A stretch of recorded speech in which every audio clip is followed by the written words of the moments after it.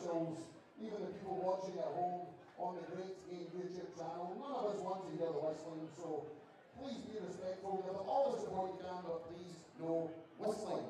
Now, at 7 o'clock, when the players take to the stage, you guys have a very important job to do. You have to give these players the biggest Lakeside welcome that you can, and that means, if you can, get yourselves down here to the walk-on area. Welcome the players. You will know when it's time. When I stand there, I walk on, I usher you all to get up on your feet. That's what you have to do. Get yourselves down here to welcome the players onto the stage and give them the Lakeside welcome that they deserve. As I say, 5 fantastic matches for your great pleasure this evening. And in 5 minutes' time, we will be going live on the Great Game YouTube channel with our first match. Lakeside, are you ready for some arrows? We will be back with our boys' quarter-final. 5 minutes' time. Thank you.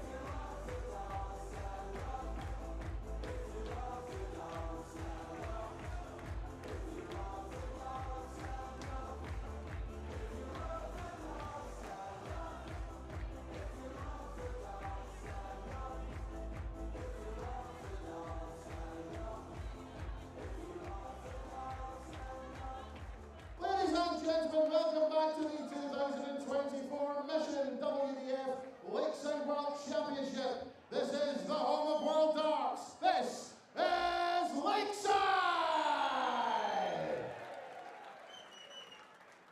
We return welcome to the boys' quarterfinals, and we welcome to the stage the winner of 3 World Youth Ranking titles, the reigning Welsh Classic and WDF World Open champion from England, Mason T.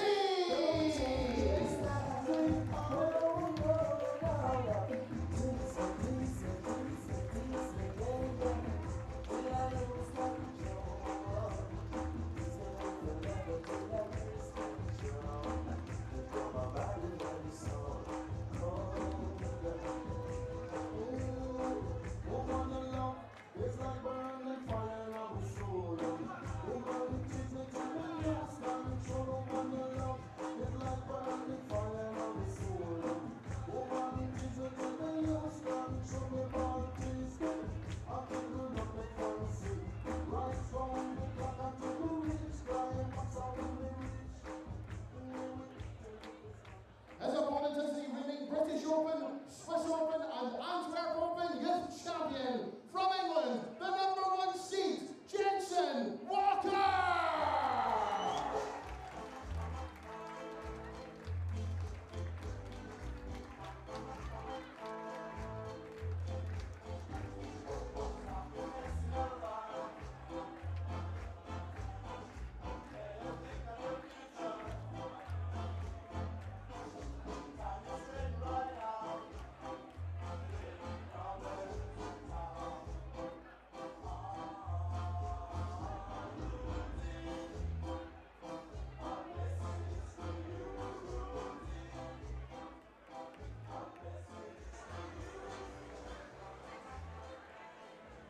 Good evening, everyone, and welcome along to quarterfinals night here at Lakeside for the 2024 WDF World Darts Championship. 5 more thrilling matches are on the menu, including 2 former champions on this stage, Beau Greaves and Neil Duff.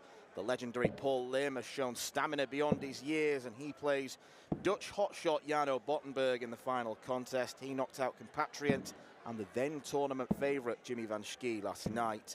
Deta Hedman is in action against New Zealand's Nicole Renault. But up first, we have the last quarter-final from the boys' tournament, an all-English battle between Jenson Walker and Mason Tees. 2 players who swept up titles on the WDF youth circuit for fun.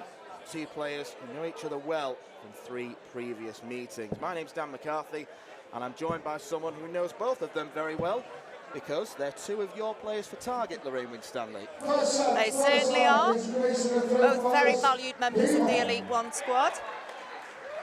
I'm really looking forward to watching this match.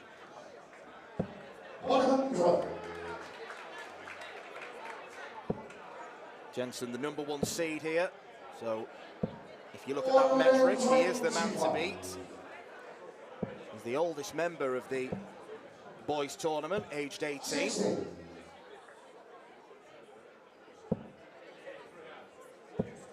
And he's been making an impact in the darts world for a few years now. Probably the most well-known of all the players in this tournament. Jenson's absolutely dominated the WDF youth this year and last year, really. 81.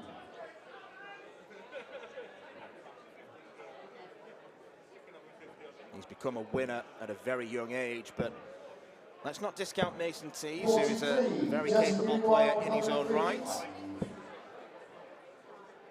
Jenson making the stronger start. 131.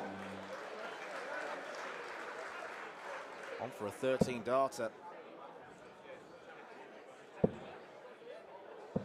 140. Florian Price started today's boys quarter-final with an 11. Jenson looking for a 13.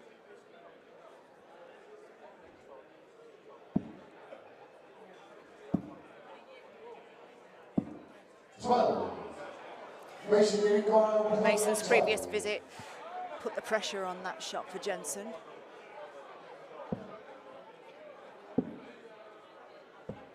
So Jenson's back for '66.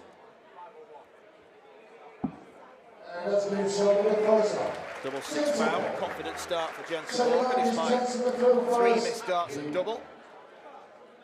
Found '66 with the 4th. You know both of these guys very well, Lorraine. Just explain to us what kind of players they are, what kind of character they are, and if you think they're going to go really far in the game, which I'm sure that you do. Oh, of course. They're both very, very talented young men. Jenson's probably just got that little bit more experience than Mason.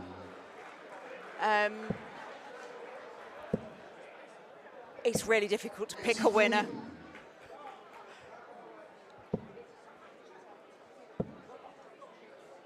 We know that you're going to be unbiased in this because you want both of them to win. Absolutely. I don't want anybody to get knocked out here, so obviously that is not going to happen.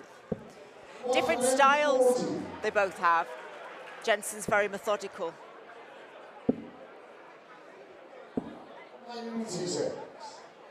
He likes to take his time.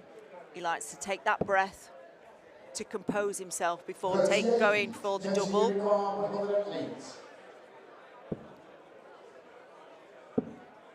Bullseye. Glances at the scoreboard. Yeah, he had to go for it. He did have to go for it. Mason took out a beautiful 170 in the Masters final. And in comparison, 160's easy, but can only trim off a ton. Jenson looks at 25. Let's give shoulder a second. Jenson. Well, this could be rapid. First to two sets. I think the boys' quarterfinals have arguably been some of the most fun matches to watch this week. Very, very entertaining. You never quite know what's going to come from Mason either. So he's very rarely phased by going behind in a game. He will find that level and dig in and still fight right to the bitter end. So anything could happen. That 170 in the World Masters Junior final came against Lex Parshauser. Unfortunately, it was the only leg that he won. The young Belgian taking the title, just 13 years old. He'll play Archie Self in the first semi-final. The winner of this faces German Florian Price.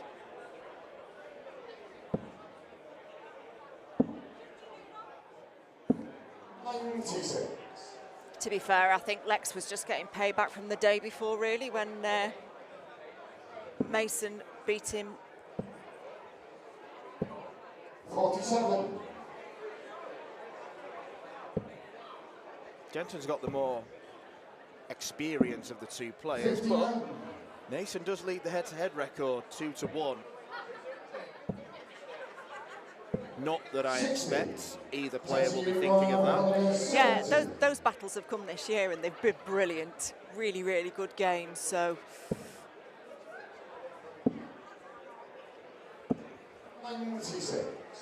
Nicknamed the Interceptor is Jenson Walker, which is really cool, I've got to say. 136. 74.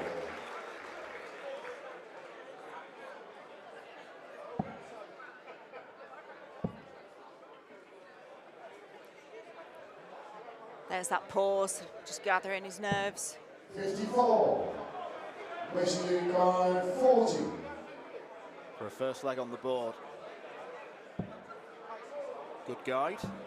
And the guide is used. Mason should settle down now, having got that double under his belt.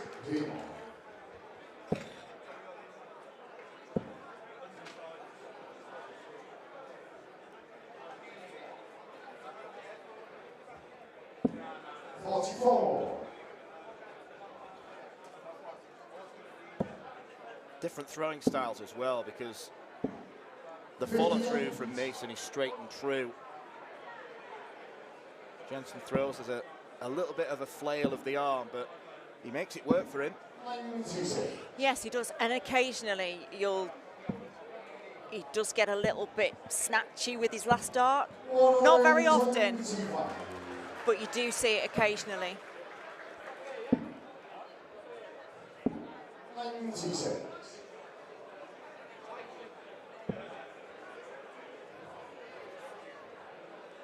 Everybody's action is different, and it is exactly what works for them. 60.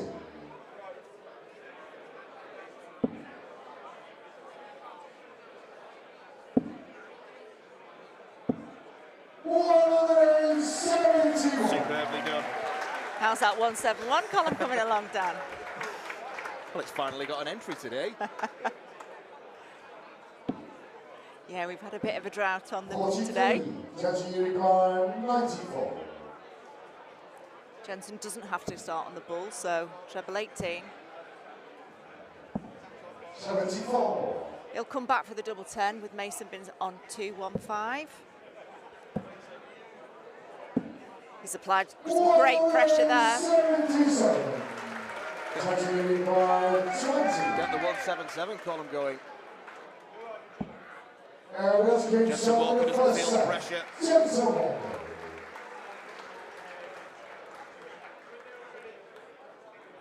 First set against the darts, so Second set, first Jenson to kick off this one. Game on.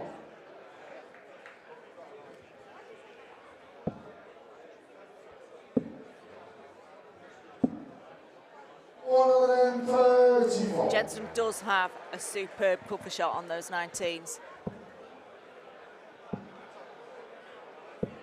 60. Not only has Jenson been incredible in the youth system on the WDF, he started dabbling in senior tournaments as well. He has, which is a really, really good thing to do because it just makes that transition into the senior game so much easier. Because effectively this will be his last youth tournament of the year. 174. Okay, we'll get a 174 column going as well. The refs will be happy. 174 is their favourite shot. 58, Jenson Unicorn, 93. Another one for Marco Meyer's tally. How about an 11 darter? Let's get some the first line. Jenson Walker.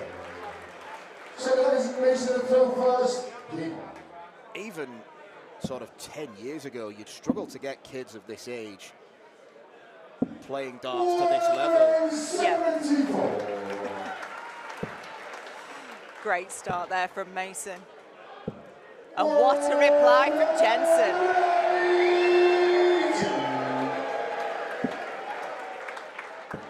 57. These two lads really are putting on a show for us tonight. Aren't they just? Oh, 140. great darts there. As the boo goes around the room.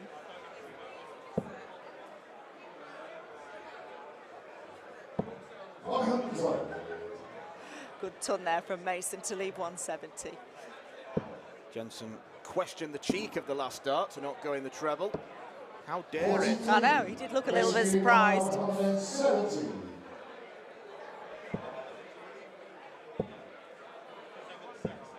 81, Jenson Unicorn, 138.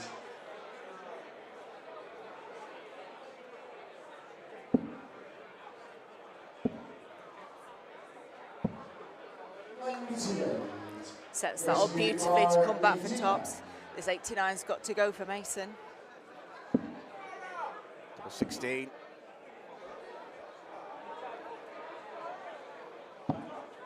57. That was unlucky.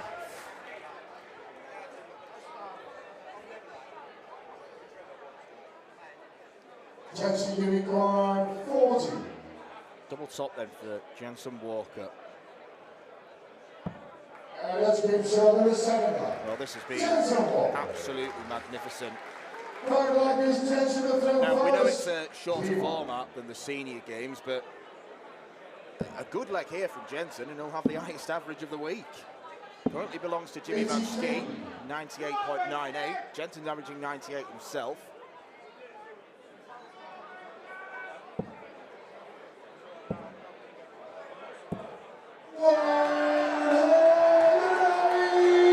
Fabulous start from Mason.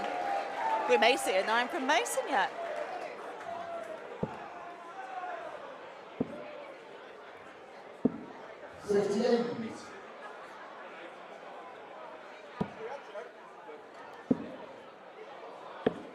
Oh, wow. 17. That really was unlucky. If it's any consolation, I don't think it was quite going in treble 19. I think it was on the wire of the 3 and the And the 19. Looked in for me. Of course it did. 125. What a leg for Mason here. He knows he needs it. Superb reply from Jenson.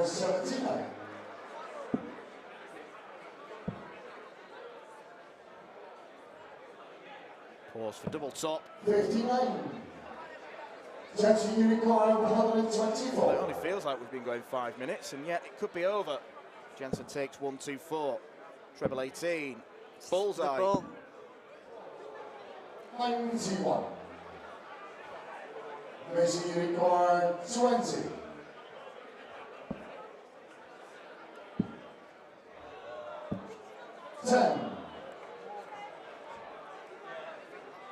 He probably senses that it's game over.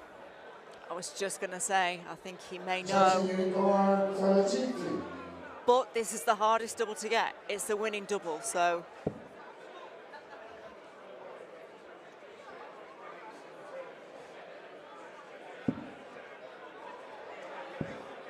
25. Mason returns to save his Mason skin. Unicorn 10. First time we've seen Jenson flap at doubles. No score. Double 5 is troublesome. It's teasing Mason. I see what you did there. Impressive. Thank you.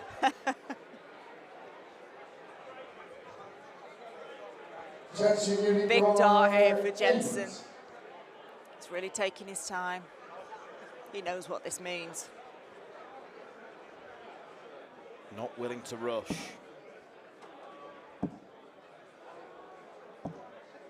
No score.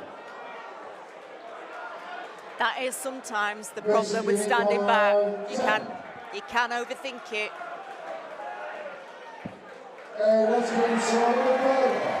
He knocks himself out of rhythm, and Mason T's duly stepped up. Pin double 5. 4 lagers for Mason to throw first. Game on. Mason almost looked surprised with himself there. 96.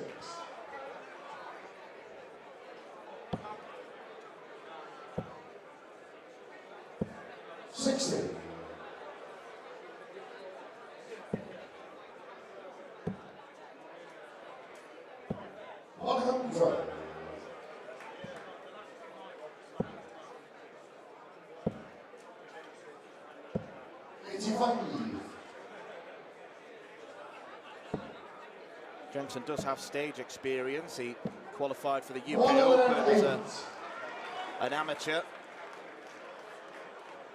Played Sebastian Białecki, who we saw at Lakeside last year. 140. And beat him. 49. Another fearless youngster in a sport that's beginning to bulge with them. 58. Mason Unicorn 148. Jenson only picked his darts up in lockdown. So a vast amount of experience in a very short space of time. 100. I was the same, but Mason I'm just not very Unicorn good. 56. It's okay for some. 36. That was a beautiful guide, that second dart as well. You'll be annoyed that that didn't go in. Double top for the win. Shot. You just run out of words for these kids. Jenson Walker completes the semi-final lineup in the boys tournament. The oldest member, the #1 seed, the most experienced, has laid down a marker. Mason Tees will be back. Of that, there is no doubt. But a match of real quality sees Jenson Walker win 2-0. Ladies and gentlemen, please show your appreciation to Mason Tees.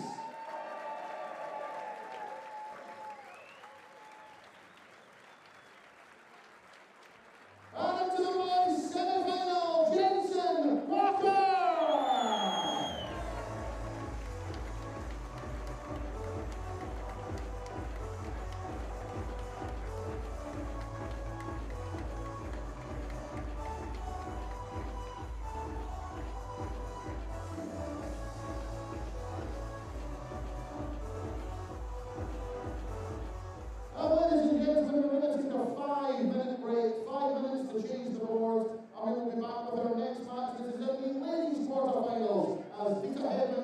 on Nicole Renault.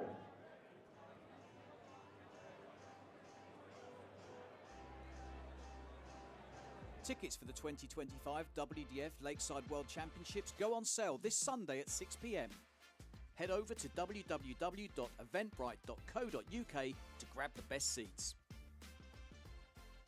The 46th annual Winmore Fleetwood Memorial Las Vegas Open will be held from January the 17th till the 19th. Sin City welcomes you to come and play in the entertainment capital of the world. Men's and women's champions win places at the 2025 World Championships. The Romanian Darts Festival is held from January the 24th till 26th. Join the party in Bucharest, register to play by Wednesday 22nd of January and kickstart the new WDF ranking season in historical Bucharest. The Toto Dutch Open Darts is held from January the 30th till February the 2nd. Registration is open until January the 15th. The Toto Dutch Open Darts is by far the largest darts party in the world that you should not miss. And the men's and women's champions go to Lakeside in December 2025. The Isle of Man International Darts Festival is held from March 6th to 9th. A triple header of darting fun on the Isle of Man with the Silver and Bronze Classic and Masters and the Unranked Open. The Denmark Open and Masters are held from May 2nd to 4th. One of the best run tournaments on the calendar in the beautiful city of Esbjerg, the Golden Denmark Open provides the champions a direct qualification into the 2025 Lakeside World Championships. Along with the Silver Denmark Masters, it's a tournament weekend to look forward to. The Toronto Area Open is held from May 30th till June the 1st. It will be the biggest WDF tournament in Canada in 2025, with the winners of the 501 singles directly qualifying for the Lakeside World Championships. Come join North America's best dart shooters in Toronto. The Swiss Open and Helvetia Open tournaments are held from May 30th till June the 1st. One of the longest running tournaments in Europe invites you to join them in between the most beautiful surroundings. The Swedish Open and Masters takes place from 15th to 17th of August. A popular tournament for many of Europe's best arrowsmiths, the double silver weekend always provides great entertainment. The Latvian Open and Riga Open are held from October 17th to 19th. One of the biggest tournament weekends in the Baltic region is near the end of the 2025 WDF season. An excellent chance to pick up your much needed points in this silver and bronze weekend.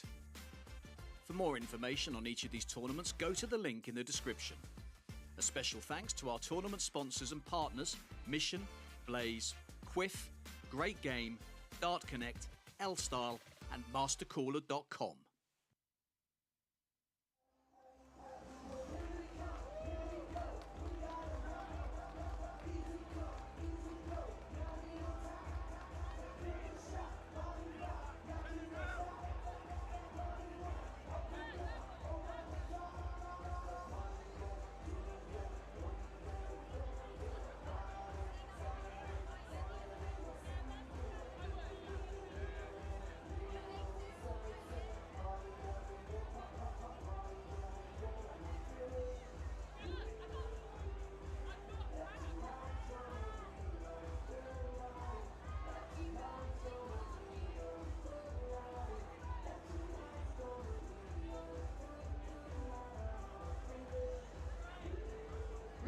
Women's competition here at the 2024 Mission WDF Lakeside World Championship.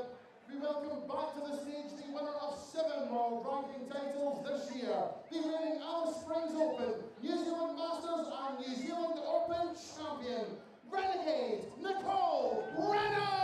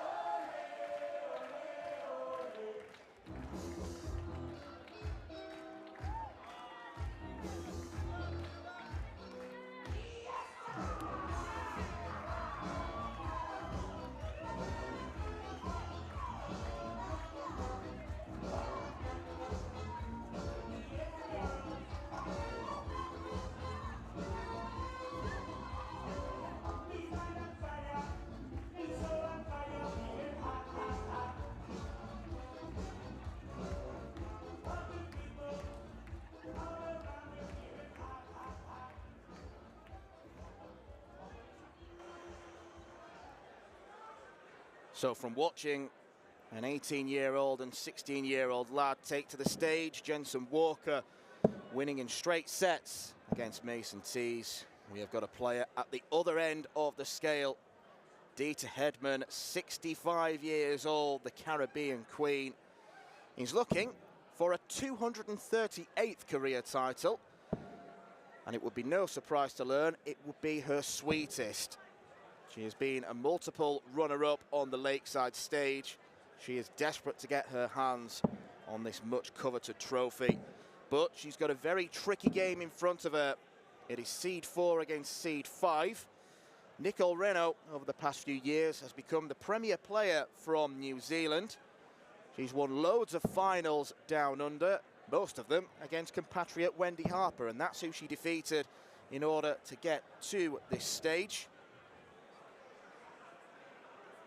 These are two quality throwers. Nicole suffered with a lot of bounce-outs in that game against Wendy, and our colleague Andrew Sinclair spoke to her, and she actually said to him, I need to throw the darts a little bit harder to avoid it. So it will be interesting to see how the game develops. Lorraine Winstanley back alongside me for this quarter-final contest, where the winner will face either Beau Greaves or Jitka Zizarova.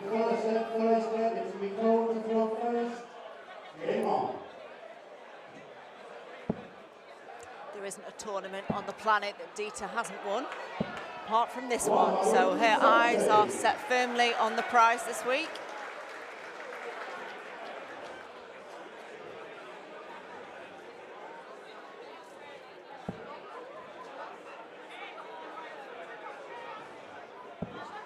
Three finals here, losing to Trina Gulliver, Lisa Ashton and Anastasia Dobromoslova.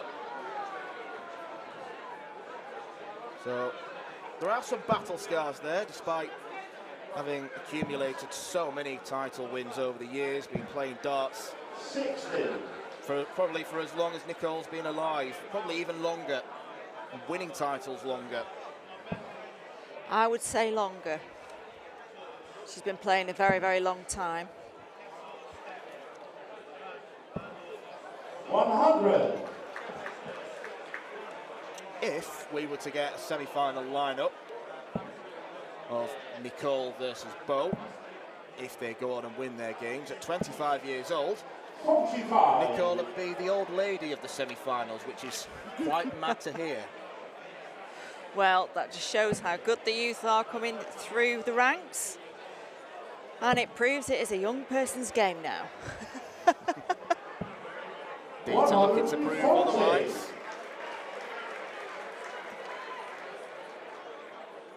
There is nobody that's got more experience on that stage, or anywhere on the planet, than Deta. She's travelled all over the world.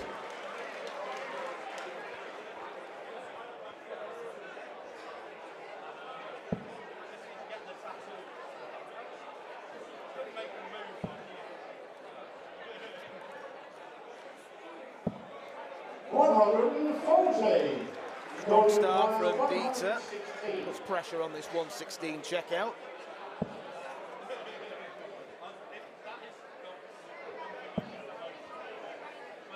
Couldn't find the treble that she required.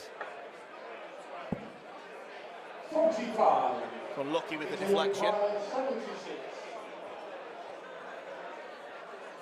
Should be looking for a break of throw here.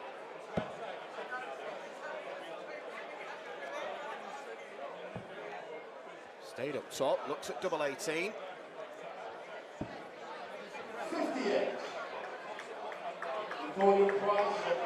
That dart that careered into single 5 has made this shot difficult. Nicole may only get one dart at double. 18 for tops, and she doesn't even get that dart. Mistakes that you can't afford to make at this stage of any competition.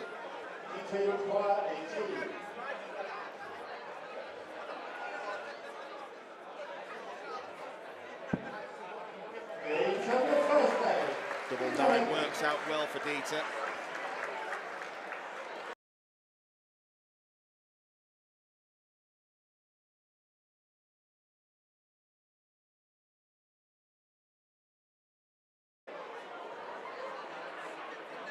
We'll be seeing Beau Greaves in action later on this evening against the Czech thrower Jitka Zajarova. 60. See, Deta's changed her dart setup. She's no longer using the bouncy points. Seemed to be working quite well for her. I'll be honest, I'm glad, because they did give me a bit of a headache watching them bedoying in the board. 41.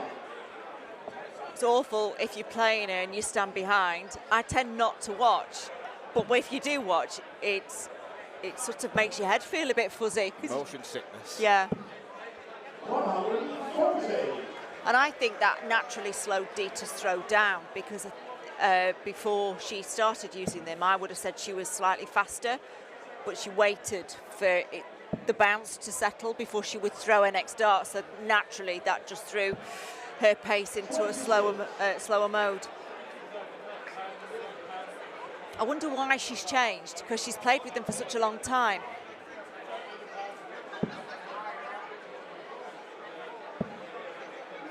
I see it quite often these days that players are starting to tinker with their equipment. I may be wrong, but it looks like she's actually using a different dart as well.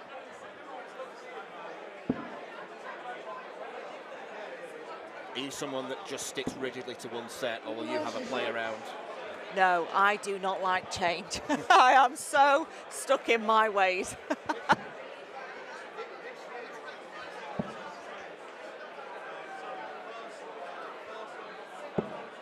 I'm one of those players that will get to the end of a tournament and my flights are really battered, but those flights have got me to that stage, so I don't change them because I'm really superstitious. Obviously, I have to change him if I split one or there's damage, but I try my best not to. Probably to the detriment of my own game sometimes, but when you get things stuck in your head, they're stuck in your head. As we've said already, it's what works for you as a player. Yeah.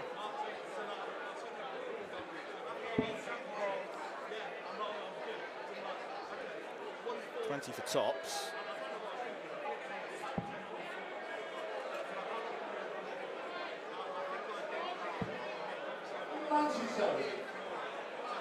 Not the common route to go on 117.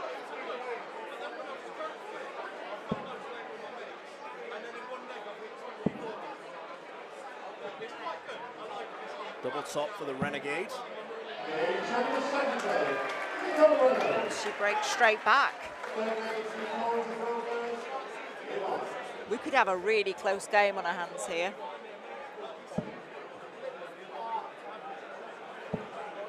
The early signs are good for Nicole. There haven't been any bounce outs. 43.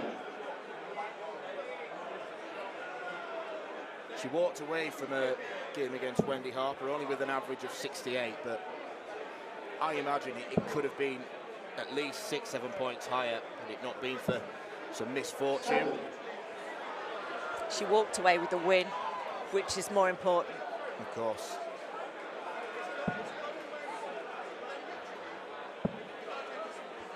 Deta had an unfortunate start to this leg, and Nicole has really punished that. Let's see what Deta can produce here.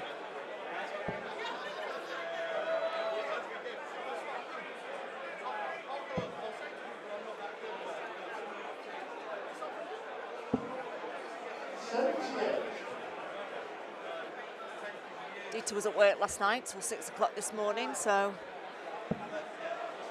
she will have had a little bit of a rest, but it's always hard to prepare for tournaments like this when you have to work.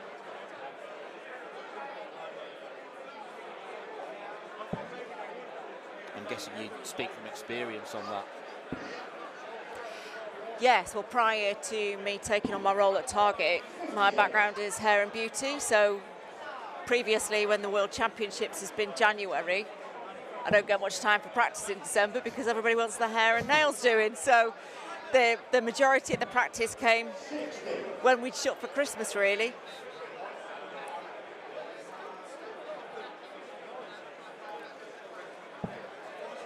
Yes, in the women's side of the game, the prize money doesn't reflect a full-time wage, so the majority of the women have to work.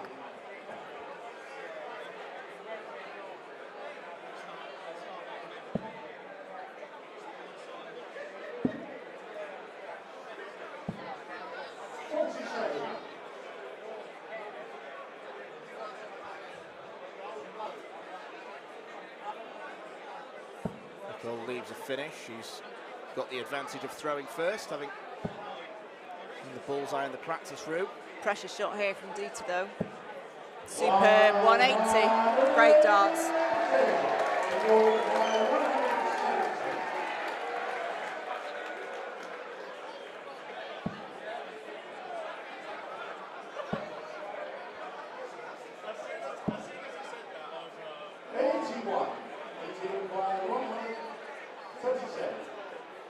Haven't seen a 170 outshot yet, and Nicole can only chip 81 points off it.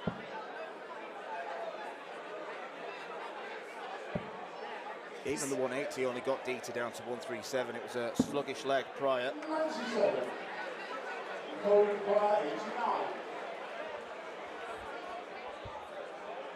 Yes, she had the unfortunate start right at the beginning with hitting the 2 1s.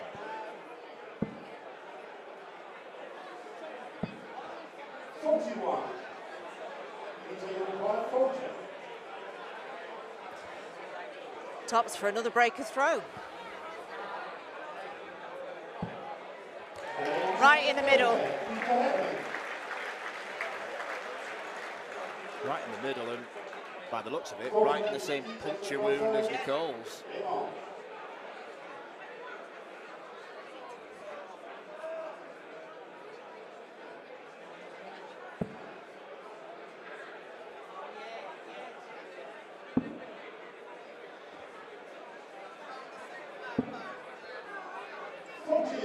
Treble 3 was right in the corner there, wasn't it?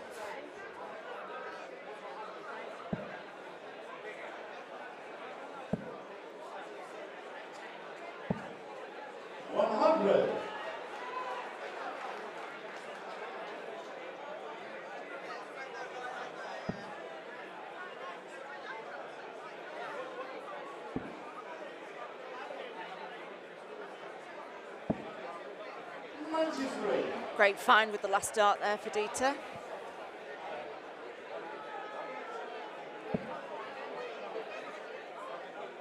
No recorded meetings between these two because, understandably so, Nicole, other than the World Championship, tends not to play outside her own region with the cost of travelling and hotels, but a strong performance here would make her more attractive and open to sponsors, and maybe give her opportunities to come over and play tournaments in Europe and in the UK. I'm sure she would be very welcome on the tour.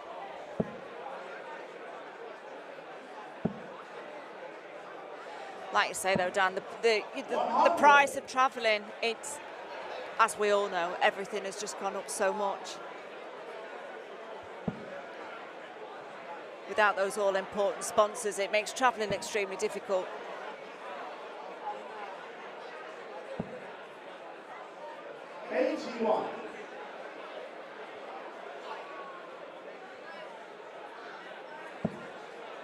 Nicole's looking for a big shot here to leave this on.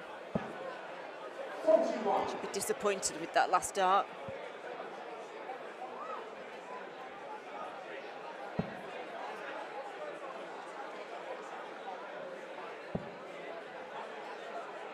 I mentioned the statistic about if Nicole gets through and Beau, Nicole would be the oldest semi-finalist. If it's Deta and Beau, Deta would be older than Beau, Lorena and Sophie combined. I wouldn't tell her that. I don't think she would appreciate that statistic. Courtesy of Nick Rolls. Yes, we will throw Nick under the bus.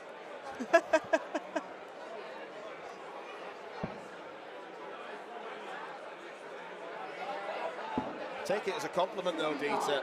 Still performing Absolutely. Such a high level.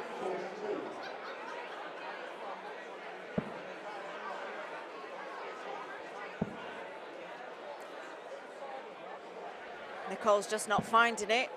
26. Until trial 96.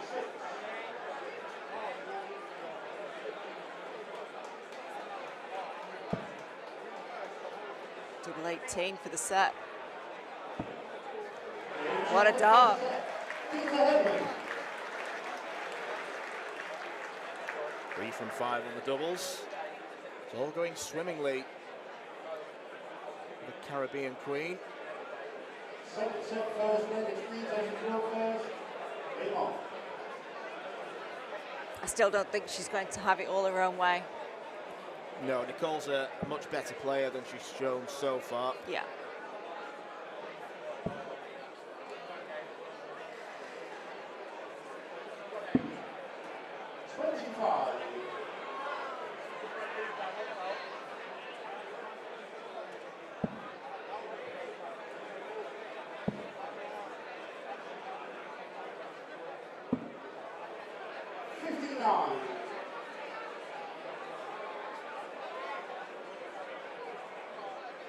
Nicole is playing one of the icons of the game, so you never know, that could just be playing on her mind slightly.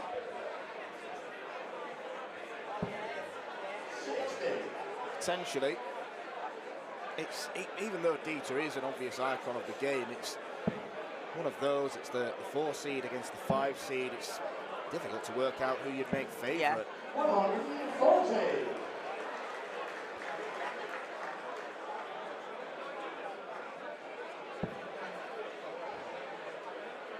I think you would have to have Deta as the favourite just for a vast experience. 100. And the amount of tournaments she plays on a regular basis.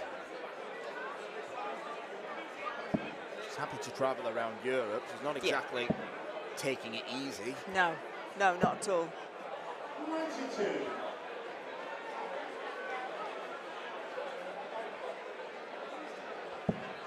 I don't think I've ever known Deta to have a quiet year. She's always travelling. Finishes work on a Friday morning, hops on a plane, off to wherever the tournament is, flies back at work Monday night. For the love of the sport. You've got to love it. You've got to love it. The day I stop loving it, I will put my darts away and never play again. I've said that for a long time. But let's face it, what's not to love? Exactly. It's getting even more fun with the emergence of star players. I'm sure someone like Deta will probably look at players like Nicole and think, who are these upstarts that are trying to take my place? Well, Deta's the youth ambassador for England darts, so she's got her eye on the pulse as to the youth players coming through. She's actively involved with the England youth.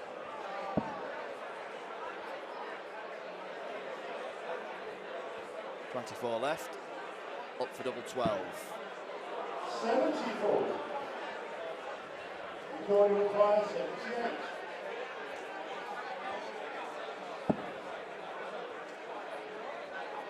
.16 or treble. So she's got to go the ball. 53. Until require 24. Limited number of chances for the New Zealander.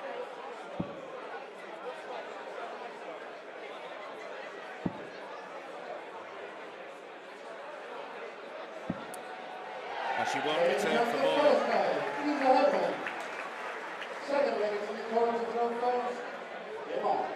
She had one dart at tops, which was pinned, and then one dart at the bullseye. Doesn't mean much in the way of scoring power. She needs to find something from somewhere if she's going to remain in this tournament.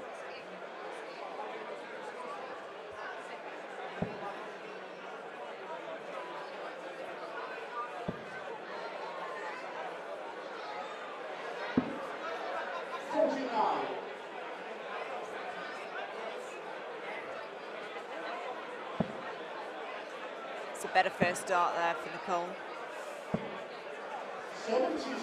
failed to back it up.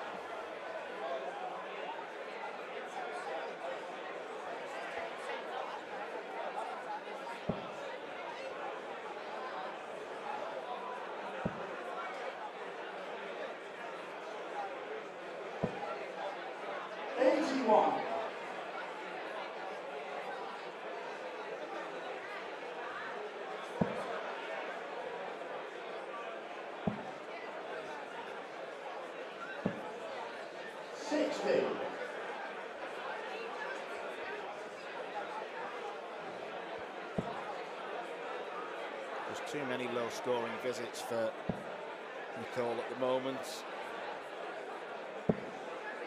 43. She doesn't seem to be thrown with quite the right amount of power. Her darts sometimes are just sitting a bit wonky in the board, if you like. 43. Yeah, it's a very graceful and elegant throw she's got. Yeah, it is very. You've then got the danger of floating the darts Yeah. in, trying to place them rather than really chuck them. 34.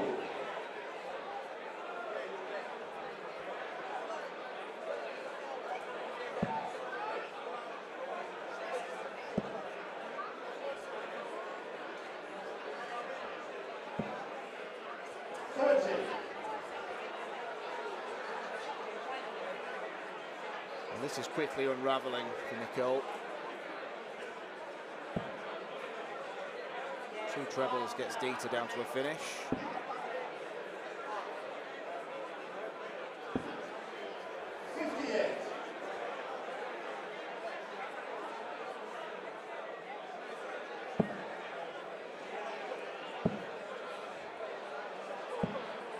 That's so much better. The pace was better on that throw. I think maybe the pace of Deta has perhaps slowed Nicole's natural throw down slightly, and it does make a difference. You start pushing and pulling.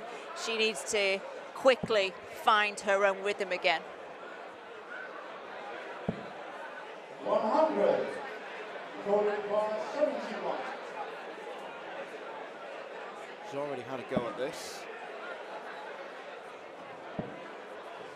Missed the big number again.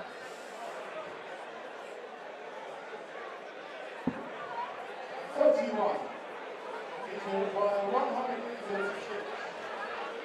This would be another break of throw if Deta takes this. But Nicole will be returning for tops.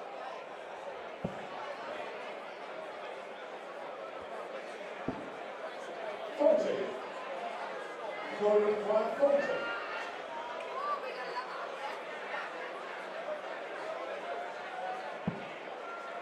Beautifully thrown, right in the middle. Again, I think it was the same hole as before. Yeah, it's got its own magnetic field. Yeah.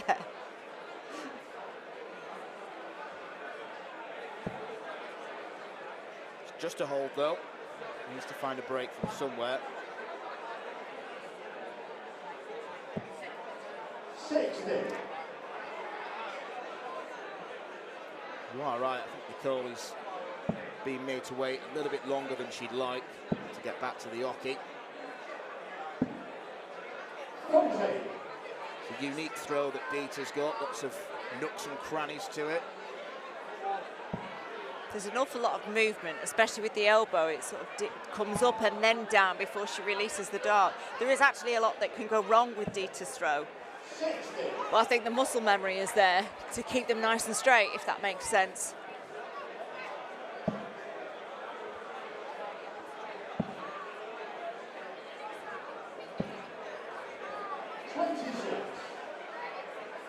Could almost see the way Nicole threw those, that she was working her way across the board.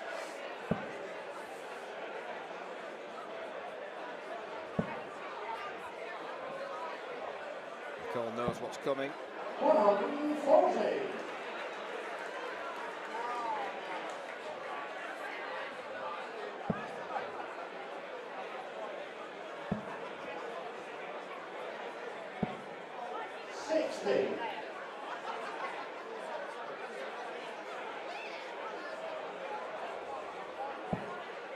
She needs to string a couple of big visits together just to try and build her confidence a little bit.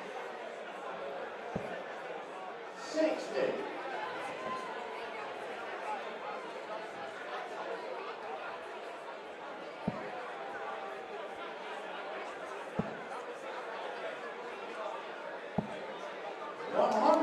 Good find with the last dart there.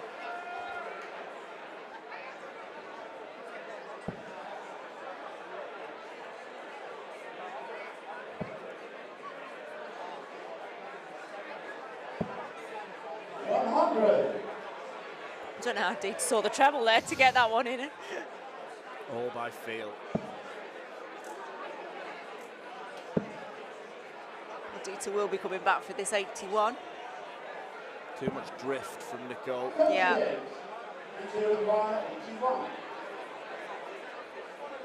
She just seems to have lost the line totally. Double 12. Cross for double 6. She'll be back. Well, Nicole arrived at Lakeside last year as a relative unknown in the world of darts. She's come here as a seeded player. People remember how she performed last year. Maybe that has put pressure on.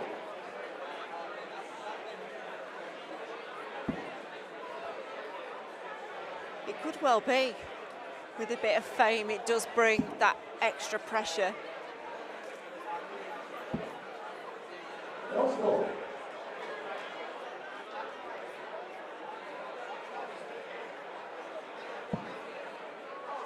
I've only just noticed they're both in the same sponsorship camp, sponsored by 180. 60.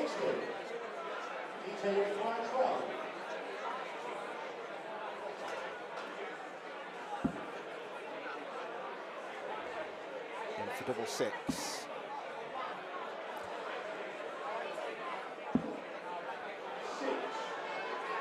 She had to go for it with Nicole sitting ready to pounce on 150. And it's on.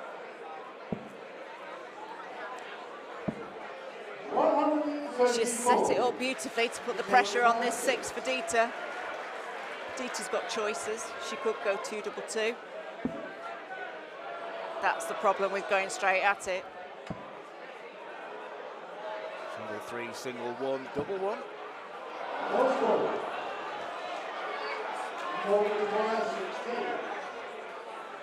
She takes a big breath. And finds the double. Another break of throw. Now she's throwing for the set. Wins this. She throws in the third set.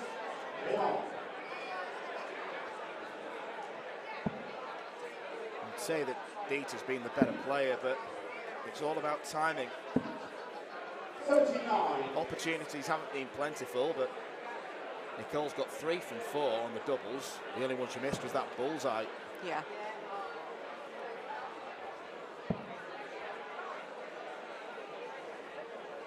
Tend not to get away with missing 10 at a double, and that's what Deta did in the last leg alone.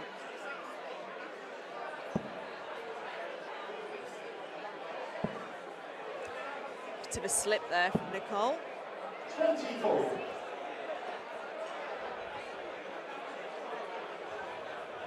I think she knows the importance of this leg.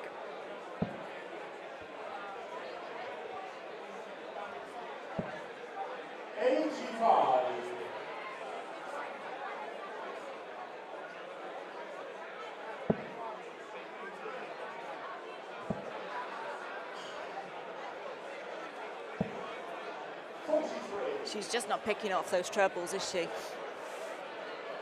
Being so unfortunate with the treble 1. Such fine margins, millimetres, can cost you so many points. 60. And they're not badly thrown darts, they're just literally the wrong side of the wire. The weight's perfect, it's just getting the line 100% correct. 26.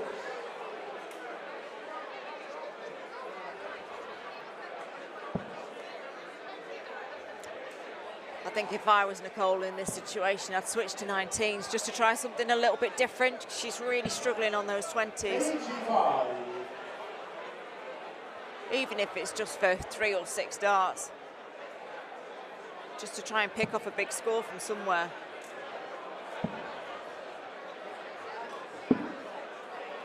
Because she can find the treble 19. Just.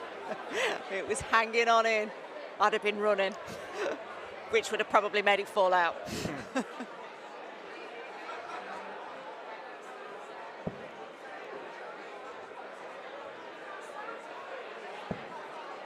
Well, that's the minimum score from Deta to leave a finish.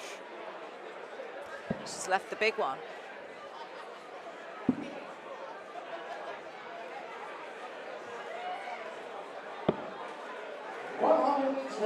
Brilliant counting.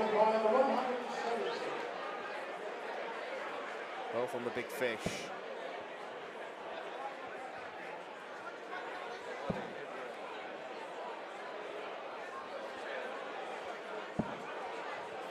Nice find from Deta there. So over to you, Nicole.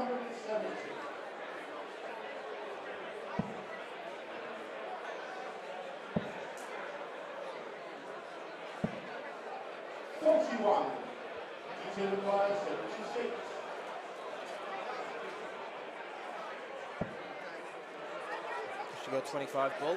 Yeah, she's got to.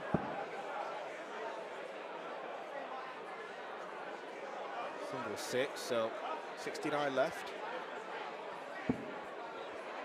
64. So Nicole will be looking at 19s to start this combination. Can't do it now, so Deta's coming back for 12.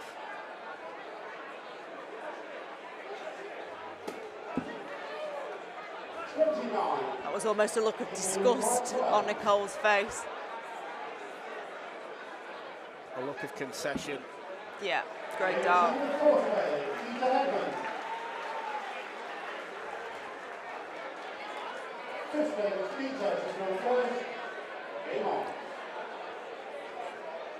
So Nicole's looking for a break of throw here to stay in the tournament and take the set.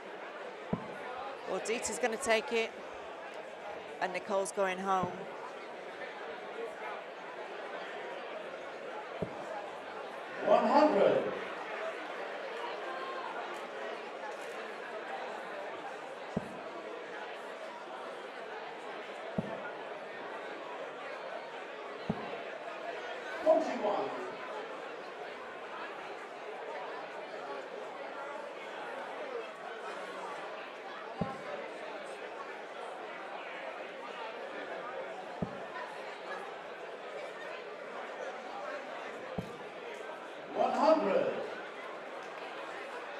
Very steady leg from Deta. Deta's experience will get her over the line here, I think.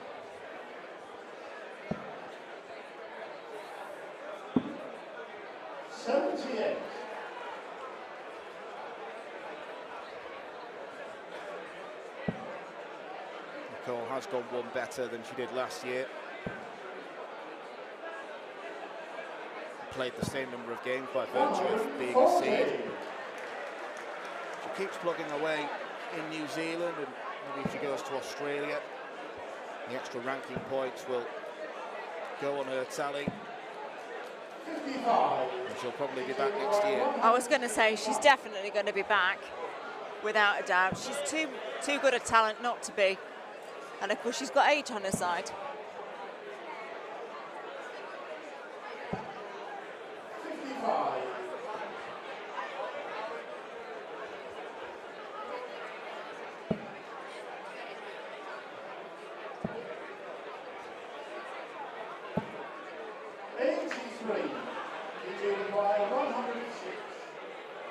Deta could get one match dart.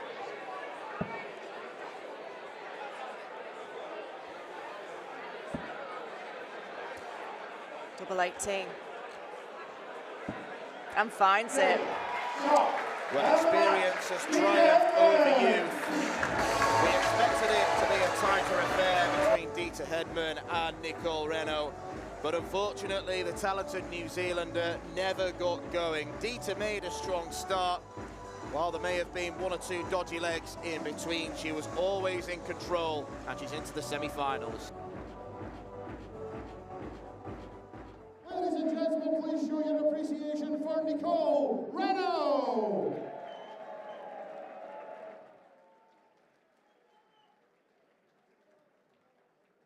And into his 7th Lakeside World Championship semi-final, Deta Hedman.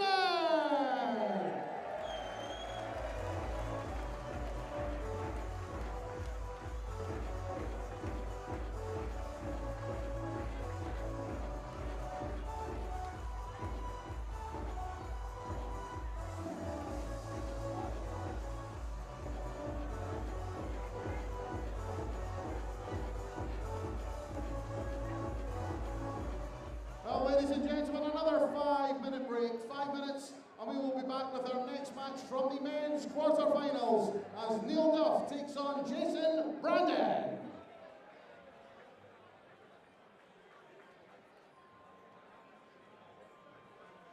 Tickets for the 2025 WDF Lakeside World Championships go on sale this Sunday at 6 p.m. Head over to www.eventbrite.co.uk to grab the best seats. The 46th annual Winmore Fleetwood Memorial Las Vegas Open will be held from January the 17th till the 19th. Sin City welcomes you to come and play in the entertainment capital of the world. Men's and women's champions win places at the 2025 World Championships. The Romanian Darts Festival is held from January the 24th till 26th.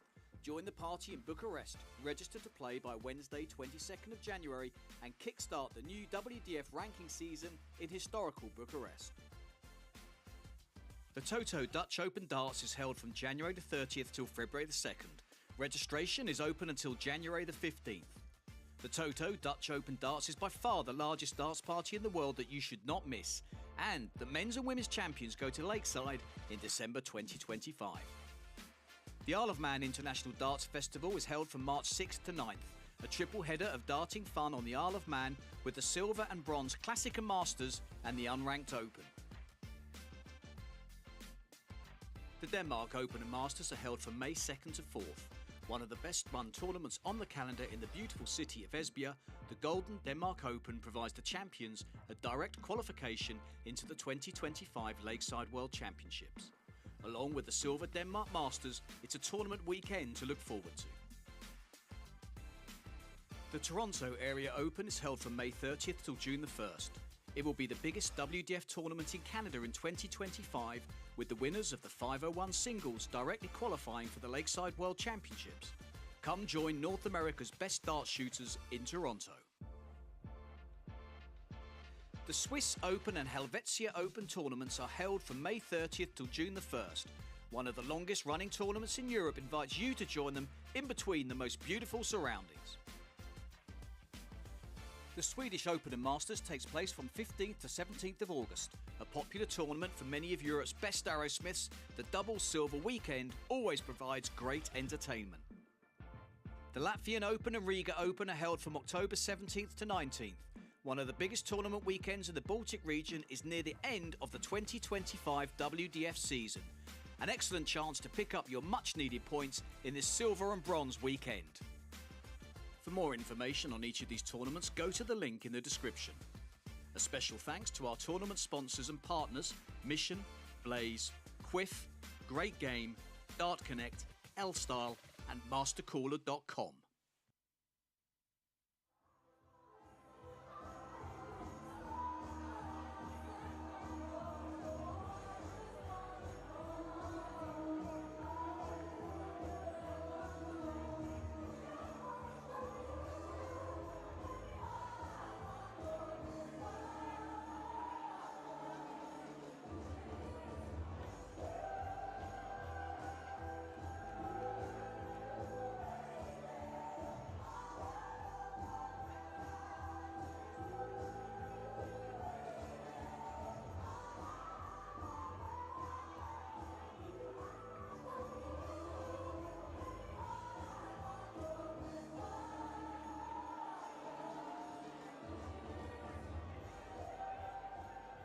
We return to the men's competition here at the 2024 Mission WDF Lakeside World Championship.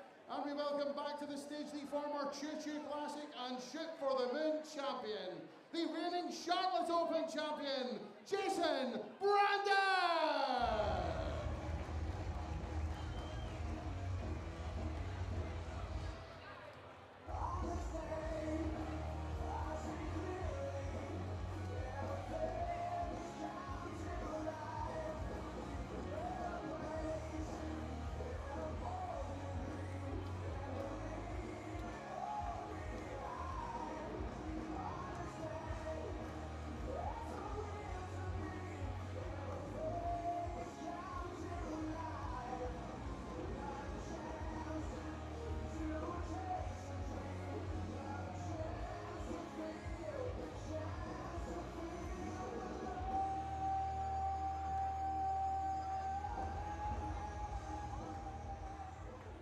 His opponent is the former Irish Classic, Pacific Masters and reigning England Open champion, the 2022 Lakeside World Champion, Duffman Neil Duff!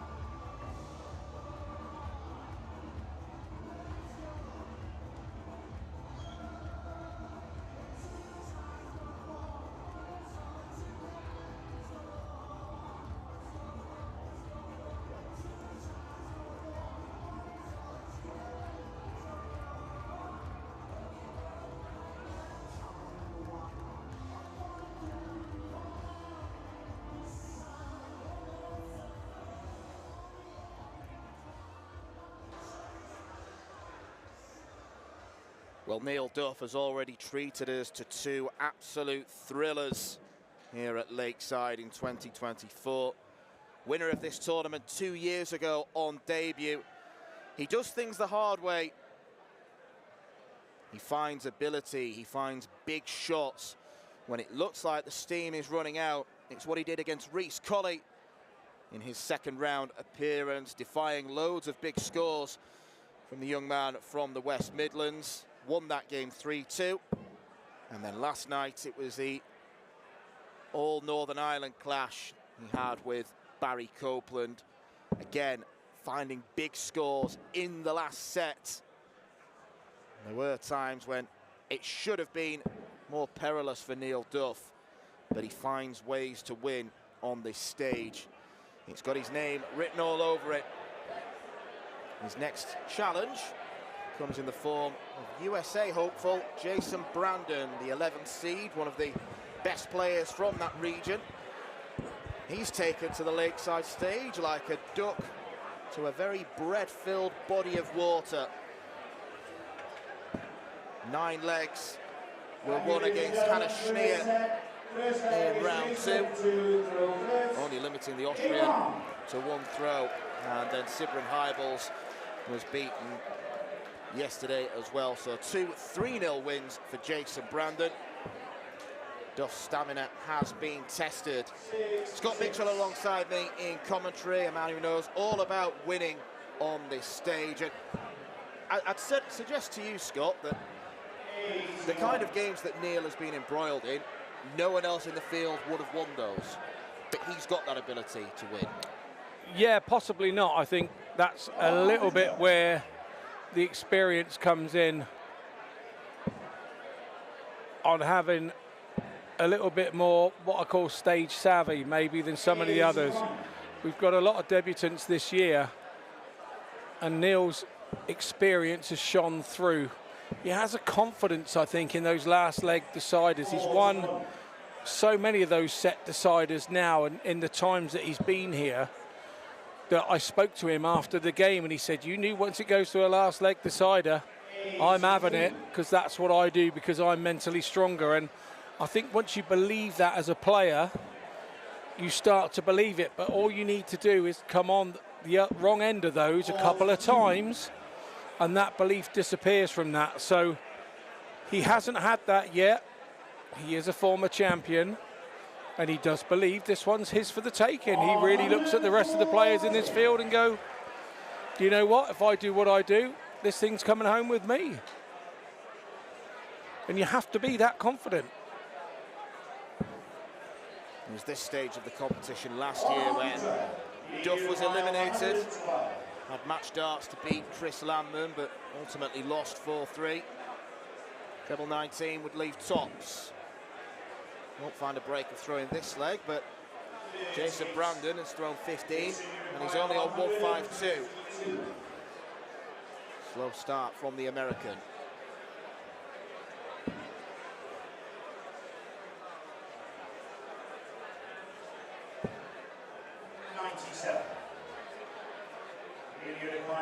That was a miscount. Should have been looking at the 17s with 75 left. 2 double 8s. 66. And I think the expression there from Duff shows he knows early doors he's got to get on top of Brandon here. Not allow him to have opportunities like that.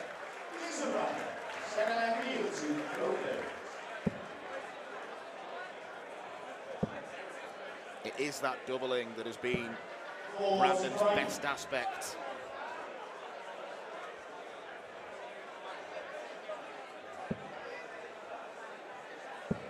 We talked yesterday about how his equipment is a pretty direct flying setup with no drag on the air, so his what we call the parabolic arc and the gravitational force as you throw the dart towards the board. You cannot throw a dart like a rocket. It cannot go dead straight.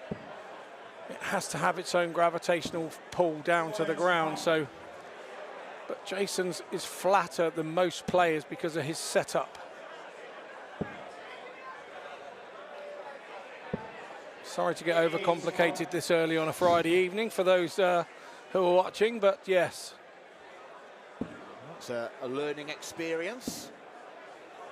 I hope you've enjoyed the darts this week. And we'll say it now that in the UK, from tomorrow and Sunday, you won't be able to watch it on YouTube. It's on Blaze TV, semi-finals and finals, Saturday and Sunday. Freeview Channel 64, Sky Channel 164. And make a note of that. I'll probably remind you later on in the night as well. And we reiterate, that's just in the UK. You'll still be able to watch it around the world in other places.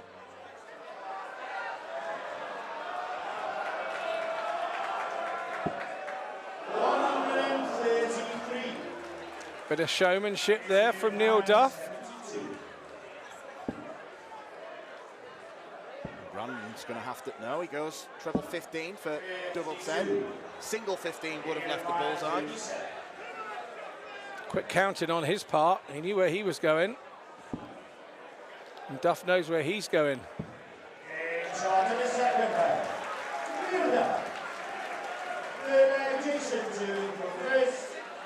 So Jason Brandon had a chance first there and let it slip. Same as Duff did in the first leg of this set. I don't want to jinx anything, but the two men's quarterfinals earlier this afternoon both ended 4-0. I'm going to say it now, I'm going to put my prediction on the line. This will be longer than 4 sets. I think it could be a 7-setter. I absolutely agree.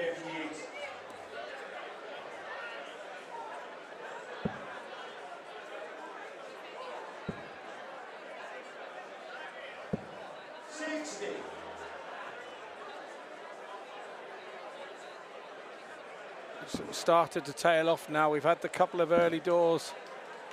That's right on cue. Yep, we tail off 1-3-3.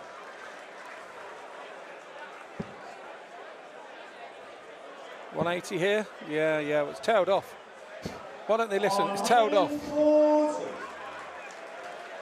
Making me look daft here.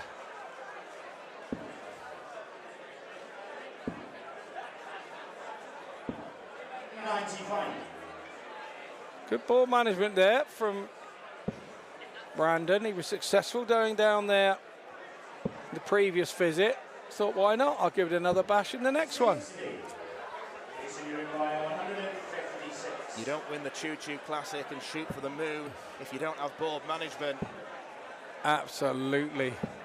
I think they should leave me in charge of some of the UK tournaments and let me make up a few names.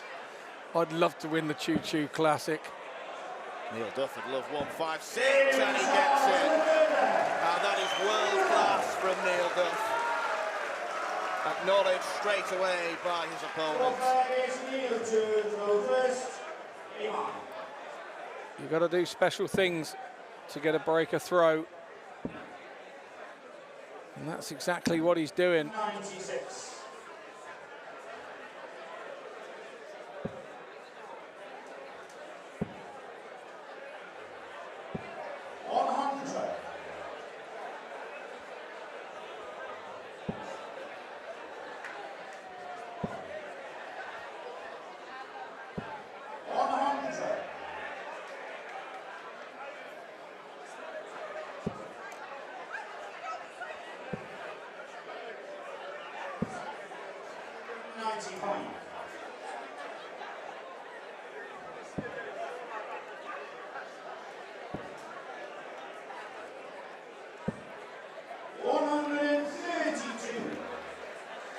Does seem to have accelerated Duff on. 127. If only Jason Brandon would have hit a single 19 with his first dart there, he would have left himself a 167, and he missed the big number, but managed to hit the two trebles with his second and third dart. 139. So some pressure exerted here on the Duff 73. He's now missed the big number. 66. Bullseye.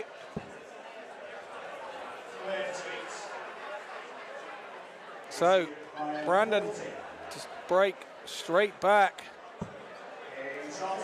Jason Brandon, lovely breaker throw there. You know the rules, Dan. A break is not a break until you hold your next throw. So Duff wasn't able to do it after the 156.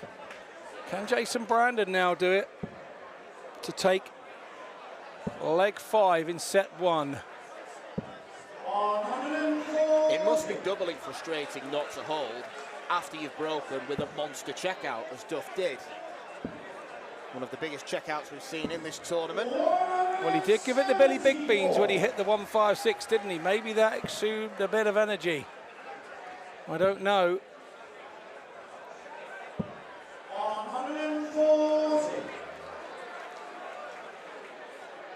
174 from Brandon puts him in the driving seat. 140. I like that play. Go for the 180 and leave 47. Didn't quite happen. 64. Jason, you require 87.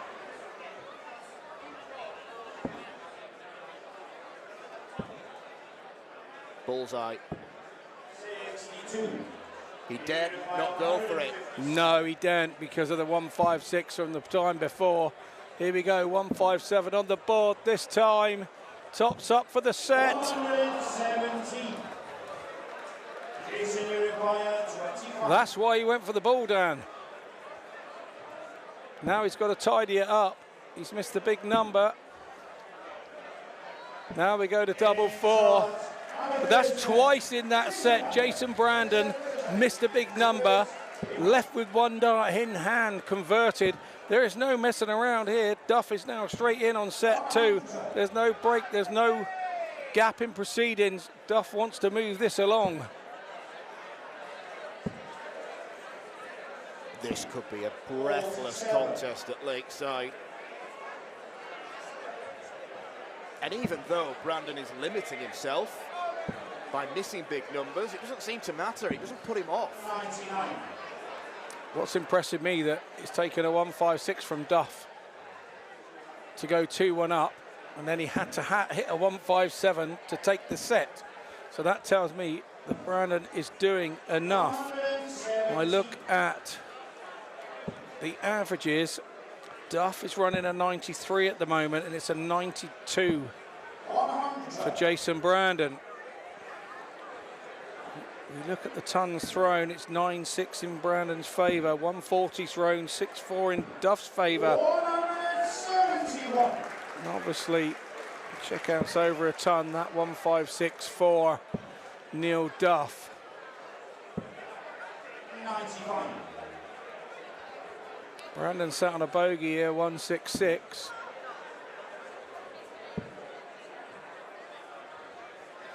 Well, we can never say that 171's a bad shot, but he should have known that it would have left the bogey number. 96. Union require 107.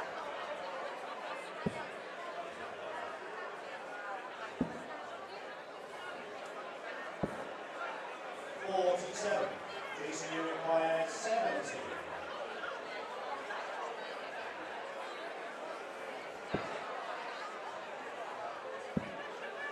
Missed the big number again. That's a hat trick from Jason Brandon, and an unwanted hat trick.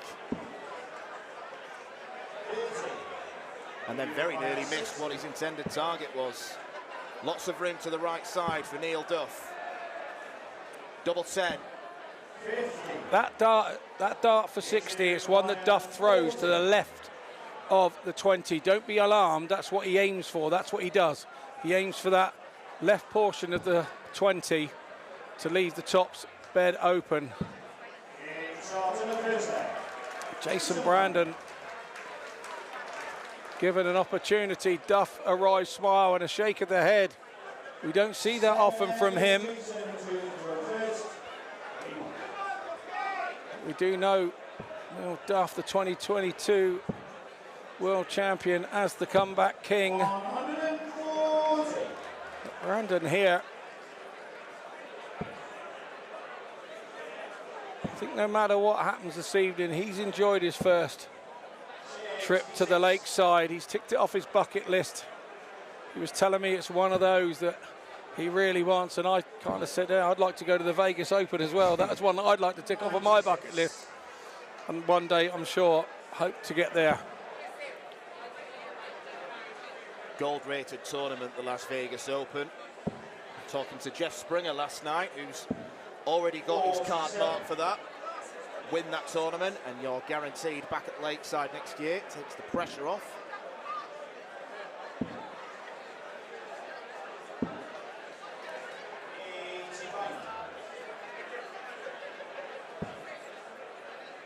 Can't get down to a finish, but in general, the cover shooting on the 19s has been terrific from Brandon.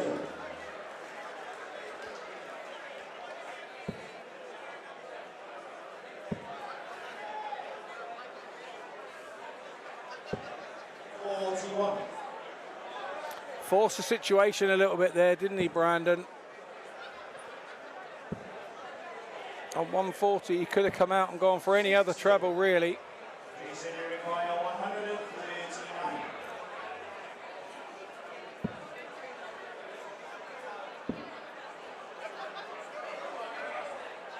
Yeah, not happy with himself here at the moment, missing big numbers. It's a vital part once you get down under 180. It's paramount. It's what I tried to teach my kids when they were playing. It's the big numbers are the most important thing. Now we've got Duff at it here. 22. Require 56. And those two slips into single one mean Brandon has loads of time.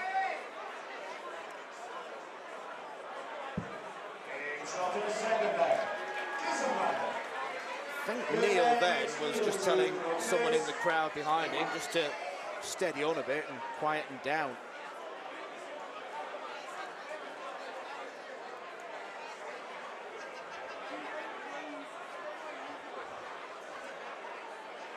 It really can be frustrating when this happens. It's not a bunch of voices that gets you, it's that one voice. And if they're directing something straight at you, Duff now looking to his team in the corner and saying, I've got to get my head straight.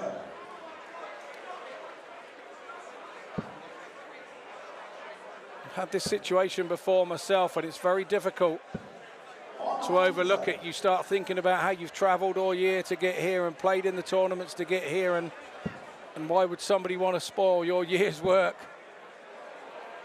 But you mustn't think like that.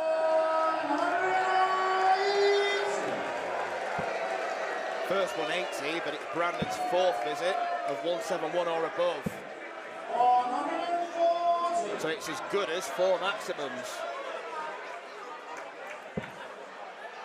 It is indeed. 105. Excellent work to get down to 116.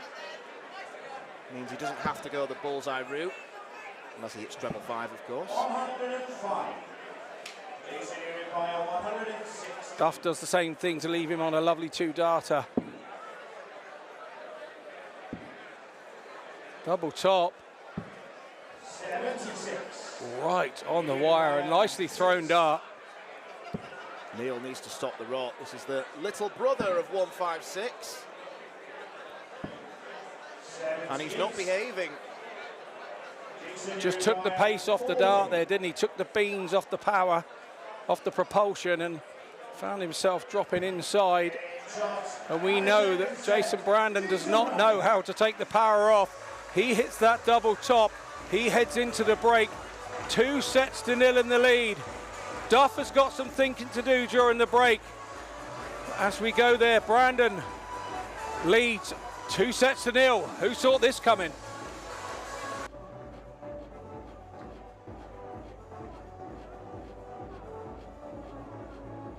Tickets for the 2025 WDF Lakeside World Championships go on sale this Sunday at 6 p.m.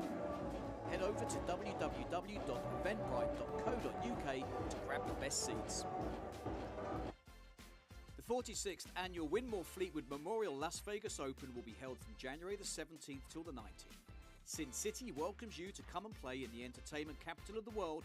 Men's and women's champions win places at the 2025 World Championships. The Romanian Darts Festival is held from January the 24th till 26th. Join the party in Bucharest. Register to play by Wednesday 22nd of January and kickstart the new WDF ranking season in historical Bucharest.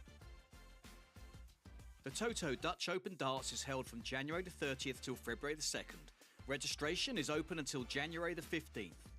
The Toto Dutch Open Darts is by far the largest darts party in the world that you should not miss. And the men's and women's champions go to Lakeside in December 2025. The Isle of Man International Darts Festival is held from March 6th to 9th. A triple header of darting fun on the Isle of Man with the Silver and Bronze Classic and Masters and the Unranked Open.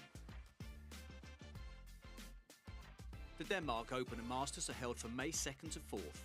One of the best run tournaments on the calendar in the beautiful city of Esbjerg, the Golden Denmark Open provides the champions a direct qualification into the 2025 Lakeside World Championships. Along with the Silver Denmark Masters, it's a tournament weekend to look forward to. The Toronto Area Open is held from May 30th till June the 1st. It will be the biggest WDF tournament in Canada in 2025, with the winners of the 501 singles directly qualifying for the Lakeside World Championships. Come join North America's best dart shooters in Toronto. The Swiss Open and Helvetia Open tournaments are held from May 30th till June the 1st. One of the longest running tournaments in Europe invites you to join them in between the most beautiful surroundings. The Swedish Open and Masters takes place from 15th to 17th of August. A popular tournament for many of Europe's best arrowsmiths, the double silver weekend always provides great entertainment. The Latvian Open and Riga Open are held from October 17th to 19th. One of the biggest tournament weekends in the Baltic region is near the end of the 2025 WDF season. An excellent chance to pick up your much-needed points in this silver and bronze weekend. For more information on each of these tournaments, go to the link in the description. A special thanks to our tournament sponsors and partners, Mission, Blaze, Quiff, Great Game, Dart Connect, L-Style and MasterCooler.com.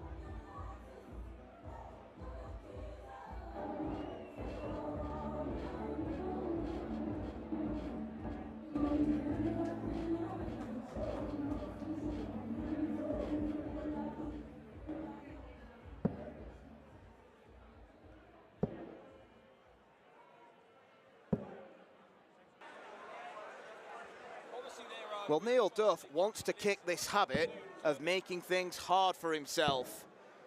He's already had to mount comebacks in his previous 2 games. He'll say jovially that he doesn't want things to be boring, he doesn't want things to be easy, but he'll wish for anything but a 2-0 deficit right now, playing against the ever-impressive Jason Brandon, playing just his 3rd game on the Lakeside stage. Hannah Schneer and Sibren Highballs have been accounted for, but Neil Duff, a different kettle of fish altogether with his previous record as a champion. Brandon not thinking about that. He's only thinking about throwing his own darts, and he's been throwing them tremendously well so far. Yeah, he has, and I still think that little altercation just before the break with Duff and a fan in the crowd has upset him a little bit. We can all be a little bit divish as dart players, I'm not going to lie. But one shouldn't have to put up with that kind of goings on, and we certainly don't expect it here at Lakeside. It's hard to tell from our vantage point. We're on the balcony of Lakeside, and there are around about 600 people here tonight. So there is a din of voices around. It's not like we can pick up one significant one. Neil needs to put it behind him as quickly as possible, and that's the ideal start. Sometimes the break can come at the right time to deal with that situation. And it allows you to go and clear your head, speak to your people, come back in. I think they've been asked to wind it in a little bit.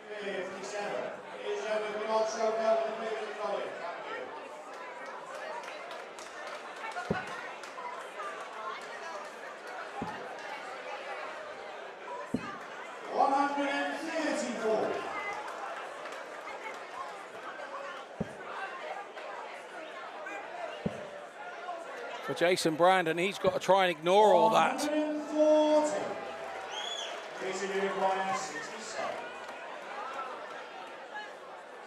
I get the feeling he doesn't care at all. Another missed big number. It hasn't changed him a bit, has it? No. He's still missing the big numbers. Bullseye. Oh, but he doesn't miss those doubles when he puts himself in the mire by very much at all. And Duff will get 1 dart now. Double top.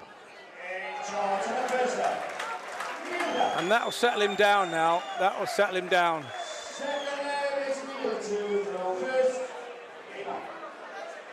It's stopped the rot. 5 straight losing legs for Duffman. 60. Wearing the colours tonight of his beloved Rangers.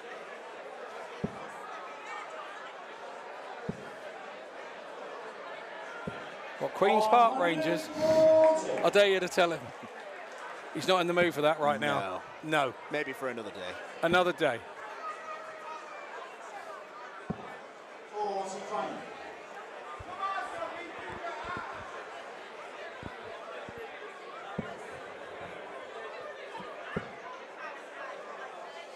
You know, sometimes you can even be put off by people who are trying to support you.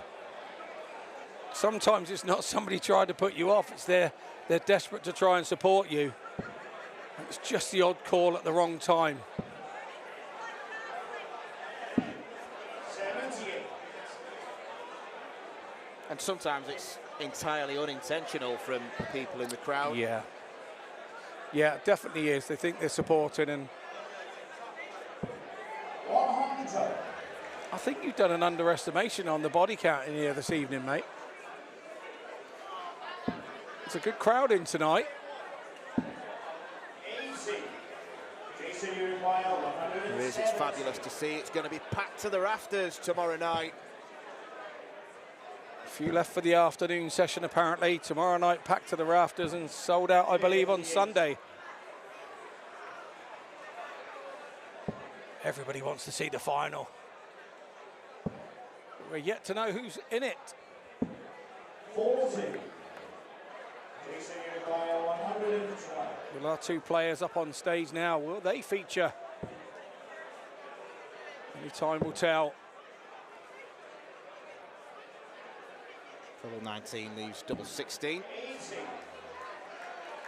Nonchalantly launches his 23-gram shot dart at treble 19 and hits the target smack bang centre.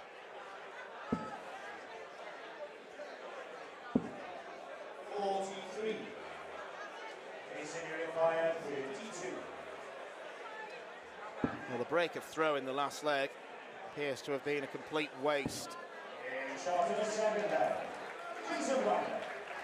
He never needs more than 2 chances. Astonishing efficiency from the American. He's throwing tidily here, Jason Brandon. He's up on the 94 average. He's sort of gapped the average now to Duff, who's running sort of a low 86. 78.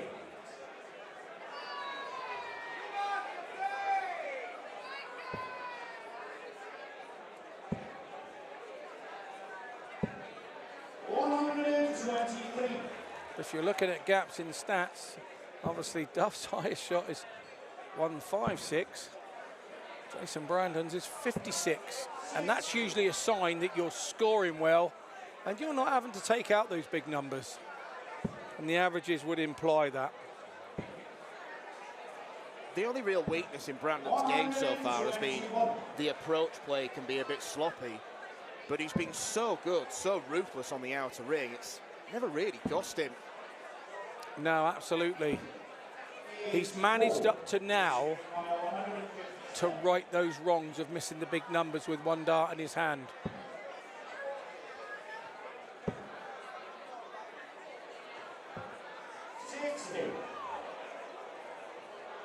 This is probably one of the longest games he will have ever been involved in. No matter what the result, over first to 4 sets.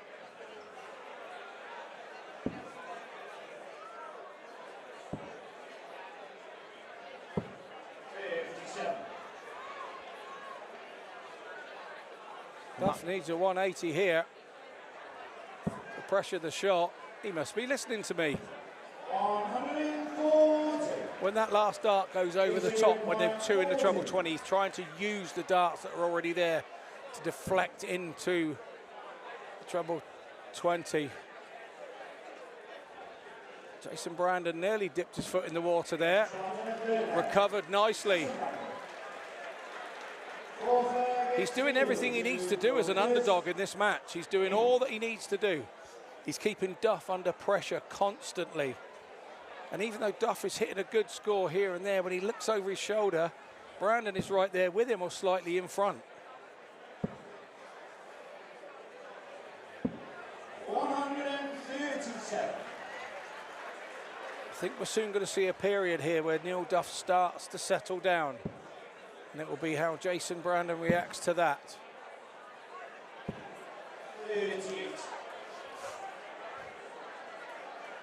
The point that you made about this being the longest match that Jason Brandon's ever played, Neil's used to matches of this length, so if we do go 3 apiece in sets, it'll be a test of stamina as well as darting ability.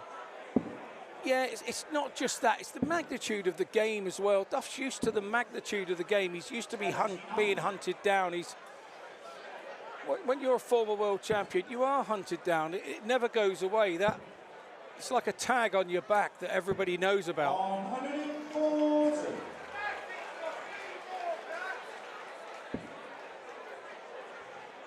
Some people get used to it very quickly. Sometimes it takes more time, but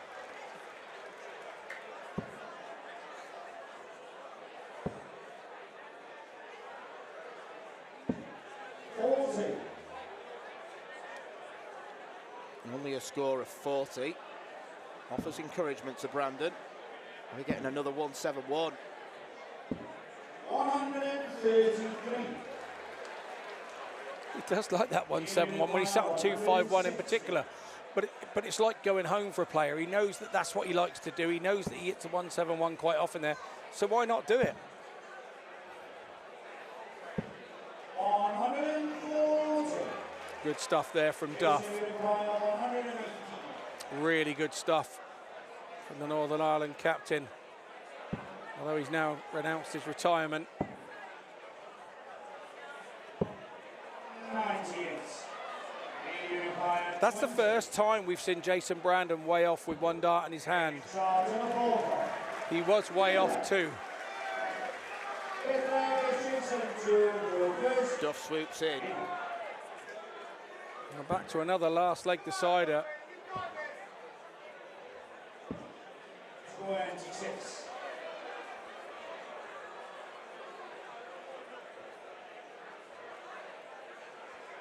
Bad start from Brandon.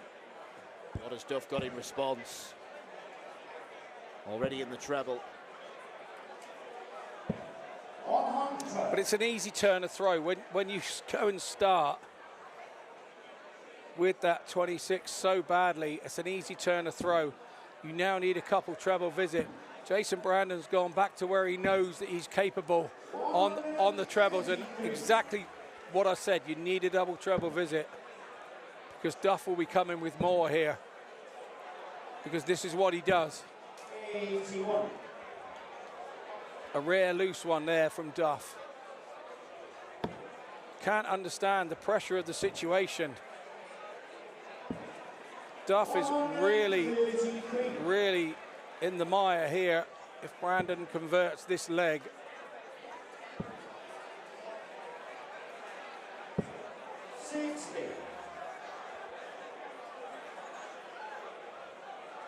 It's not enough from Neil Duff.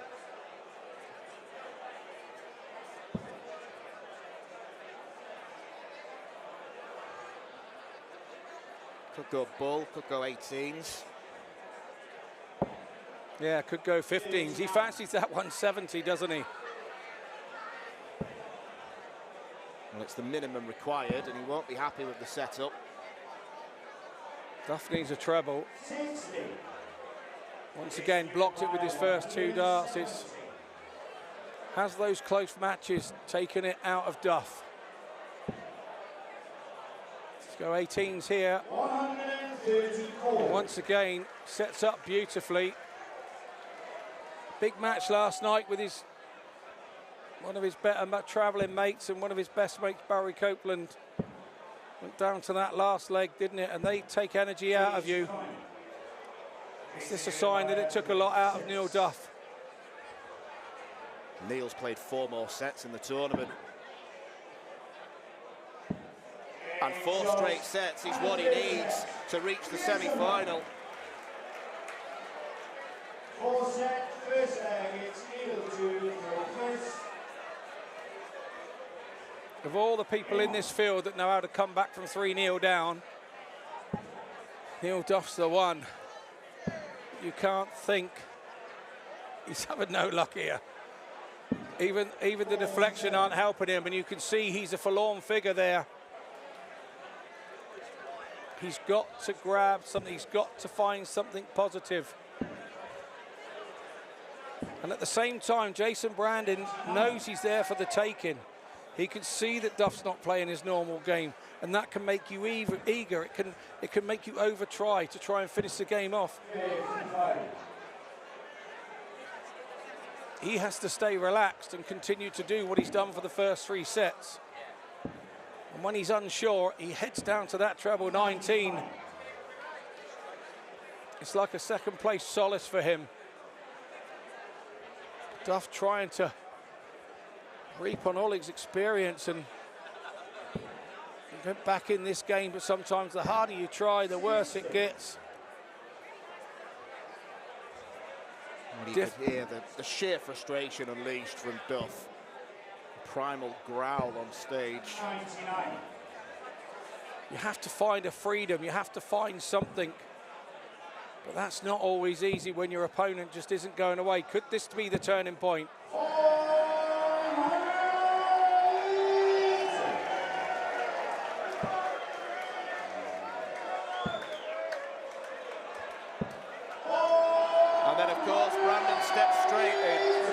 When Neil Duff's on a bogey number, how typical.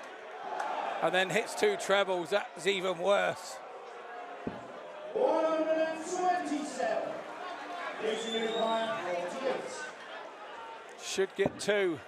Chooses double 16 this time round. Oh, wow. Is that a sign of nerves from Brandon? Is that a sign of nerves?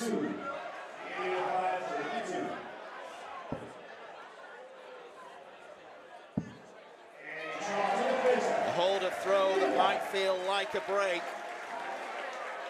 He's punished there. Brandon got punished there.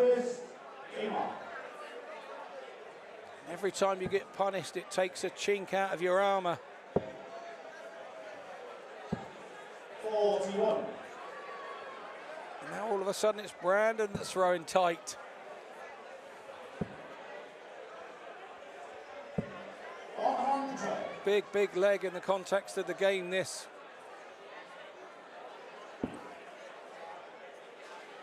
Goes back home onto that treble 19. 95. As Jason Brandon not frightened to come off the 20s.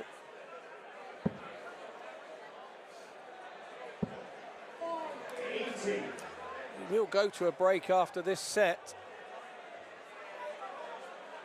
Should Duff win it? 95. And the only break after this set, if Brandon wins, will be a break until the next match. Beau Greaves against Yitka Sisasheva. And then at the end of the night, it's more late night Lim. He faces Jarno Bottenberg. 60. I like what you did there, mate. That was very good. Sorry if I chuckled and it came over the mic. That was quite good. That. I'm occasionally funny. Yeah, yeah, I know what I mean.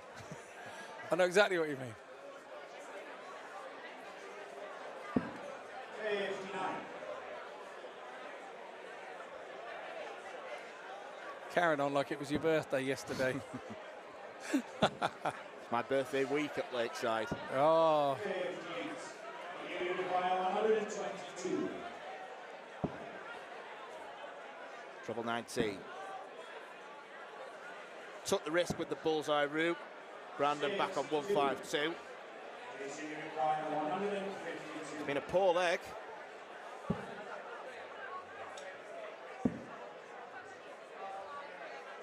.75 left. The last time he had this, he went for the 20s. 137. And he's done it again. Much to my bemusement. Maybe he's trying to get under Duff's score. Yeah, absolutely. No, that's confused the spotters, but they did pick it up. Fair play to them. It's confused Duff. I swear to goodness, that it's confused Duff why he's gone that way. It's the old just about hit the double 7 trick. No, that's not there, mate. 7. Nor is that one, and it's kind of cost him a dart. He should have been going there with 3 darts.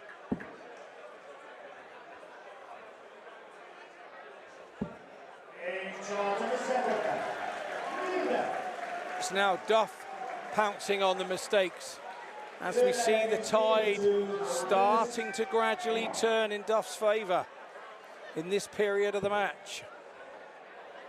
Still a long way to go, but as we always say, every comeback starts somewhere.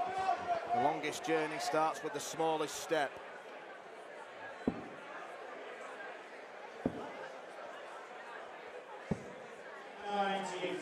The crowd are into it, they're riveted.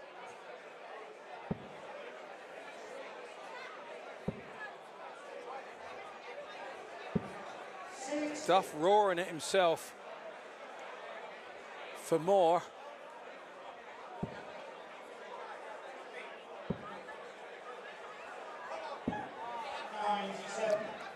Brandon really sort of struggling at the top. He's having no success on the treble 20 at this particular moment in time. He's dropped down from a 94 down to a 91. Duff's average hasn't really moved, so it's a little bit more about what Jason Brandon isn't doing more than what Duff is doing. And what he isn't doing is scoring quite as heavily as he was before. And when he was getting those chances and taking them out first dart, he hasn't been doing that in this period of the game. Welcome to set play, ladies and gentlemen.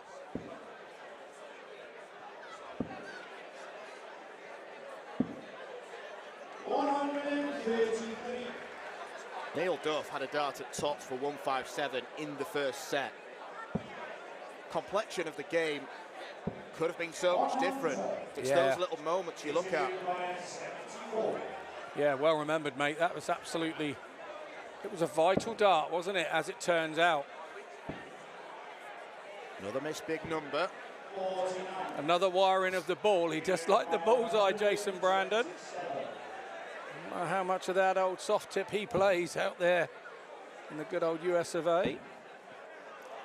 Here we go, Duff then, 888. So Brandon gets a dart at the ball, misses. Duff gets a dart at 888, misses. Jason Brandon needs to hit the big number. He's done that this time round. It's 888. Big moments. Switches up, moves off to the 4-4. It's a breaker throw. And a double treble visit here. Brandon tries to calm himself down, takes a deep breath, goes where he knows he can hit trebles again,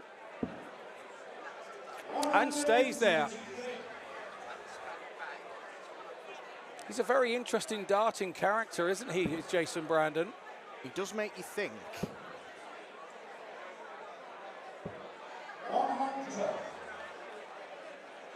Neil much more straight down the line.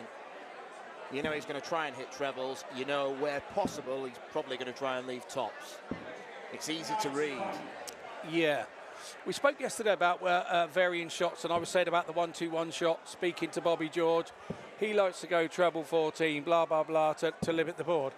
Another thing by doing those strange things is your opponent is watching you and thinking, what the hell's he doing? Where's he going? And all of a sudden, you've taken your opponent's mind off of his own job. So the psychology of the game is that sometimes you go those weird and wonderful ways, and it makes your opponent think, hang on a minute, what's he doing there? He's got that wrong. And the minute you can make him think that, you've taken his mind off his own game. And I always think there's something in that as well.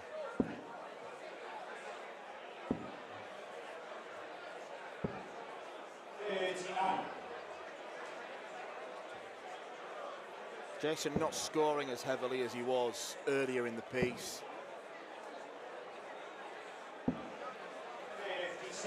And when you don't score as heavy, you don't get as many opportunities. Has to start at the top here. Well, doesn't have to, but has elected to. 70 in the board. 75, and he goes for a 51 now, Dan. Goes for the treble 17 now. How unusual. Terrible deflection there for the Irishman, Northern Irishman, Duff there.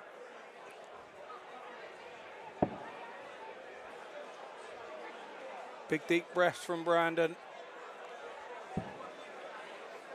One up, one in. Oh, one too far in.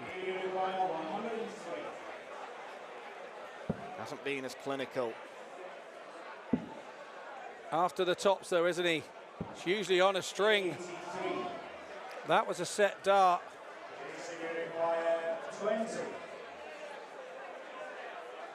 It's Brandon now realising the moments. I'm sure he took a step back there, took a deep breath there. I thought he was overthinking. No, he wasn't. He was just doing what comes natural to him, because we don't see a lot of him here in the UK. We don't know what his usual mannerisms are, and maybe that's what he usually does. So all of a sudden, we're going down a last leg decider. Is that the third time now? I think it is. And these were what Duff was so good at last night against his friend Barry Copeland. in the last 16. 82. Duff got our spotter with his eyes again there. We had a nice close-up of his flight. That was very nice. 139. In defence of our spotter, Duff wears glasses. Sometimes the reflection can get in the way. 99. You spotters and league commentators, club you. I have to say, Brandon's double treble visit there was superb. 49. Duff is starting to be more Duff-like.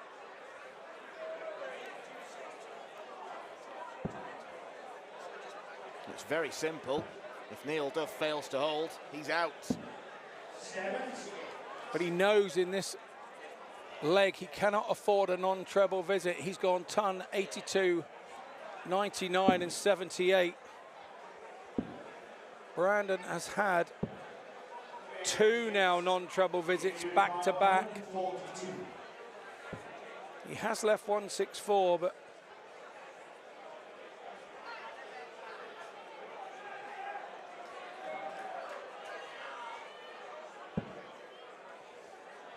that's a good recovery from Duff. 90. It's by 164. An outside chance for Jason Brandon to win in straight sets. It's not going to happen.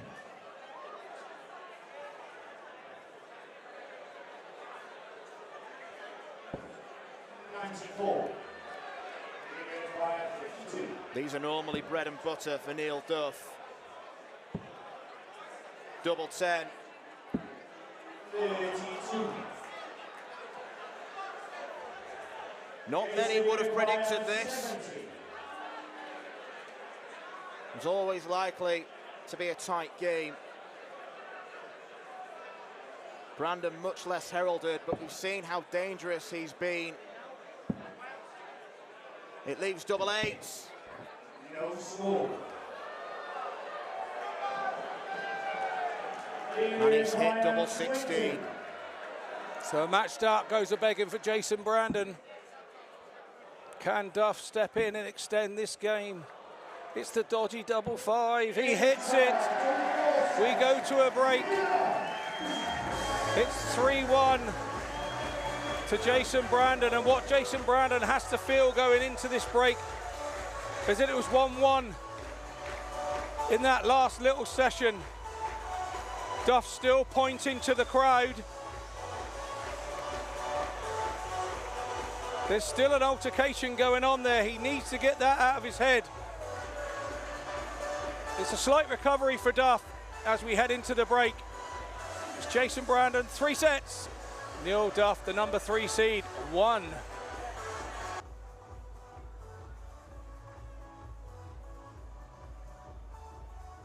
Tickets for the 2025 WDF Lakeside World Championships go on sale this Sunday at 6 p.m. Head over to www.eventbrite.co.uk to grab the best seats. The 46th annual Winmore Fleetwood Memorial Las Vegas Open will be held from January the 17th till the 19th. Sin City welcomes you to come and play in the entertainment capital of the world. Men's and women's champions win places at the 2025 World Championships. The Romanian Darts Festival is held from January the 24th till 26th. Join the party in Bucharest. Register to play by Wednesday 22nd of January and kickstart the new WDF ranking season in historical Bucharest. The Toto Dutch Open Darts is held from January the 30th till February the 2nd. Registration is open until January the 15th. The Toto Dutch Open Darts is by far the largest darts party in the world that you should not miss. And the men's and women's champions go to Lakeside in December 2025. The Isle of Man International Darts Festival is held from March 6th to 9th, a triple header of darting fun on the Isle of Man with the Silver and Bronze Classic and Masters and the Unranked Open. The Denmark Open and Masters are held from May 2nd to 4th. One of the best run tournaments on the calendar in the beautiful city of Esbjerg, the Golden Denmark Open provides the champions a direct qualification into the 2025 Lakeside World Championships. Along with the Silver Denmark Masters, it's a tournament weekend to look forward to. The Toronto Area Open is held from May 30th till June the 1st. It will be the biggest WDF tournament in Canada in 2025, with the winners of the 501 singles directly qualifying for the Lakeside World Championships. Come join North America's best dart shooters in Toronto. The Swiss Open and Helvetia Open tournaments are held from May 30th till June the 1st. One of the longest running tournaments in Europe invites you to join them in between the most beautiful surroundings. The Swedish Open and Masters takes place from 15th to 17th of August. A popular tournament for many of Europe's best arrowsmiths, the double silver weekend always provides great entertainment. The Latvian Open and Riga Open are held from October 17th to 19th. One of the biggest tournament weekends in the Baltic region is near the end of the 2025 WDF season. An excellent chance to pick up your much-needed points in this silver and bronze weekend. For more information on each of these tournaments, go to the link in the description. A special thanks to our tournament sponsors and partners, Mission, Blaze, Quiff, Great Game, Dart Connect, L-Style and MasterCooler.com.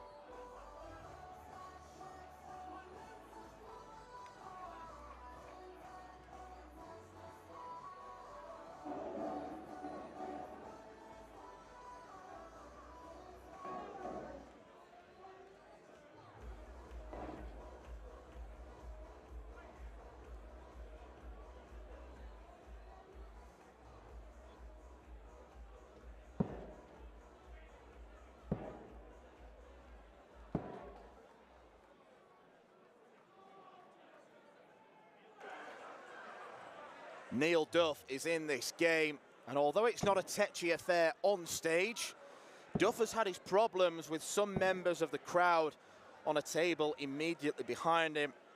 So the reason for the extended break was the fact that security came over, and it looks like they've been reseated to a table near the back of the venue. So Duff has got what he's asked for, and in terms of this dart match, he's got one set on the board. He needs another 3 without reply. Jason Brandon has already missed a match dart, a 70 checkout, which he needed double 8 for. He hit double 16 and bust. Duff stepped up and hit double 5. It is a double that has got him out of trouble at times during this tournament, and this could be the start of an almighty comeback, Scott. Yeah, absolutely. It just depends how much he can put those incidents to the back of his mind. For Jason Brandon, the extra long break would not have helped him, I don't believe, but I did notice that I think he took his darts with him, whereas Duff left his darts on the table. I'm sure he would have preferred to have been out the back having a little throw on the extended break while the issues were sorted. From my vantage position here, I can see that half the table have moved and half the table was saved, so I can only imagine that it was one half of the table causing a few issues and maybe not joined to the party that are on the other half. But anyway, it's back to the darts. If you just see at the bottom of your screen there, where the Lakeside banner was, just beneath the scoreboard, we'll wait for the next camera shots. It was the table immediately behind that. Now, it only seems like half of them have been taken out. Whether or not Duff identified the noisemakers in particular, who knows, but he cannot let this affect his game going forward. They've been moved on, and now there aren't really any excuses unless someone else starts shouting. I mean, there's a good sort of instance here where they may not have been shouting anything at Duff. They may be just being a little bit loud between themselves together. The thing with the Lakeside stage, it is a small stage. We touched on it yesterday. It's not the biggest stage in World Darts, although probably the most famous, and the tables are right up tight to the stage. They really are close. There's only one other place that I know that's very much similar to this, and that's the Circus Tavern, and you can hear the people on the table next to you drop a spoon. It is quite extraordinary at the Circus Tavern.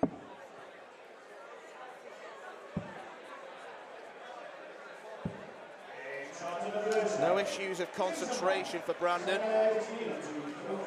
No, definitely not, and that's one leg that he will want to get under his belt nice and early and come back out and start having the feel that for him that normal business has been resumed with the way the game has been going, particularly for the first 3 sets for Brandon.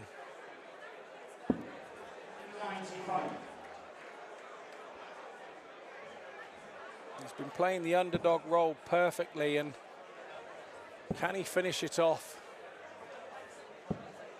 26. Duff looks a forlorn figure here. It's not often we see Neil Duff like this.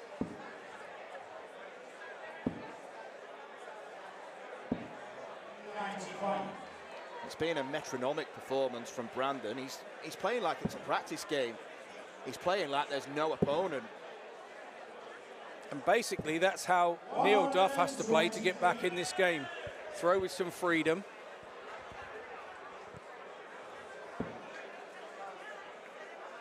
It's not nice to see when there's sort of outside interference sort of interfering with the game and interfering with somebody's head.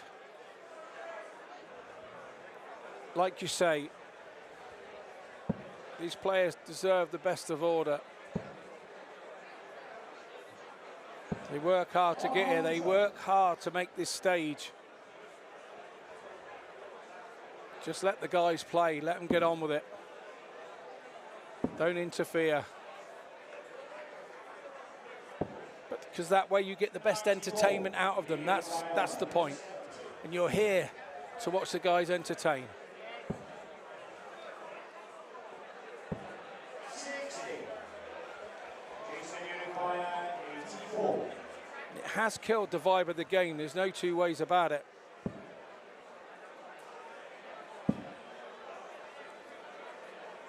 This is the big number once again, getting slightly greedy, going for the treble 14 there. Had he have stayed safe on the big 14, he's left 32. Duff on 110. Cost him a dart for a break of throw. 110 is usually the dart down the bottom, Neil. That should have been your first dart. 70.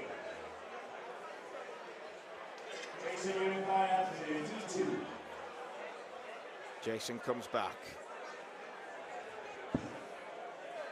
Double 8. Double 4, he's chasing. No score. When that left Brandon's hand, he felt that was in. Lifeline for Duff. Doesn't need offering it twice. And you can feel who the crowd favourite is here every time Duff hits a double. They want to see a monumentous comeback here, don't they? They want to see the game extended. Jason Brandon went down to the 19s there and came up troubleless. It's been very fruitful for him in the middle of the game when he wasn't hitting the treble 20s. He's gone back up to the 20s to have a look. 60. Fruitless there as all on his own throw.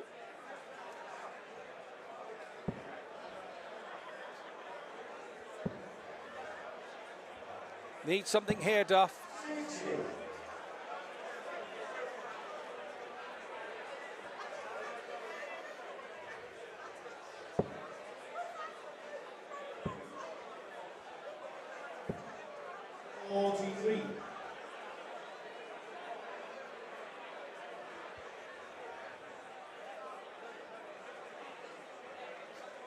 Three break darts missed by Jason Brandon. And if he wants to hold, he's going to have to get his scoring boots on. And he's going to have to hope that Neil doesn't start finding range on treble 20. Duff composing himself nicely now. 97.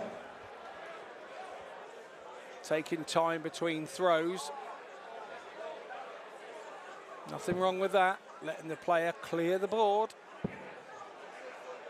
so that there's nothing in his eye line when he goes to throw.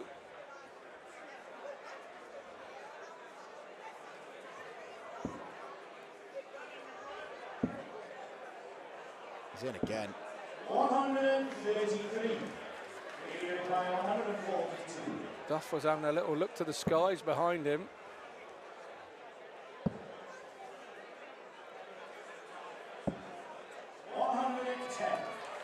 Nicely set up. You feel with that last leg that Duff won, there's a change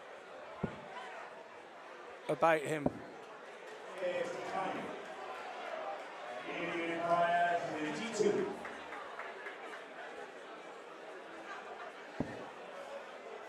Double 8 for an invaluable break of throw. It's got to be the first of many. 16. Just before that throw, we still see Duff looking around the auditorium. There's a guy stood up in the crowd at the table.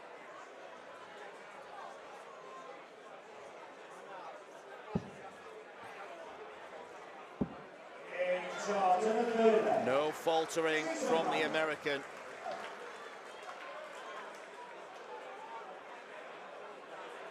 Quarterfinal against Neil to throw first.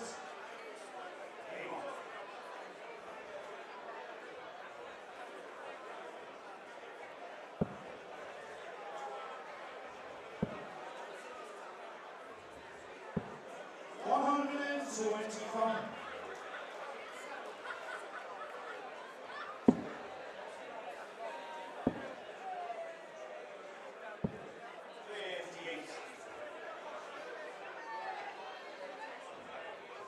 Jason Brandon taking that third leg and just getting on with his job. That's all he can do. 140. Duff now throwing in what looks like a very relaxed state. Jason Brandon comes down the bottom and starts hitting that treble 19 again, and it's like a body blow to Neil Duff every time he comes down there and does that. But Duff is in command on his throw here. 11 dart potential.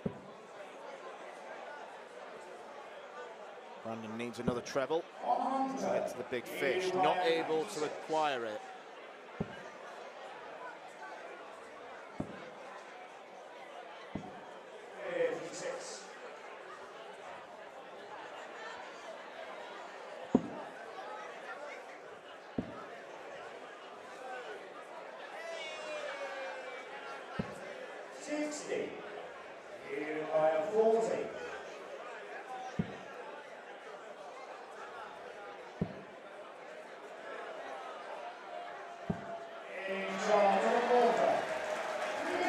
Tops for Neil Duff. Guess what? We've got a last leg decider.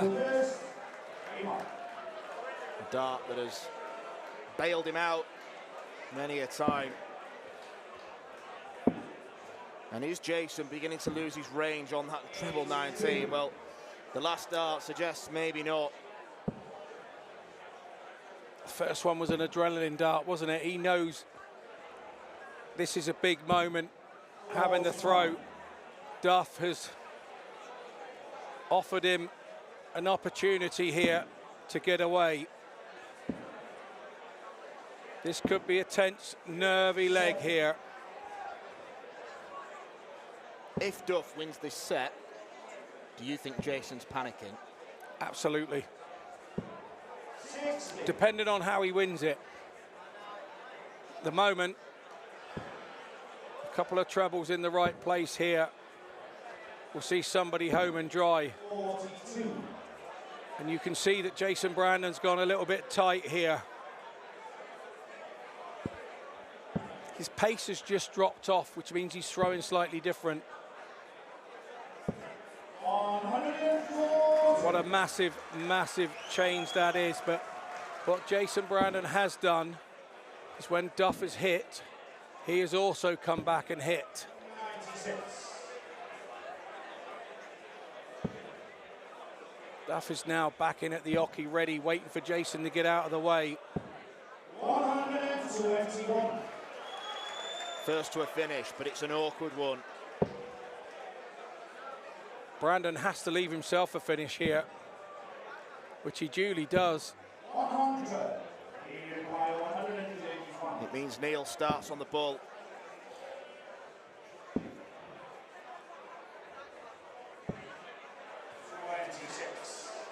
Surely 1, 2, 3 starts at the 19s. He's been good on the 19s.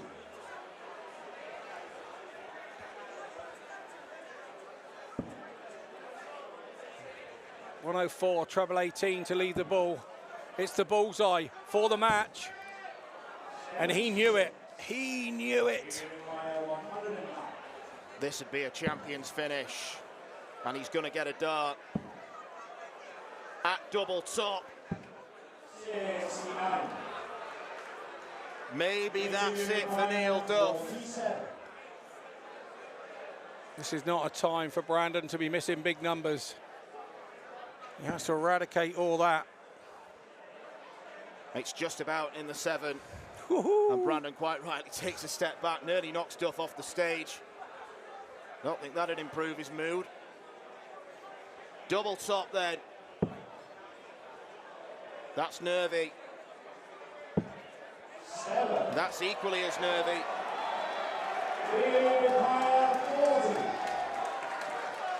21 darts thrown by Brandon, and he might be broken. Duff happy for some noise now.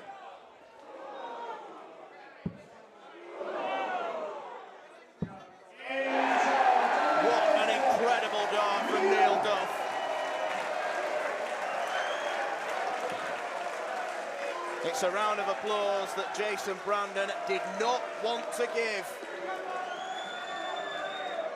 First leg is Neil to throw first. Game on.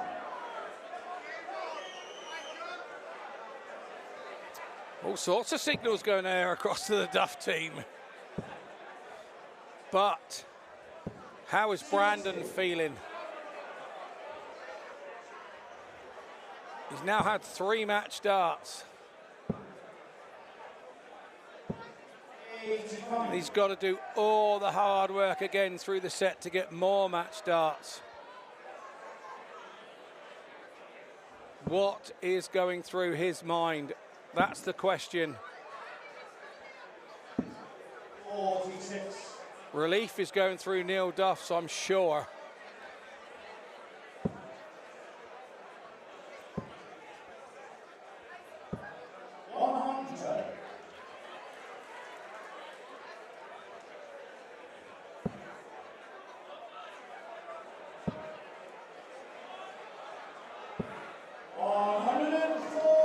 I'm not sure I'd have been so friendly at the end of that set. I think I would have probably gone to the water table and concentrated on me. Played in a sporting gesture, very good, but touch of inexperience there, I think. Yeah, he's new to the scene. He probably wants to make good impressions. It's understandable. But has it made Duff feel more comfortable? That's the question I ask you. It hasn't affected him. He's still missing the big numbers like he has the whole game.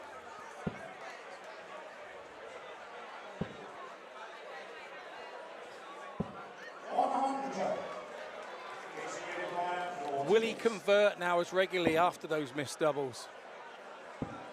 The answer is yes. And that's fantastic. That really is fantastic. It's a breaker throw.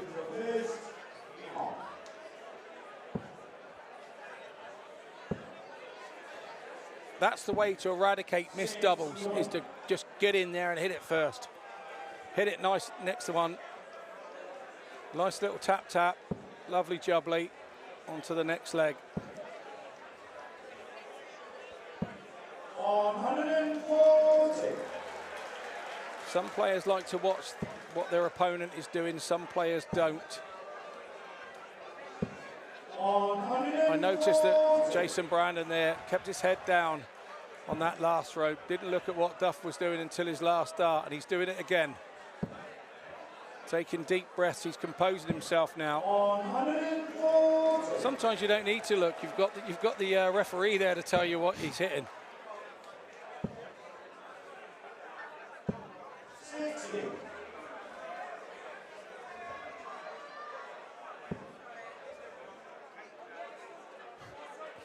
He's now found something funny. Somebody was going, come on, Neil, while he was throwing, and I think he looked around and said, I'm trying. And that's the way you have to react. How about this? 121. That's left a more awkward finish. If he's allowed back, treble 17.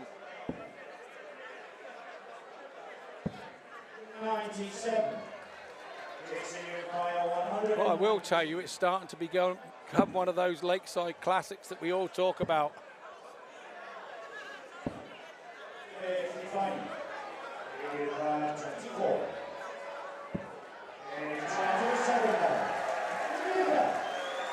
Neil Duff with an instant break back. And now Jason Brandon is going to be thinking about those match darts again. Not just thinking about the match starts, the crowd are now getting involved, the crowd are now getting on Duff's side. For the first 3 sets, Jason Brandon had kept the crowd quiet. It could have been a whitewash for the American. I did say, when at 3-0 down, if there was anybody that could bring this game back from the brink, we were looking at him in the form of Neil Duff. 85. The concern for Jason Brandon is at the time where he was dominating the game, he was up round 94 average and Duff was on 86. It's now dropped down to 86 for Jason Brandon and 84 for Duff. Duff's doing no more than he was. It's more to the case than Brandon is dropping off. He's had his purple patch in the game and he's hanging on now. It really is blow for blow and dart for dart at this point. It's waiting for somebody to grab the game again by the scruff of the neck and say, I'm having this.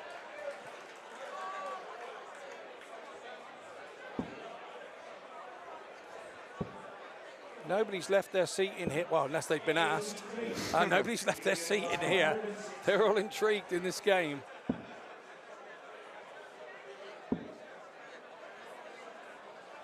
Missing big numbers has become contagious. It has been in this game. It shows that there's still the nerves there, and maybe they're thinking of the third dart before they've thrown the second. 71 left. 180.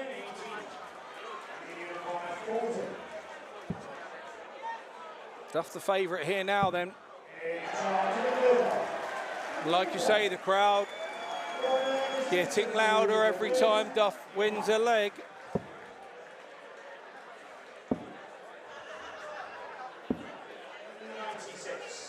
I have Jason Brandon down as being a tough cookie. Is there another swing in this match to come yet? There is time. But as we said, this is the way Duff does it. This is the way he's been doing it all championship. This is the way he did it when he won in 2022. And all those great memories flooding back now to him. They will if he goes 3-3 after this leg.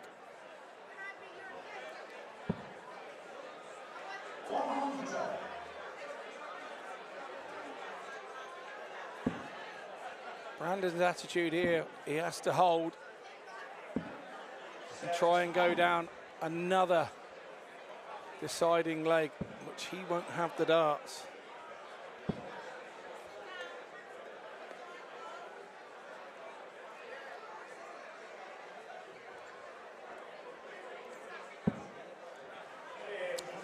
It's a concern for me that Duff is hearing these noises, because it's a kind of a sign that you're not quite in the zone for me. When you're right in the zone, you don't hear the noises around you. It's like all buffered out. And when you're not quite in the zone, you hear these things. And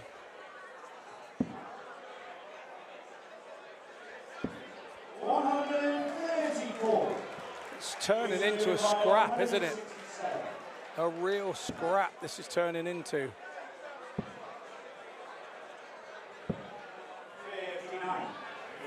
Not the greatest setup.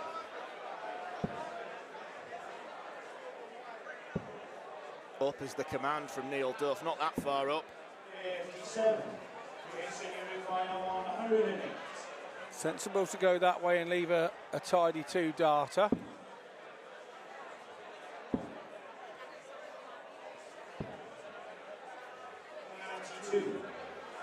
To send us to a 7th and deciding set. How many times have we said big moments in this game so far?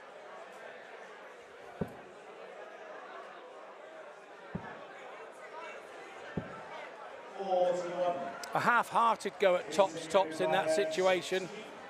The treble was open.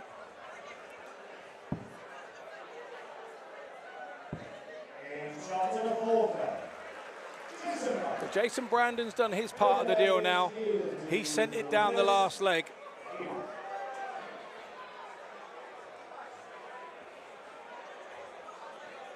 Very notable that when Neil Duff wins legs, it's greeted with cheers and applause. It's a lot more muted when Brandon's there. The crowd have got their man. They certainly have. Opportunity now.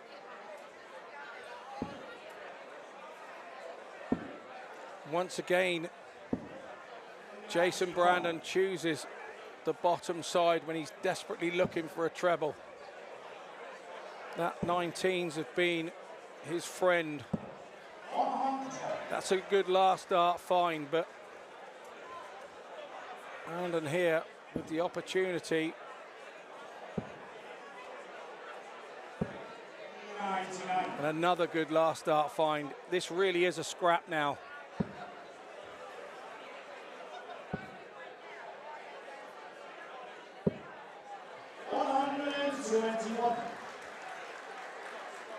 Masterful darts from Duff under the pressure.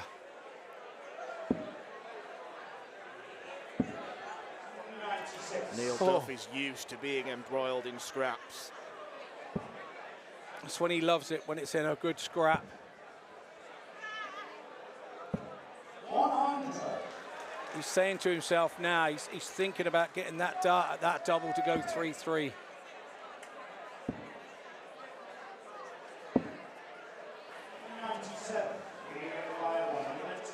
Where 20 minutes ago, Brandon was hitting 2 of those treble 19s.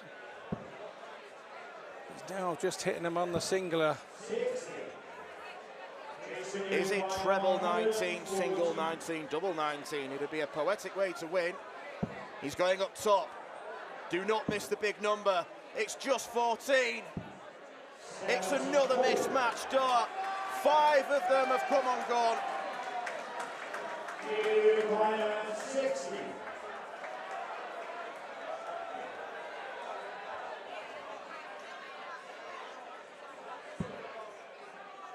Tops for double 10. This is an absolute Lakeside epic.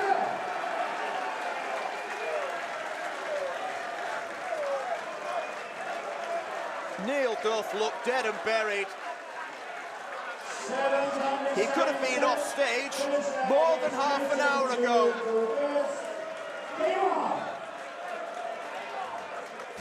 Yes, Neil, you are digging deep.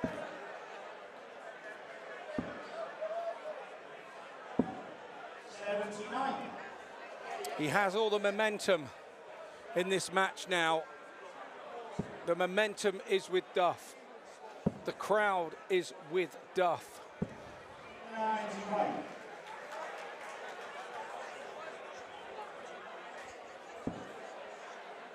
"30 minutes ago, he didn't see himself being in this position." 99. I think there'll be a few extra sales of energy drink in the venue. 95.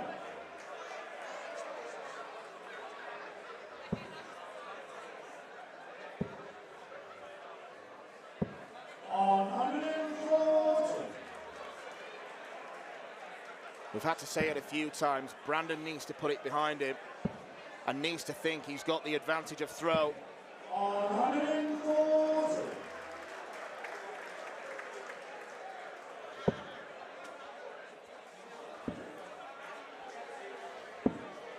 96.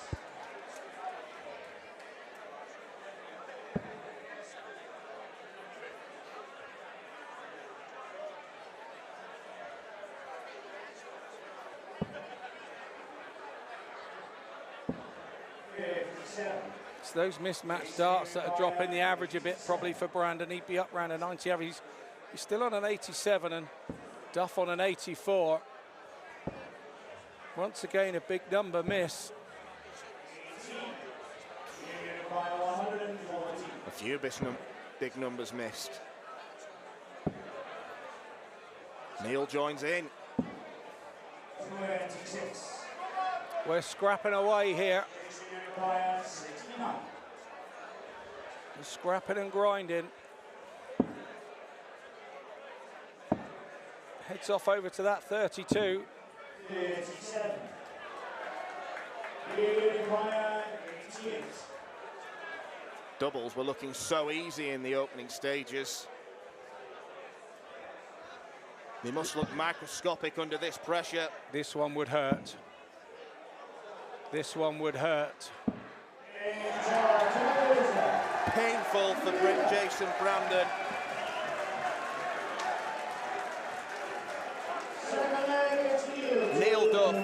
leads this darts match for the very first time since the third leg of set 1. Remember that 156? Right back, all those. Feels like hours ago, doesn't it?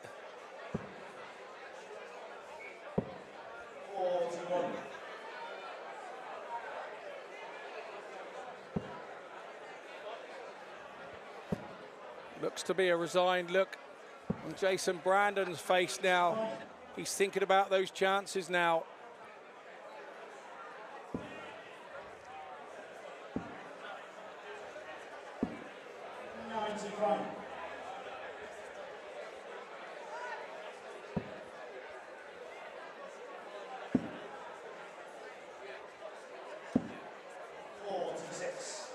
Jarno Bottenberg and Paul Lim are in for a late night. And whoever comes through this, the winner of that is in for a semi-final scrap.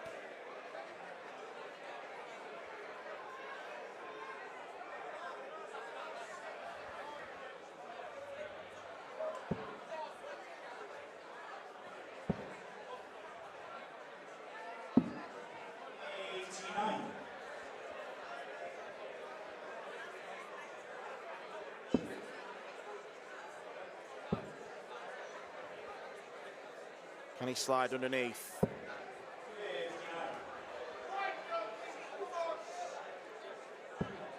It'd be hard not to feel sorry for Jason Brandon if he emerges as the loser. He gave himself so many chances. He's been a credit not just to himself, but to the talent that is coming over the Atlantic. It will be a huge lesson and learning curve. Neil Duff is here to do a job.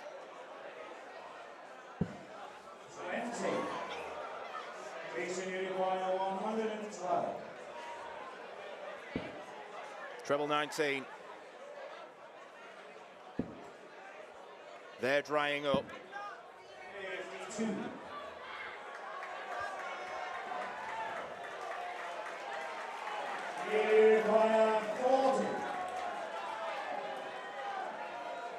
Crowd really getting into this one. And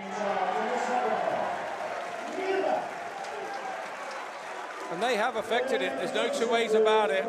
They have helped Duff on the comeback trail. Superhero-esque from Duffman.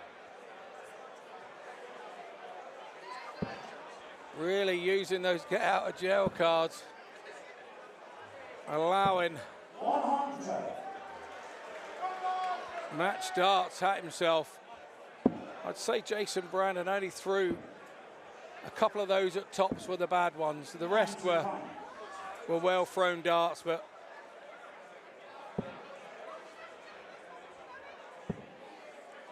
you don't want to be going in that back room and saying, what a great game, mate, and everybody tapping you on the back. When you've lost 4-3, it's a harsh thing. But I think he has the character, Jason. I think he has the character to understand it. And should Duff go on here and take this leg, which he's trying his best to give away. Let's not beat around the bush here. He's done the hard work to get back into it.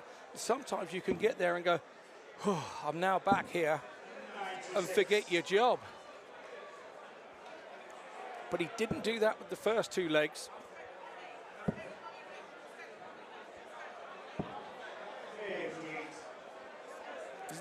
It's now Duff with the tight arm.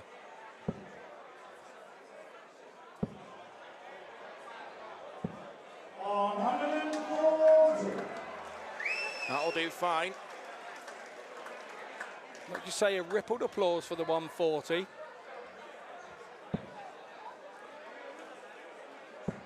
It's not been a high-scoring contest, but it's been so utterly engrossing. It's had everything, Dan. It's had everything. High shots, low points, missed silly numbers. He cannot believe his luck. By 119. Went aggressive, went looking for the 25. Had to go 15 there. Board management had to get a dart summit to win the leg. Because Duff here, well, I thought that was going to be treble 20 all over. An enthralling match. Does it go on? Big numbers missed once more. Doubles hit with one dart in his hand once more. He's picking himself off the canvas. Duff now needs one big effort. And he's on throw. On these big legs, he seems to produce. And he knows a 140 is a tremendous start. A ton under the situation and under the pressure would have been a tremendous start. A treble visit with what he'd been looking for. And he got that. But a treble-less visit here. It's a good last leg save. Would undone all the good of that first throw.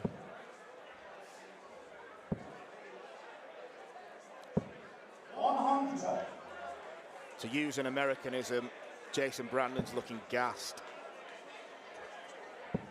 Duff looks fresh as a daisy.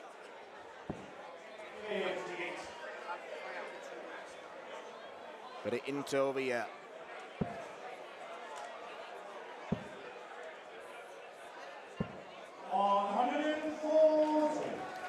You have to hand it to Jason Brandon. He's now hanging in there.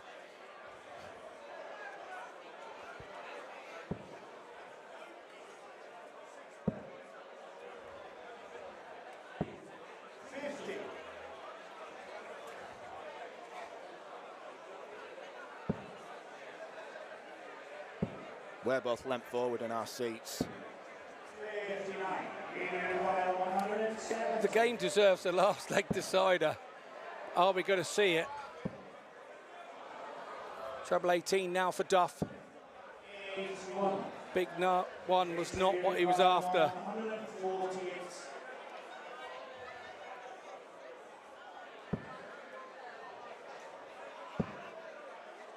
Send us all the way.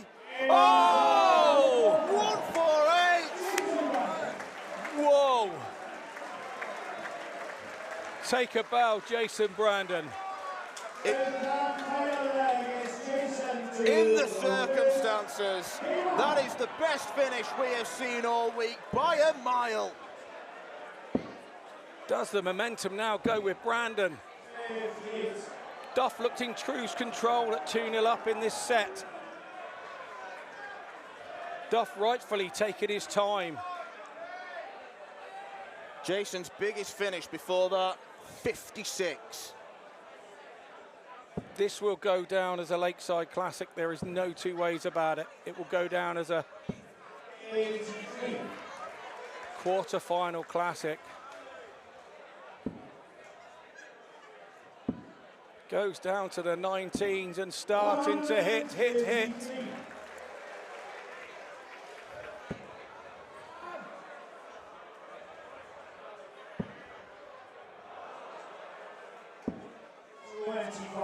And where the crowd was on Duff's side, we're now hearing the oohs and ahs when Duff doesn't do it.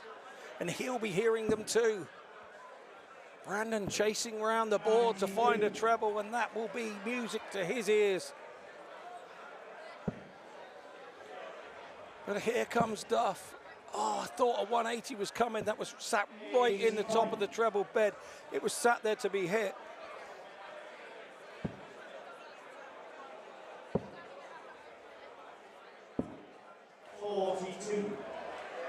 How are they still up there and still throwing in this circumstance?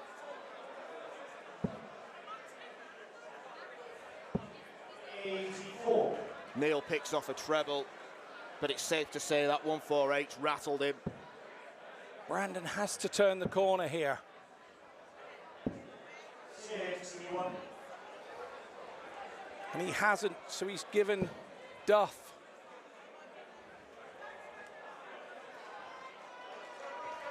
Thank you.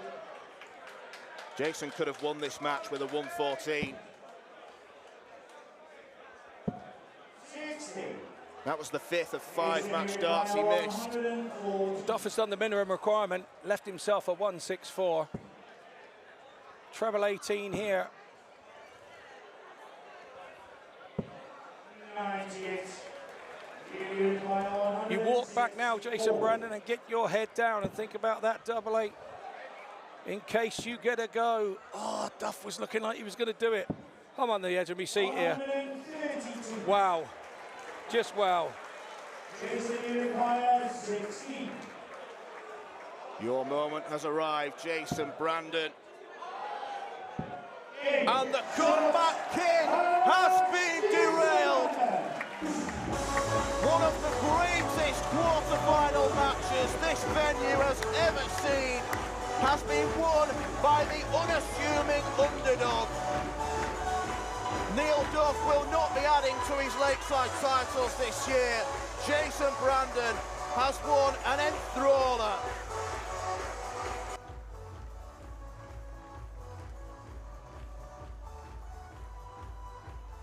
Well, ladies and gentlemen, I'm sure you will agree that was an absolute belter. Keep your applause going for Neil Duff.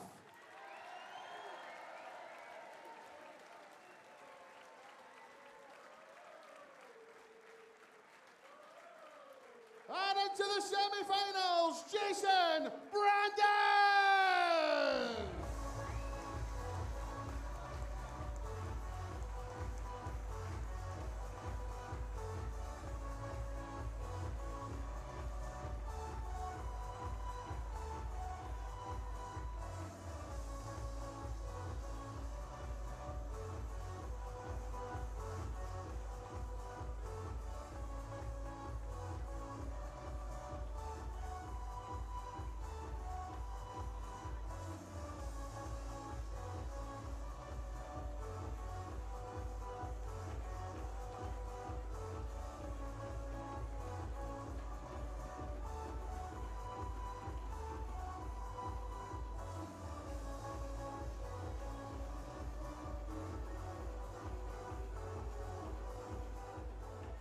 Well, ladies and gentlemen, 5 minutes to get your breath back after that absolute crackerjack of a match.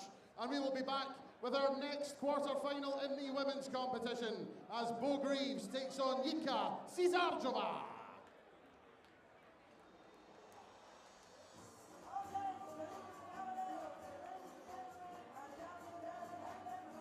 Tickets for the 2025 WDF Lakeside World Championships go on sale this Sunday at 6 p.m. Head over to www.eventbrite.co.uk to grab the best seats. The 46th annual Winmore Fleetwood Memorial Las Vegas Open will be held from January the 17th till the 19th. Sin City welcomes you to come and play in the entertainment capital of the world. Men's and women's champions win places at the 2025 World Championships. The Romanian Darts Festival is held from January the 24th till 26th. Join the party in Bucharest, register to play by Wednesday 22nd of January and kickstart the new WDF ranking season in historical Bucharest. The Toto Dutch Open Darts is held from January the 30th till February the 2nd. Registration is open until January the 15th. The Toto Dutch Open Darts is by far the largest darts party in the world that you should not miss. And the men's and women's champions go to Lakeside in December 2025. The Isle of Man International Darts Festival is held from March 6th to 9th, a triple header of darting fun on the Isle of Man with the Silver and Bronze Classic and Masters and the Unranked Open. The Denmark Open and Masters are held from May 2nd to 4th. One of the best run tournaments on the calendar in the beautiful city of Esbjerg, the Golden Denmark Open provides the champions a direct qualification into the 2025 Lakeside World Championships. Along with the Silver Denmark Masters, it's a tournament weekend to look forward to. The Toronto Area Open is held from May 30th till June the 1st.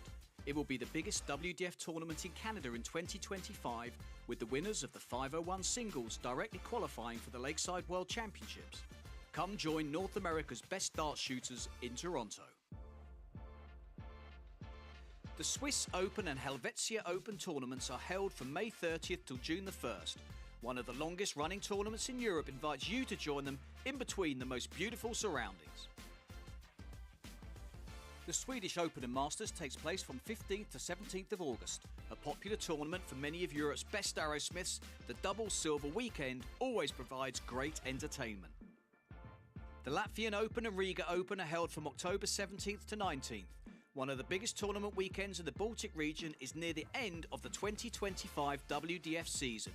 An excellent chance to pick up your much-needed points in this silver and bronze weekend. For more information on each of these tournaments, go to the link in the description. A special thanks to our tournament sponsors and partners, Mission, Blaze, Quiff, Great Game, Dart Connect, L-Style and MasterCooler.com.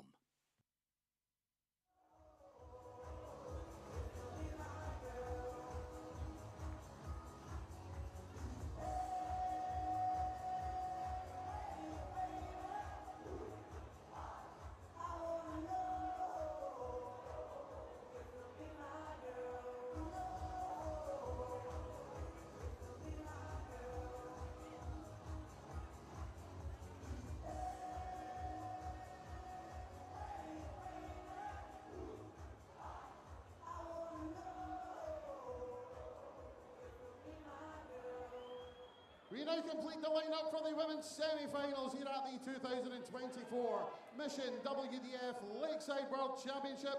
And we welcome to the stage the winner of 7 world ranking titles this year, the reigning Budapest Masters and 2-time Balaton Darts Masters champion from the Czech Republic, Jitka Cizarjová.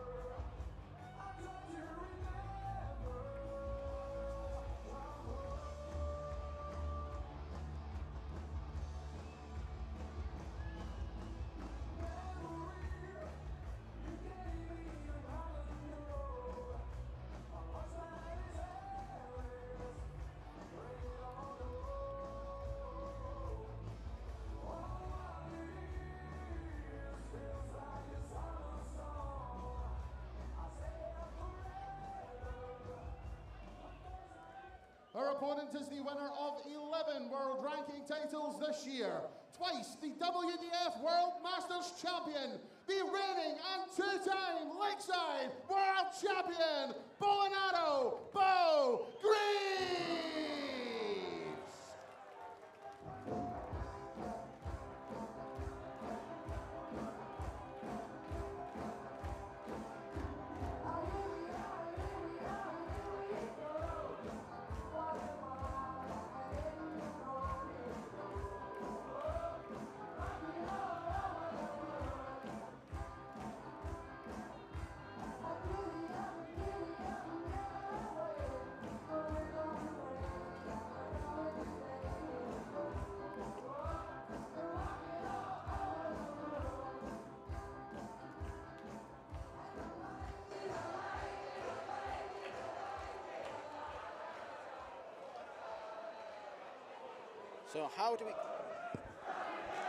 So just how do we follow that cracker between Neil Duff and Jason Brandon, which saw the American come out on top in an epic last leg decider?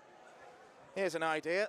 Let's bring out the 2-time Women's World Champion Beau Greaves, the best female player in the world, perhaps the best female player we have ever seen. She has been completely and utterly dominant in every dart series that she plays in.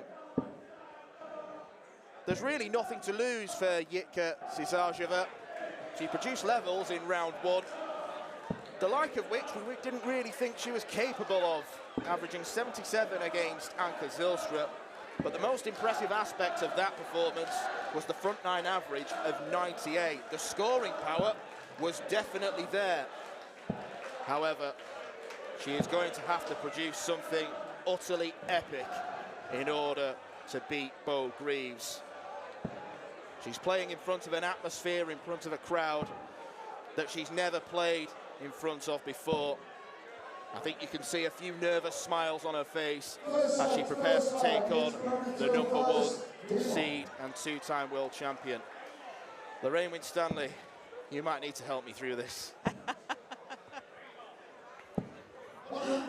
You say Jitka's got nervous smiles. Jitka always plays with a smile on her face. We don't know whether it's nerves or not.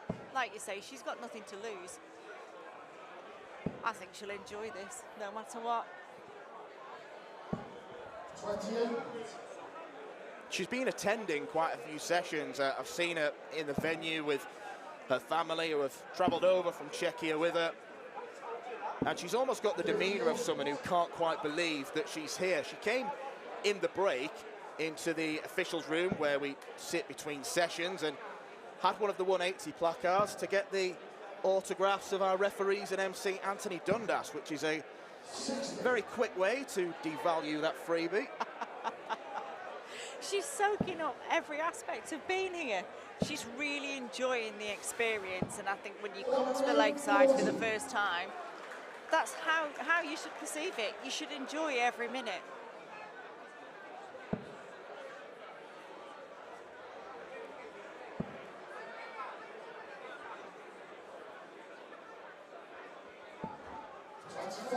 What she might be fearful of in the early stages is if Beau establishes a lead and Jitka can't find a range on the trebles.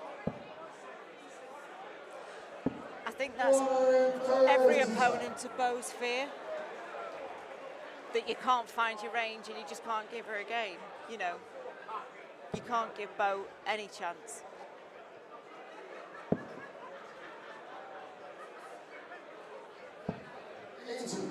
And if you're in the position to create the chances for yourself, you know you've got to take them because you're not coming back if you miss. Jitka nearly losing a dart to the infamous lighting box.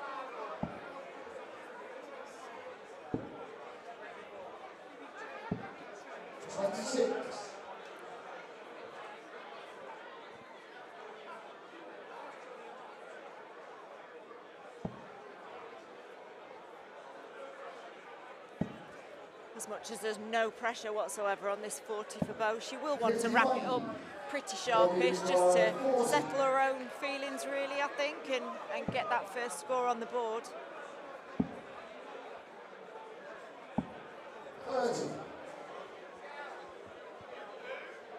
And the only thing that might hamper Beau is if Jitka doesn't perform to her best. She won't really give Beau a game in that case, and then Beau maybe could get complacent. It does happen, not very often, but not to Beau, I mean. But yeah, it's that can happen. The last thing she will want is to get dragged into a long slog. She's up there to do a job, and she's never happy unless she does that job well. Even when she wins on a B game, she still wants to play her A game all the time.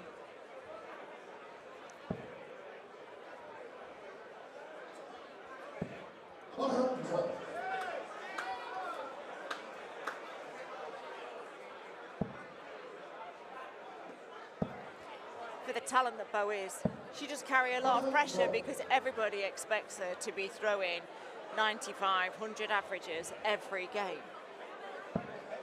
Even your top pros don't do that game in, game out every time.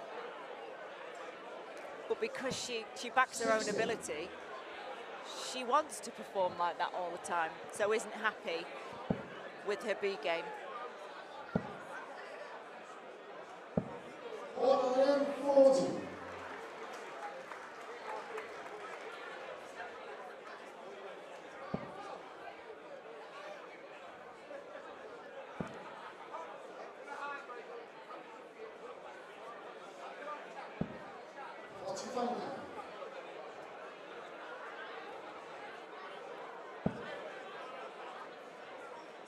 Always looks so cool and laid back.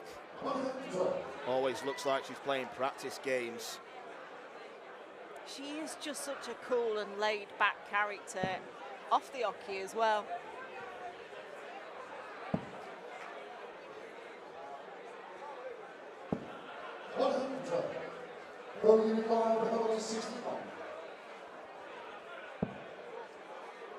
Treble 17.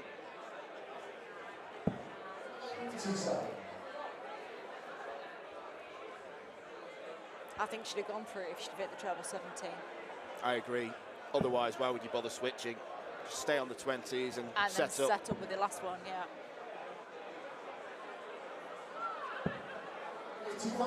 She did that to me on the women's series when I played her last. I was on 300 and something.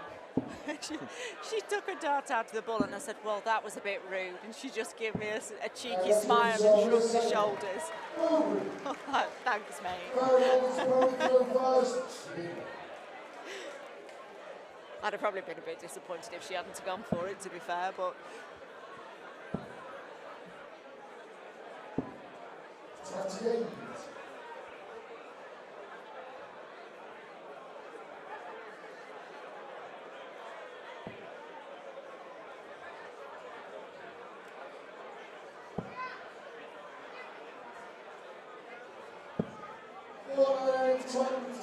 It's a better start to this leg for Yitka.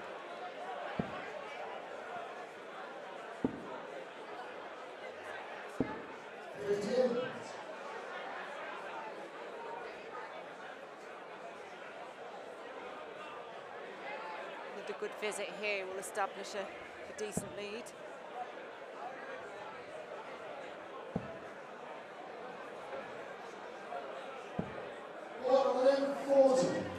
Lovely darts there. She was hitting 140s for fun against Anka Zylstra. They were the building blocks of her victory. And had she been tidier on the outer ring, then who knows? We could have seen, maybe not records, but we could have seen something in the region of the high 80s, low 90s. Very capable player who's making her debut this year. Picks up plenty of titles over in the East Europe region.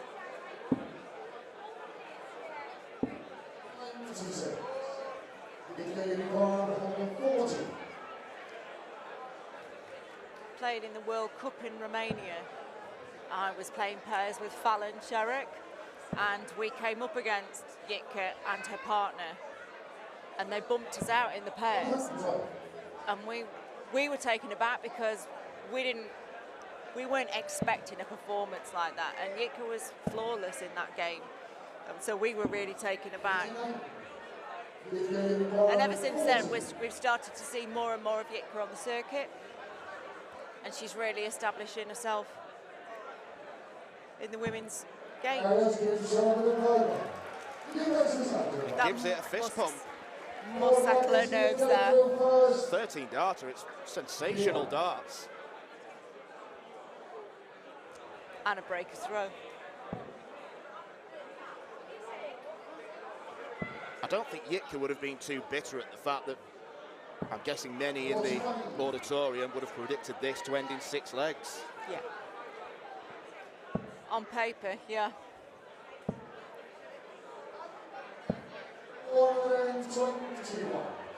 She needs to keep that momentum going though if she's wanting to stay within touching distance.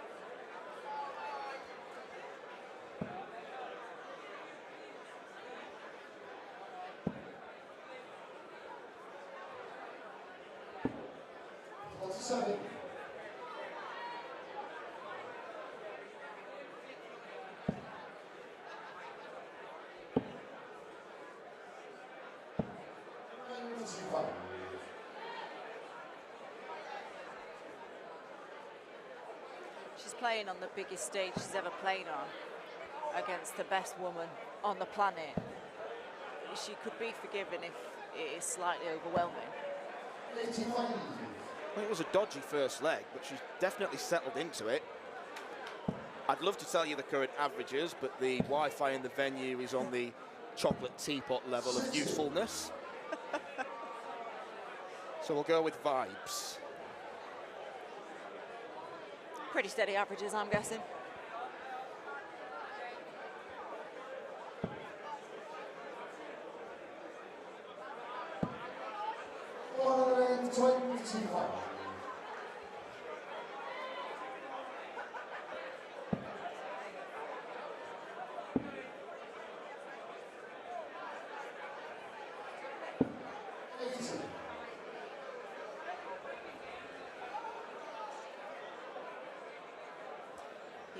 will be looking to set this up and leave it as handy as she possibly can. 40. She should have been looking to switch there. Beau Greaves, 45. She's unlucky with the bounce out, but it's not good ball management. No, she shouldn't have been thrown at the 20s at that point, in my opinion. She should have switched downstairs. If she was on 219 and she went there, you'd be thinking, what are you doing? But yes, there's a bit of forgiveness. A little bit. I'm not that harsh.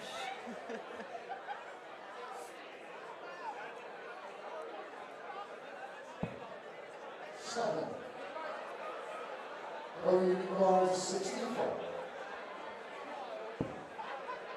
For the first set. Not in double quick time. 48. It's not quite fuss-free.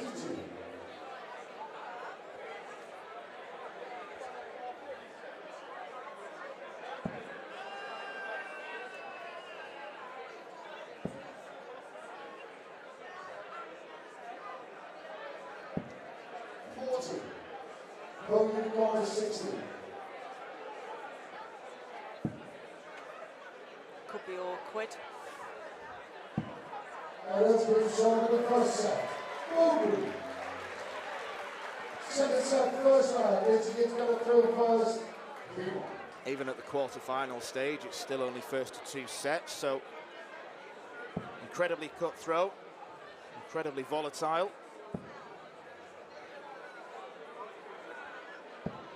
60. And it is incredibly warm as well. It is. There's a really decent crowd in here tonight. The atmosphere is actually fabulous.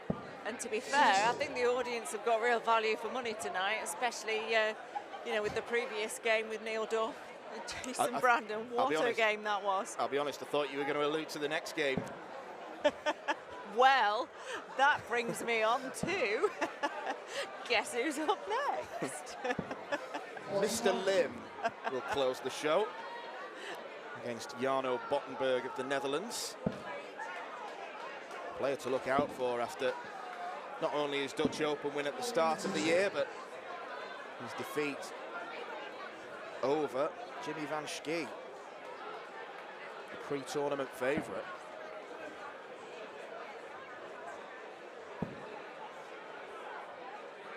It's going to be another exciting game, isn't it? Given Scott Mitchell the pleasure of commentating on that one, so I can be in the crowd like a proper fan. Are you going to lift one of your things up, 180 things, and dress up maybe? Maybe not, maybe not.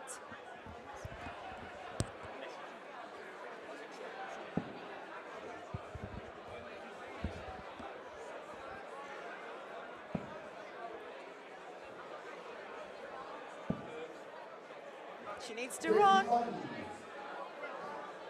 dart was only just hanging in there. Beau looking for the 95 here to leave 170, but she'll leave the 167 instead.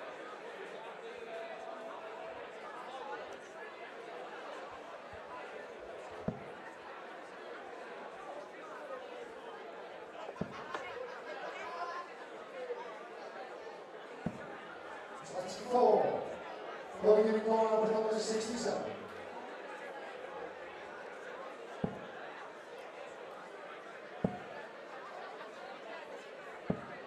45.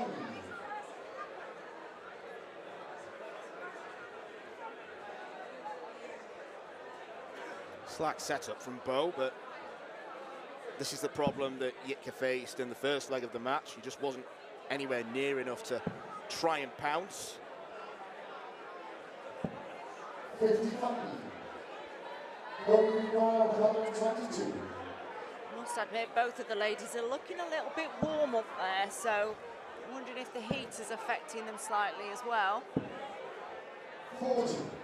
A couple of shiny brows. Yes, indeed. The joys of not having a fringe. I have the same problem myself, so I'm in that club.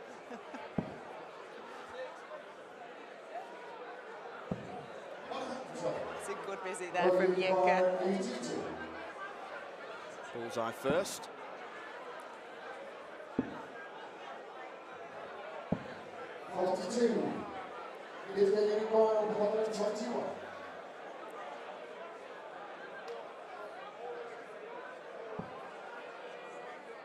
Now for treble 17, just resets herself on the oki.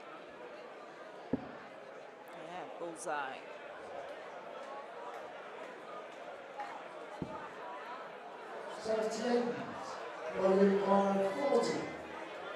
Not everything is going Beau's way.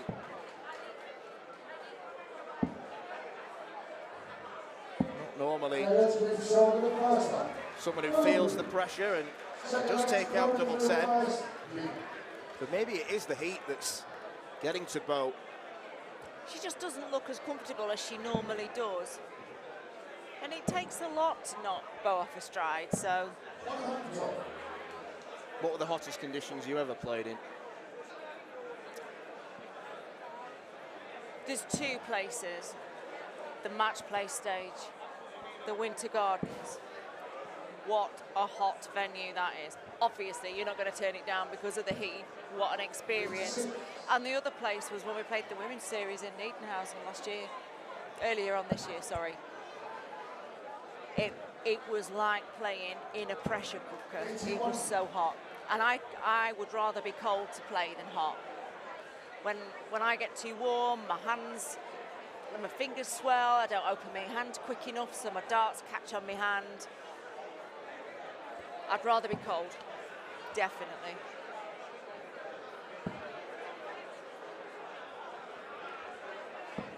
As hot as it gets in here, I've never really felt over hot on the stage.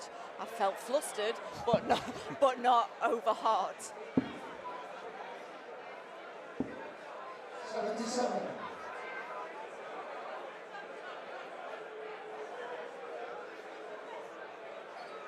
Beau only averaging 75 right now. I do have Wi-Fi back, by the way. Excellent. Someone felt it was a good idea to change the password mid-session. Thank you for that. And not tell us. Yeah.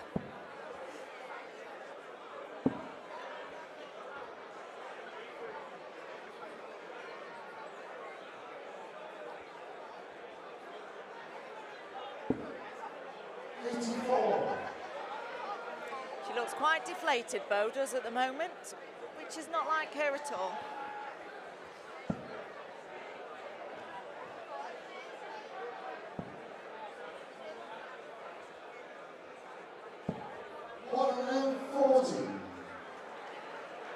She can't take out the 159, so she'll be looking to leave this as sweet as she can.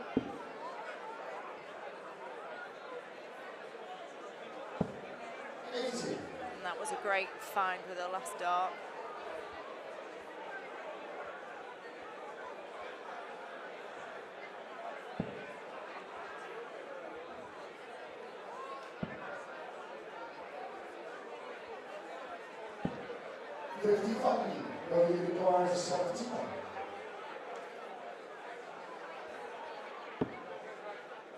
Double 11. Yeah, that's quality. No problem there. One leg away from booking a semi-final spot against Deta Hedman. He was too strong for an under-par Nicole Renault.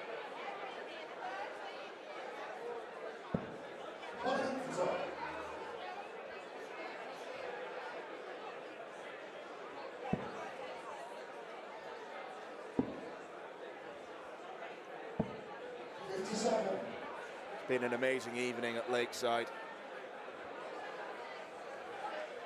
And who knows, it could become even more special. As Paul Lim makes another entrance. 50. All the games tonight have been really entertaining. Like I said before, the crowd really, but they've got their money's worth and the night isn't over yet.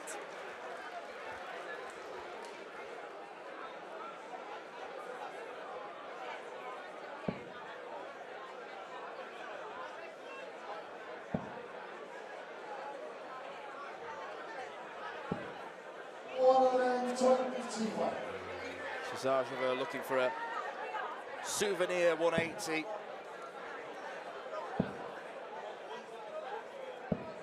81.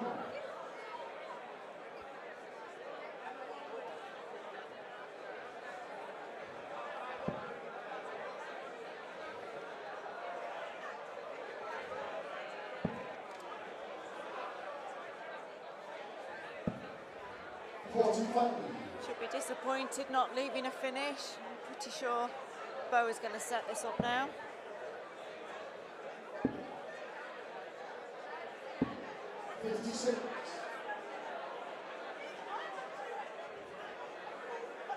She's teasing her. She's going to go out with a bang. You heard it here first. No pressure, Beau. Don't let me down. 170. She didn't get the memo. No. 60. Too chilled out to listen. Yeah, she very rarely listens to anything I've got to say, so.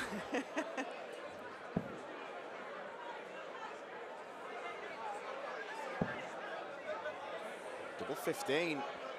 Chose to stay there. No, You're that's looking what at the Beau's wrong got. score. She set that up beautifully to leave tops.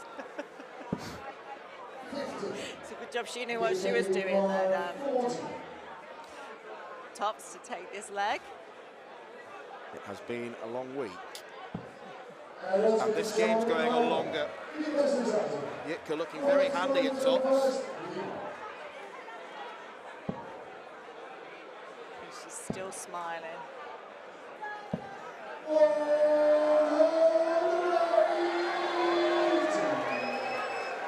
There she is.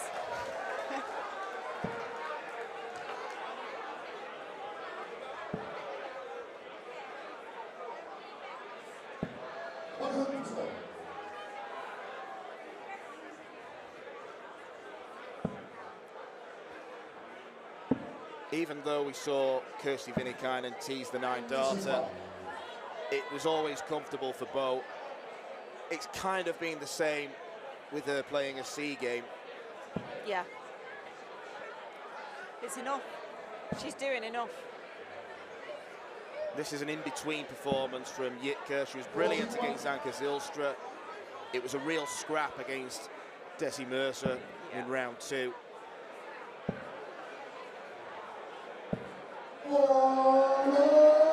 Beautiful dance, Beau.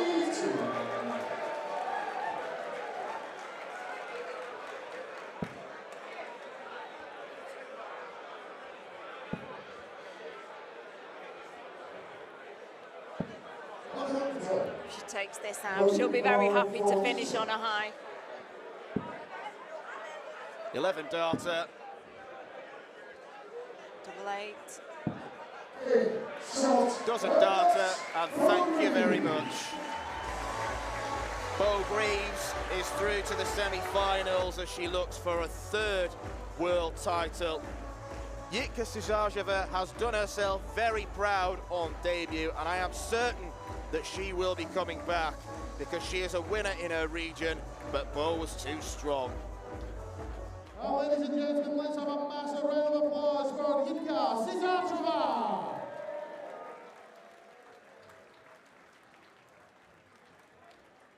And into the semi-finals yet again, Beau Greaves.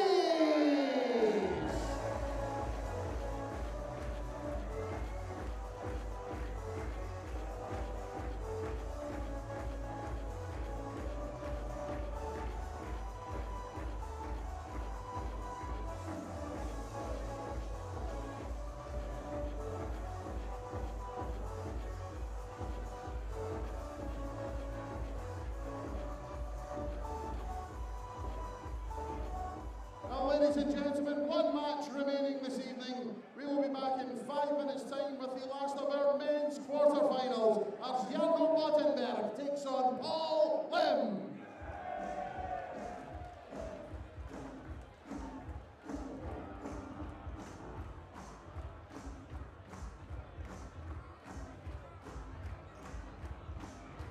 Tickets for the 2025 WDF Lakeside World Championships go on sale this Sunday at 6 p.m. Head over to www.eventbrite.co.uk to grab the best seats. The 46th annual Winmore Fleetwood Memorial Las Vegas Open will be held from January the 17th till the 19th. Sin City welcomes you to come and play in the entertainment capital of the world. Men's and women's champions win places at the 2025 World Championships. The Romanian Darts Festival is held from January the 24th till 26th. Join the party in Bucharest, register to play by Wednesday 22nd of January and kickstart the new WDF ranking season in historical Bucharest. The Toto Dutch Open Darts is held from January the 30th till February the 2nd. Registration is open until January the 15th. The Toto Dutch Open Darts is by far the largest darts party in the world that you should not miss. And the men's and women's champions go to Lakeside in December 2025. The Isle of Man International Darts Festival is held from March 6th to 9th. A triple header of darting fun on the Isle of Man with the Silver and Bronze Classic and Masters and the Unranked Open. The Denmark Open and Masters are held from May 2nd to 4th. One of the best run tournaments on the calendar in the beautiful city of Esbjerg, the Golden Denmark Open provides the champions a direct qualification into the 2025 Lakeside World Championships. Along with the Silver Denmark Masters, it's a tournament weekend to look forward to. The Toronto Area Open is held from May 30th till June the 1st. It will be the biggest WDF tournament in Canada in 2025, with the winners of the 501 singles directly qualifying for the Lakeside World Championships. Come join North America's best dart shooters in Toronto. The Swiss Open and Helvetia Open tournaments are held from May 30th till June the 1st. One of the longest running tournaments in Europe invites you to join them in between the most beautiful surroundings. The Swedish Open and Masters takes place from 15th to 17th of August. A popular tournament for many of Europe's best arrowsmiths, the double silver weekend always provides great entertainment. The Latvian Open and Riga Open are held from October 17th to 19th. One of the biggest tournament weekends in the Baltic region is near the end of the 2025 WDF season. An excellent chance to pick up your much-needed points in this silver and bronze weekend. For more information on each of these tournaments, go to the link in the description. A special thanks to our tournament sponsors and partners, Mission, Blaze, Quiff, Great Game, Dart Connect, L-Style and MasterCooler.com.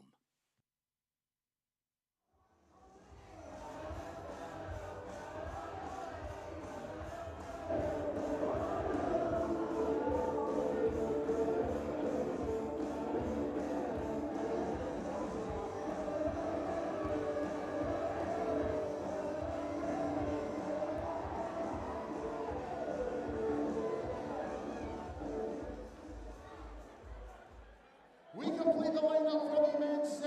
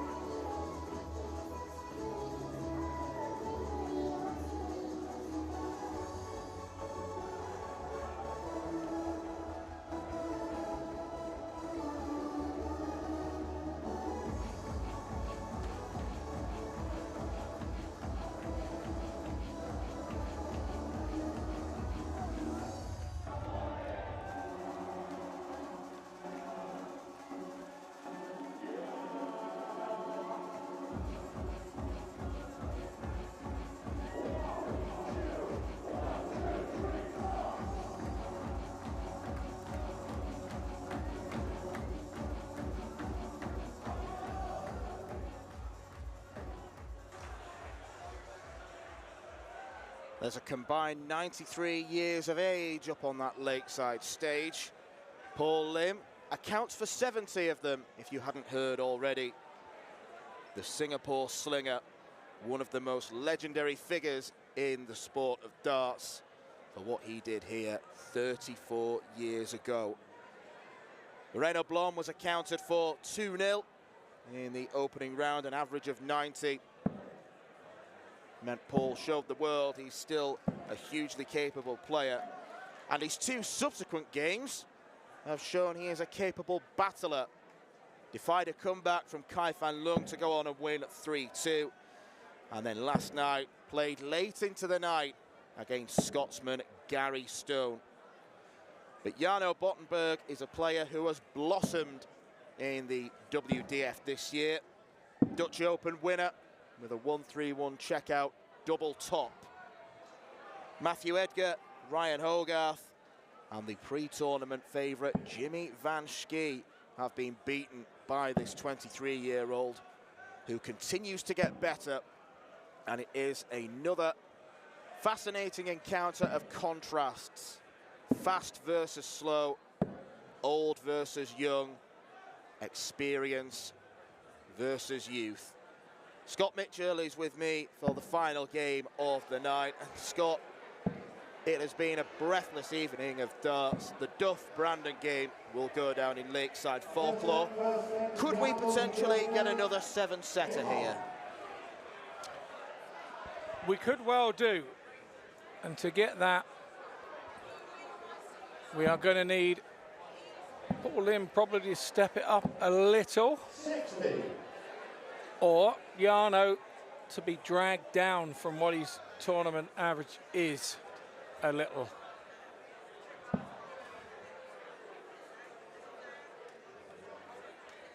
One thing you can say about 71-year-old Paul Lim is he doesn't throw the dart until he's ready. And there's nothing wrong with that. There is nothing in the rules that say you have to throw at a certain speed. 140. He's not deliberately slowing opponents down. He's setting his sight and throwing at his pace. And it's down to the opponent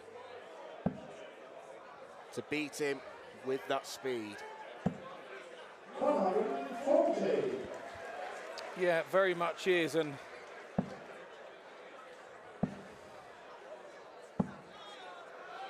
the secret to this game for Bottenberg, for me, is taking his darts out, wandering away. He knows it's going to be a slow old game. But the thing that he mustn't change is from when he puts his foot to the oche and then the way that he throws. That he mustn't change. And keep his throw speed exactly the same. And the thing is, it's not as if Paul Lim's an unknown. He knows exactly what he's going to be facing.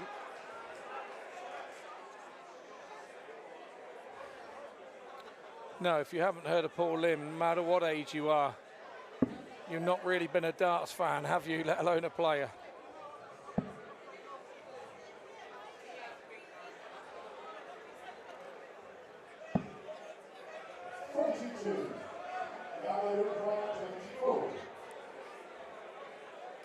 Two 140s and two 42s for Paul Lim. It's been a mixed bag.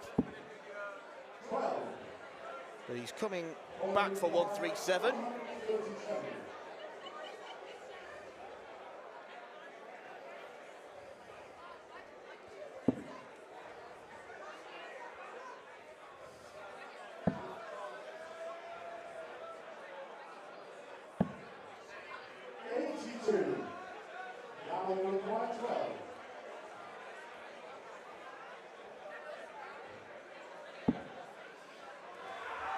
First leg on the board for Jarno Bottenberg.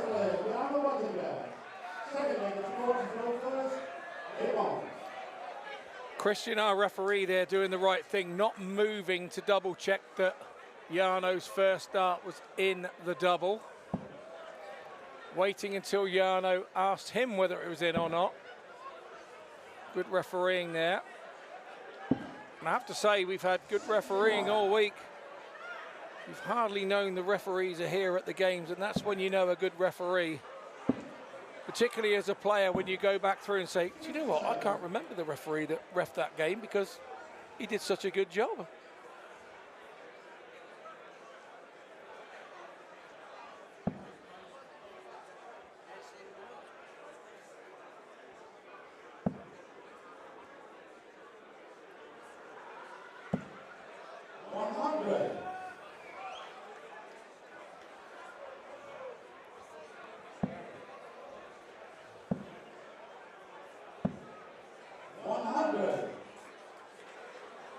Fair to say that this is the stage that probably brought Paul Lim to being a household name, particularly amongst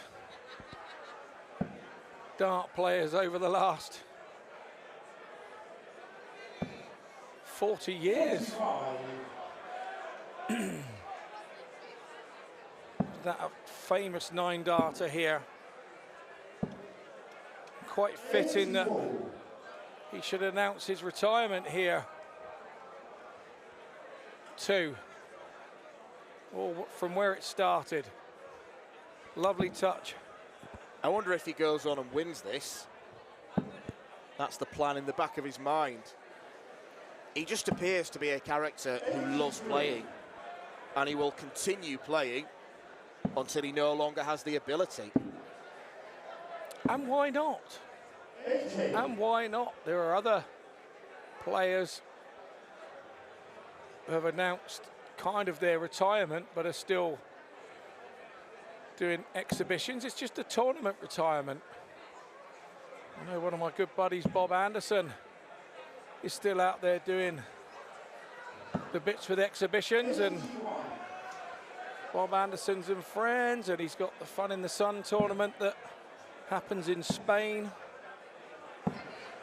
He's still involved with the game. These players do love the game, and they will never not be involved in some way, shape or fashion. I know Bob Anderson and Sally like a game of golf or two now. They do like getting out into the country air. And if you're watching, I hope you're well, the pair of you. Not seen you for a while.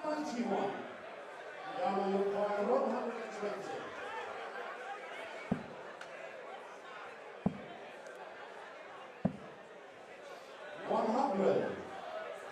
It'll be a big test of Jarno's patience and match play maturity.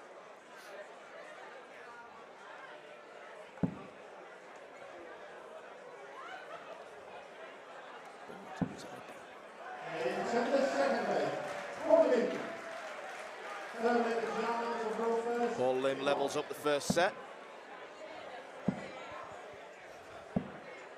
85. There was a humorous reaction from Paul Lim after his win over Garrick Stone last night. He arrived into the players' room after what was a very long and grueling encounter. 100. It was put to him that today was first to 4 sets, not first to 3. And his response was 4 letters long. 58.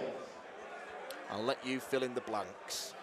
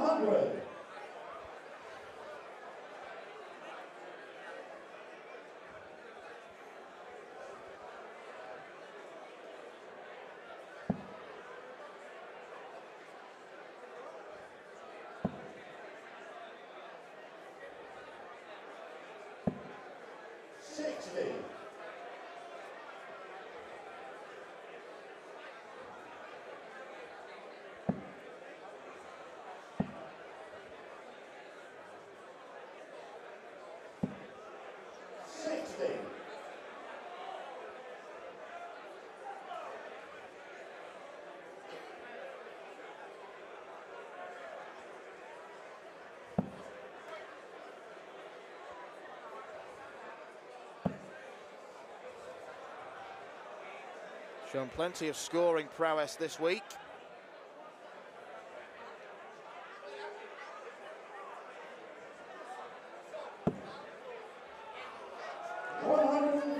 I like that shot. Gets him to a 2-darter. 100. Ordered 196.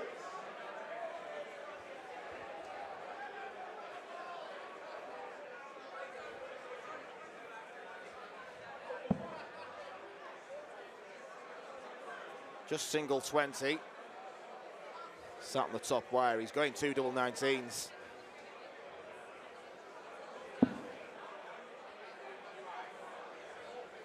Better to be safe and go inside. Now 17 will leave double top. 56. Yellow 198.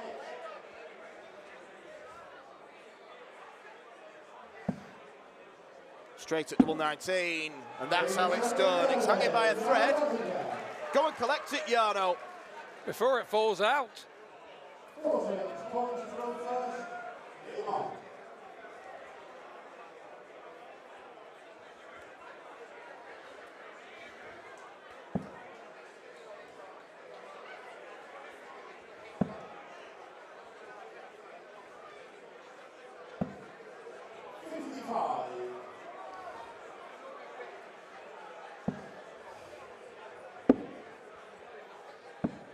He's done it again. 89. It's that lower segment. All the 19s don't seem to be fully accepting of Jarno's darts.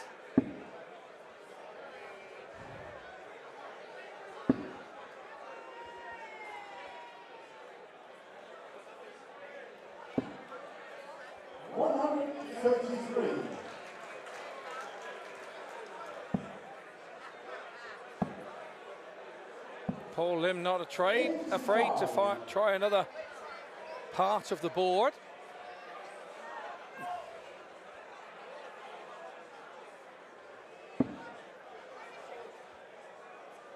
Had a bit of success down there, so he's going there again. 133. Saw Jason Brandon pick off many a treble 19. 140.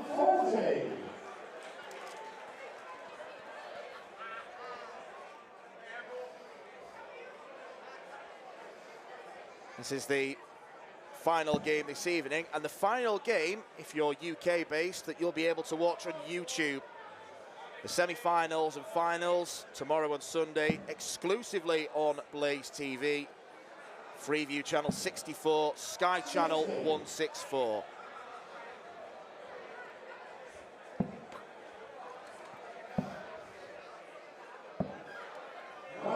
Have I got a future in marketing, Scott? I think you have. Does that mean a market stall or just marketing? I think a bit of both. I think you could do both. Yes, selling fruit and veg or something. Pretty ambidextrous. Don't ask me to spell that. 100. Now 87. Treble 17, first port of call.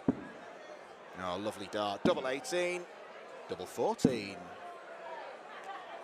59.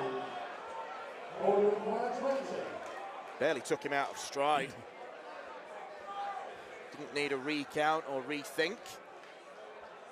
A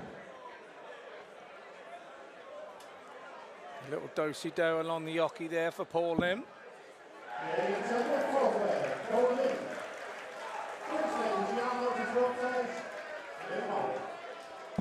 So a last leg decider is going to decide the outcome of set one. 60.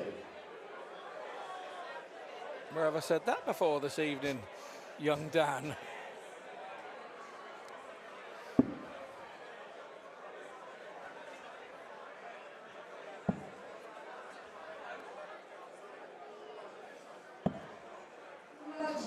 I think everyone's mind is still scrambled from what we saw between Neil Duff and Jason Brandon. I know mine is. 60. Up there for you with one of the greatest games ever seen at this stage? Yeah, absolutely. Look, any game that gets you on the edge of your seat attracts you to the game, and that's what darts is all about. That's what we want for the fans. That's what we want for the people that come to watch. That's why people come to watch. Absolute nightmare to play in for your nerves, for your mental strength and everything else. But that's what makes the game so lovable. You did not know who was going to win until that last dart actually went in. And it keeps everybody on the edge of their seats. Those that have played, even up the pubs and clubs, understand that feeling at 2-2 or 3-2 on a Monday night or a Thursday night in your local league. So that's why the game here relates to those at home who are watching. And there's nothing better than watching a very, very tight game. Jarno Bottenberg seems to have shed a sponsor logo. We have a long shot. When he collects his darts, we will see the patch is sat on the floor to the left of the jockey up near the board. There's the patch, you can see it there on the floor. Oh, well spotted. And my kids keep telling me I need to wear my glasses. I need a new pair. So 96 for Paul Lim here to take the first set.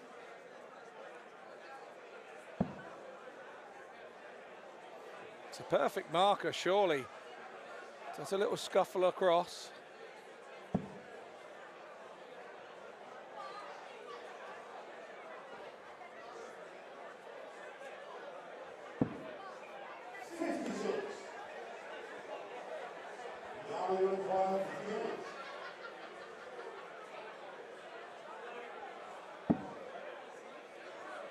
He's only going to get one dart, and it will be at tops. And it's a long way short. There's the ghost throw.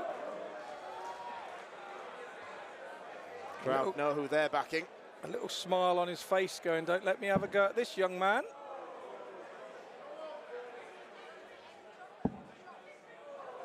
One to go. 30. Still that passion, still that disappointment when he doesn't do what he's trying to do at 71 years old, but the wry smile now. Jarno has taken his time here. This is going to be a test of his nerve, this game. It is going to be a test of what he's got.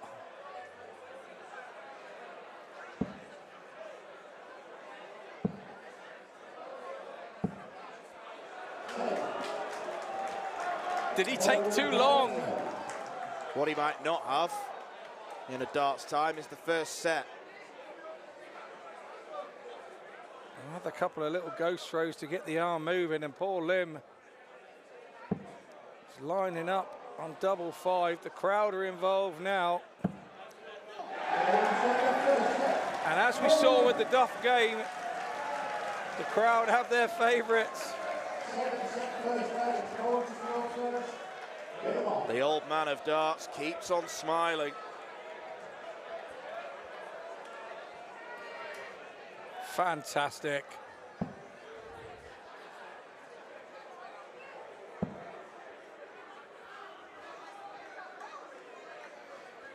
Just having a little look at the averages after the first set, and it's 84 apiece. So it's absolutely nip and tuck. Jarno's got to find a way of keeping that tempo up once he puts his foot to the hockey.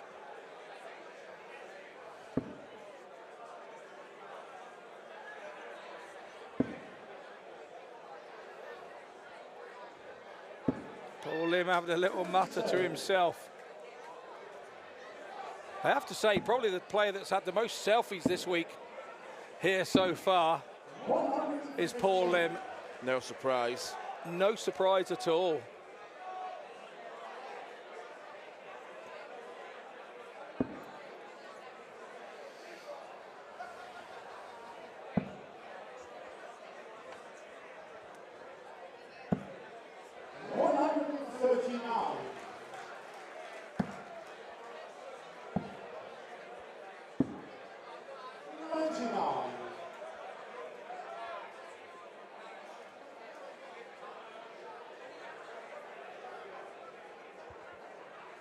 The increased crowd in here this evening has made it very warm indeed in the auditorium. 60. It'll be superheated tomorrow. So what you're saying, I'll have to leave me vest off tomorrow, are you? Is that what you're saying, Dan? As long as there's something over it. I've got one of those Rab C. Nesbitt vests. Traps the air under the shirt, you see, and keeps you warm. It's warm air.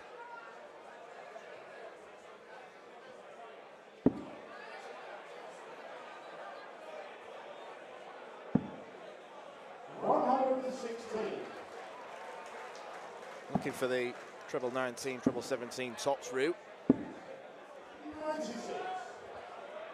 So while he keeps that pace up, he throws that little bit harder, and Bottenberg gets the dart to the destination he's looking for. Paul Lim is grinding this.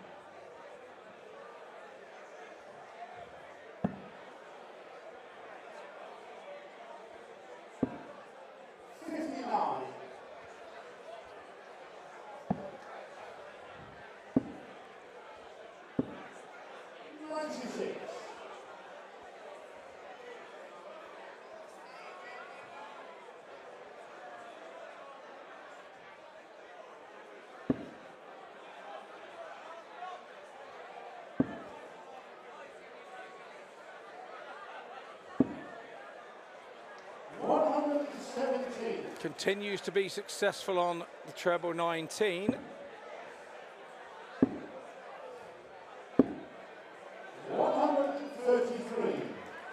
Bottenberg follows suit, but mainly because he was chasing 95 there to leave himself 170, but the bounty was higher. So a 133 leaves him 132. That one's hanging in there on a thread. Paul Lim continues to go at it. See the flight on that particular model of flight and stem moving out of the way as it goes by. Nicely set up by Jarno.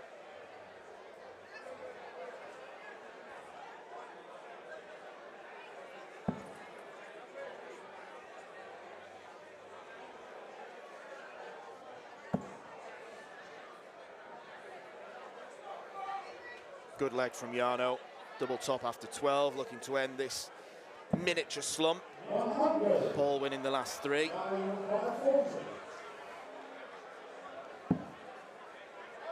Double 19. Flew off the wires.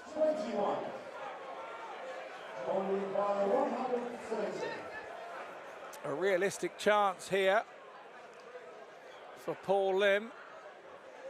Has to stay straight with the first. Oh, he's done better than that. Now has to stay straight with this one.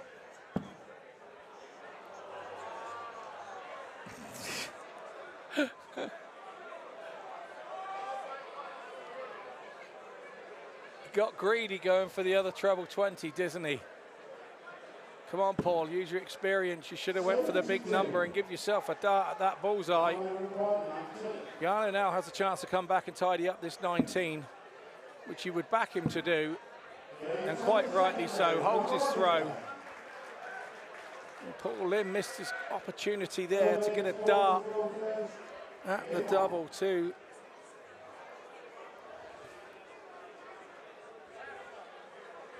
Try and make that a 2-0 lead, he did, but no dart at the bullseye. No chance of the leg. So on we go. 58.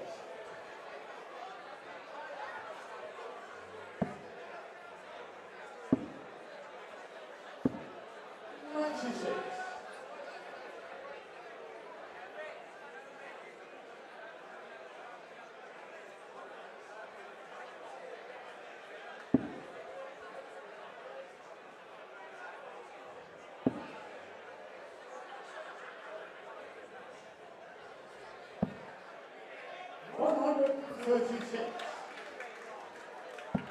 Plays so well on his own throw, doesn't he?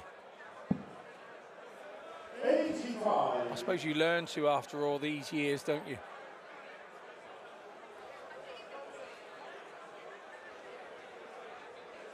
Eyeing up the 19s again. I wonder if there's a stat somewhere to say which dart player in history has played the most legs of darts over their career. I suppose that would defend how much you've played and how regular you're at tournaments. And 140. I'm sure someone out there knows, but I've got to admit, now is not the time for me to be digging through the archives. no, I wasn't asking you to. It was just a metaphoric question. I'll tell you who it isn't. It's not me. Paul's a very good shout. 134.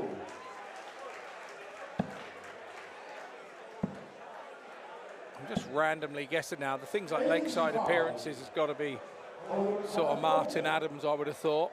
He would have the most Lakeside appearances.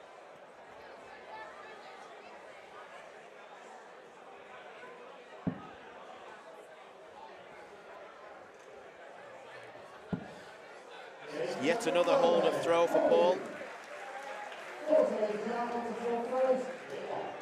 The answers to those questions on a postcard should get here by the time we leave.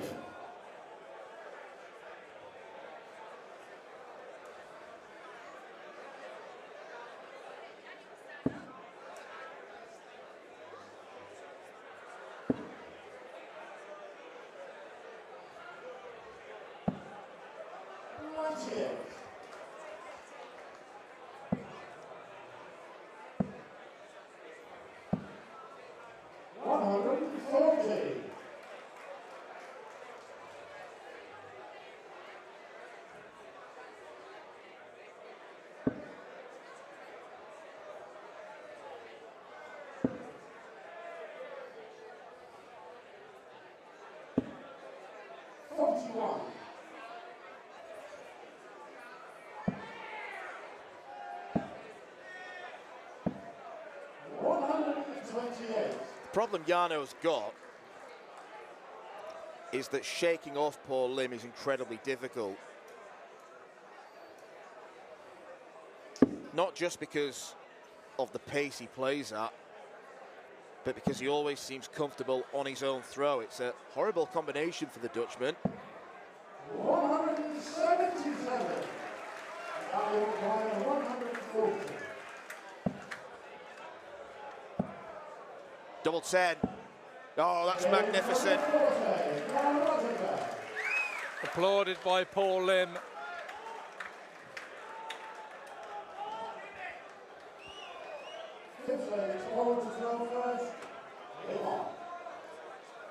As we just go past the hour of 2300.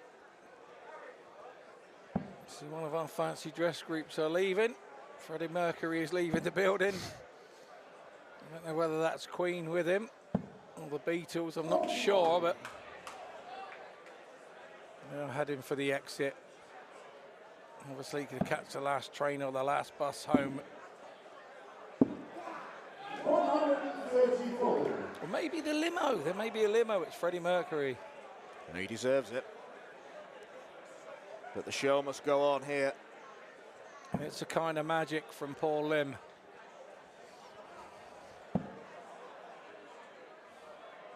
On the day where we've had two players walk out to We Will Rock You, Florian Price and Shane McGurk.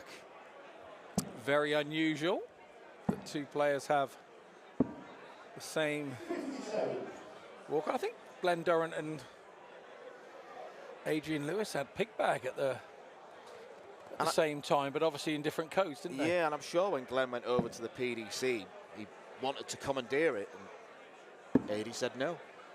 It's mine.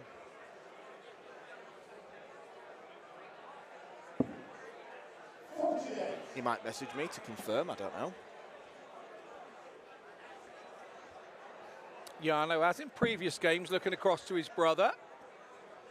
His brother's sat in the same place. It's really weird here. When you start having a run at this tournament, and when you start having a run, you start doing things through superstition. And I saw yesterday somebody walking, and I won't name the player, they were walking to the stairs furthest away in the hotel to go up the left-hand set of stairs rather than the right-hand set of stairs before they entered the hotel. Because obviously that's the superstition, that's the way they started at the start of the week, by going in that set of steps because of where their car was parked, and they don't want to change it. 99. Have you had any superstitions like that? Do you have any superstitions as a commentator? Do you have to wear the same socks or anything like that? Well, I do have a superstition in the hotel where I use the lift to go up to the first floor instead of the stairs. Or that might just be laziness. I think we know the answer to that, and I'm not going to highlight it. Yeah. You are 30 now, yesterday, so. Stone. It's you and Thora Hurd that have used that lift then. 93.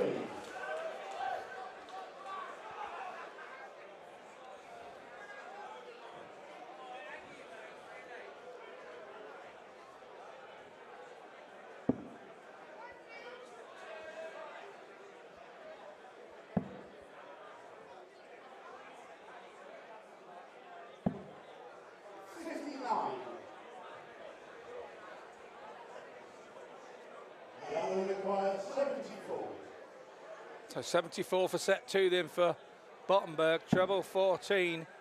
He's hit a 33, that's not a bad miss. 41 now. Heading across the double 18. And a set dart missed. I did think he was going to go single 9. The usual go throw from Paul Lim.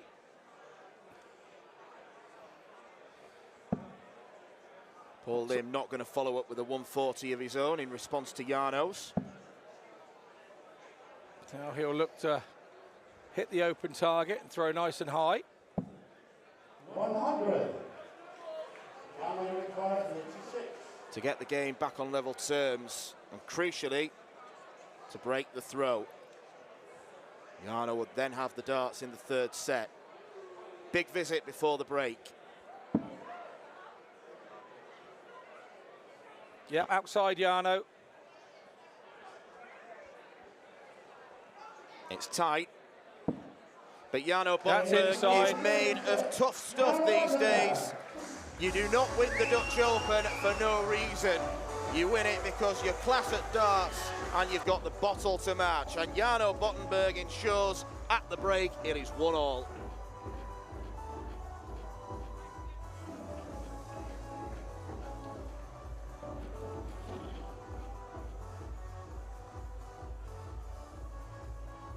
Tickets for the 2025 WDF Lakeside World Championships go on sale this Sunday at 6 p.m. Head over to www.eventbrite.co.uk to grab the best seats. The 46th annual Winmore Fleetwood Memorial Las Vegas Open will be held from January the 17th till the 19th. Sin City welcomes you to come and play in the entertainment capital of the world. Men's and women's champions win places at the 2025 World Championships. The Romanian Darts Festival is held from January the 24th till 26th. Join the party in Bucharest, register to play by Wednesday 22nd of January and kickstart the new WDF ranking season in historical Bucharest. The Toto Dutch Open Darts is held from January the 30th till February the 2nd. Registration is open until January the 15th. The Toto Dutch Open Darts is by far the largest darts party in the world that you should not miss. And the men's and women's champions go to Lakeside in December 2025. The Isle of Man International Darts Festival is held from March 6th to 9th, a triple header of darting fun on the Isle of Man with the Silver and Bronze Classic and Masters and the Unranked Open. The Denmark Open and Masters are held from May 2nd to 4th. One of the best run tournaments on the calendar in the beautiful city of Esbjerg, the Golden Denmark Open provides the champions a direct qualification into the 2025 Lakeside World Championships. Along with the Silver Denmark Masters, it's a tournament weekend to look forward to. The Toronto Area Open is held from May 30th till June the 1st. It will be the biggest WDF tournament in Canada in 2025, with the winners of the 501 singles directly qualifying for the Lakeside World Championships. Come join North America's best dart shooters in Toronto. The Swiss Open and Helvetia Open tournaments are held from May 30th till June the 1st. One of the longest running tournaments in Europe invites you to join them in between the most beautiful surroundings. The Swedish Open and Masters takes place from 15th to 17th of August. A popular tournament for many of Europe's best arrowsmiths, the double silver weekend always provides great entertainment. The Latvian Open and Riga Open are held from October 17th to 19th. One of the biggest tournament weekends in the Baltic region is near the end of the 2025 WDF season. An excellent chance to pick up your much needed points in this silver and bronze weekend. For more information on each of these tournaments, go to the link in the description. A special thanks to our tournament sponsors and partners, Mission, Blaze, Quiff, Great Game, Dart Connect, L-Style and MasterCooler.com.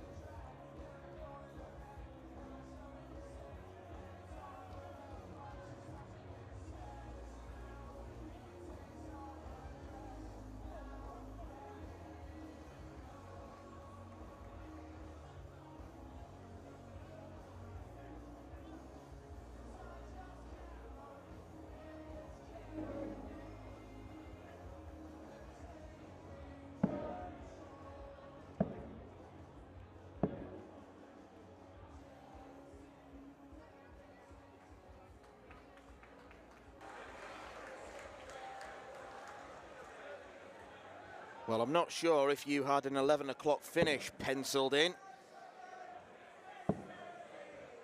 If you did, you may have to reconsider your plans. Paul Lim and Jarno Bottenberg involved in a nip and tuck contest. We've played all 10 possible legs thus far. 5 apiece, 1 set apiece. But the finish of 36 from Bottenberg in the last leg, where Lim's scoring did go a bit off the boil, meant Jarno got the break. He's now throwing in the 3rd set. He is being slowed down. There's the Dutchman. Not purposely, of course. Paul, I believe, thinking that Jarno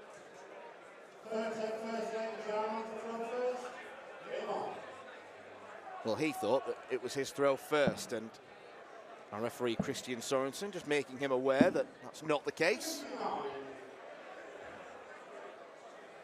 Very even game as we expected it to be, Scott. Yeah, even in a way that it really is big experience against kind of inexperience and flair. 180. Fastest way to get the crowd back on side. And that's something that Jarno, should the game be tight as we go on, may have to learn to experience. And he will have to over his darting career. There's no two ways about it.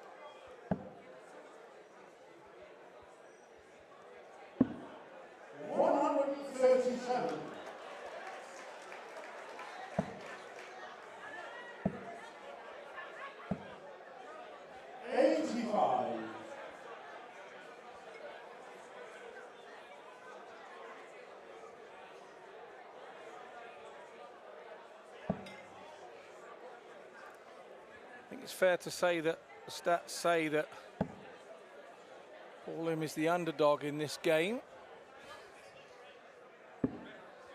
42.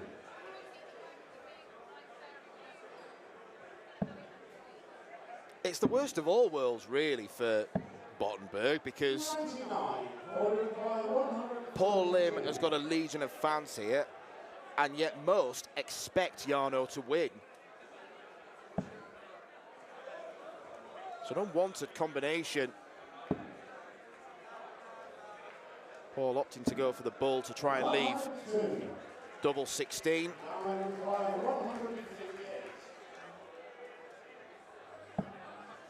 Probably some wisdom to staying at the treble. Jarno down to a ton.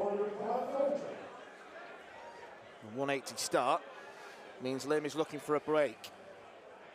Double top left.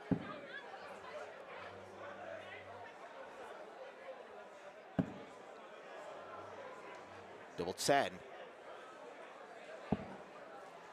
30. Require 100. So a break chance for Lim goes a begging. But he will now be back with that first start from Jarno.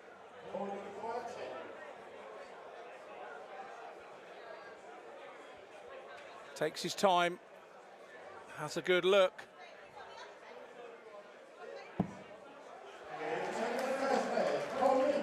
And it looks pretty good for Paul Lim. It's the second break of throw we've had where Lim got it on double 5. Indeed.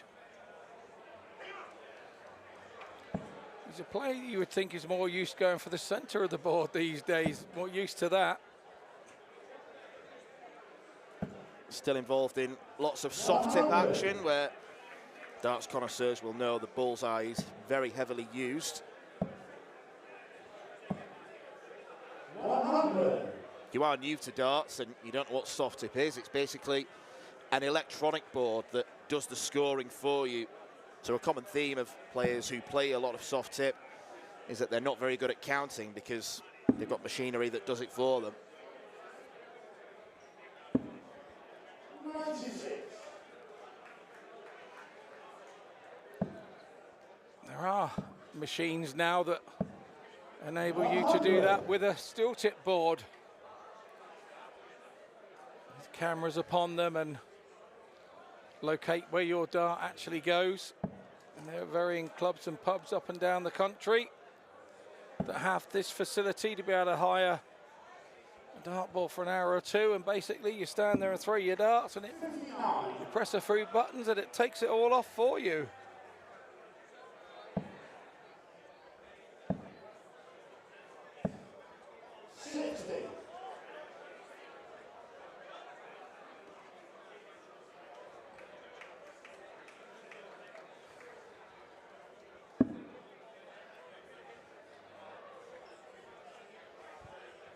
.57 scored.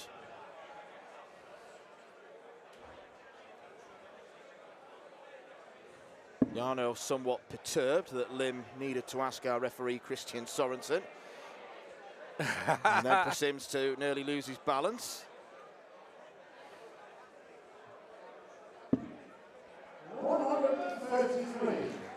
The pace of this game is making it very difficult for Jarno. This is not his natural pace. You don't need to be a rocket scientist to work that one out.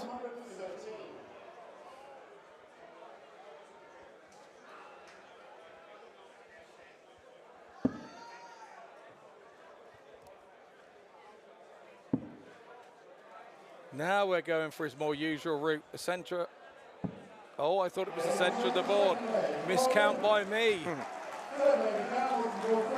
We've all been there. It's been a long day, Dan. It's been a long day, but there's no excuse. I should get that right. That's one of those moments. If I was up there, I'd have been thrown at the bullseye and bust the whole lot because I'd have hit the bullseye. You know you would hit the bullseye. When you miscount, you would have hit it. There's no two ways about it.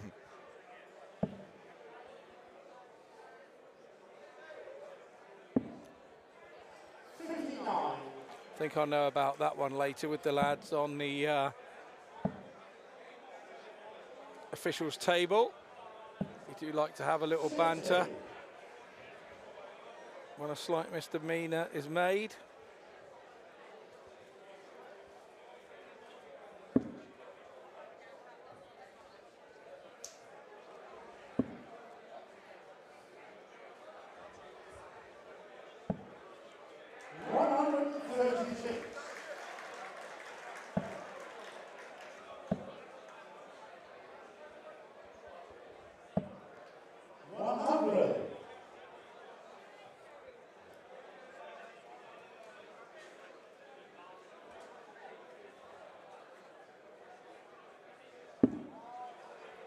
I think we can all see Jarno's dilemma here.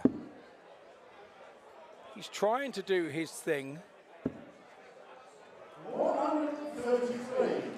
It's not that Paul Lim's getting in his way. It's not that he's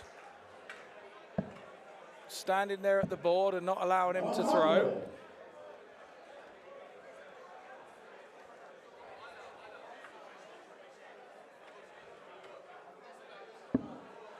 .719s would have left double top.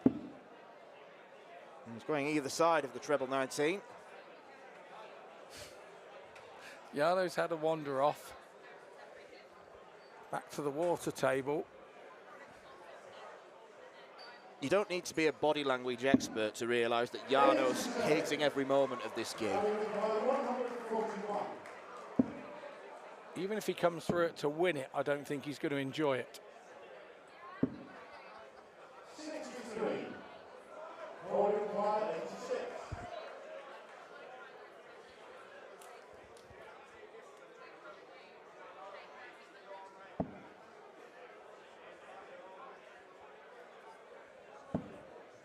Double 7. Just double checking with our referee. And that was for the set. It was for a clean sweep set against the throw.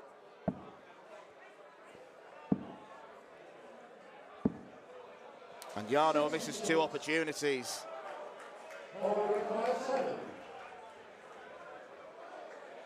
In many ways, it might be better for Jarno if Lim takes this out, forget the third set, refocus. That won't happen, though. Untimely bust. I understand exactly what you're saying there. It could be the best thing, Dan. I think you're right, but you don't think like that when you're Jarno up there. You think, I want to get this and I want to go on.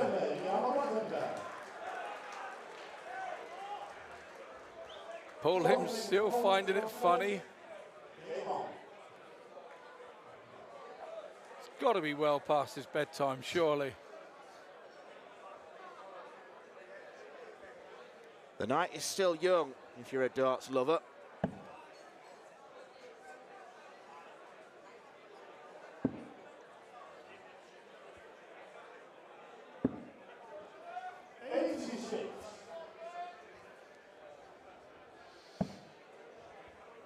As my dear old friend Martin Adams says, it's 5 o'clock somewhere.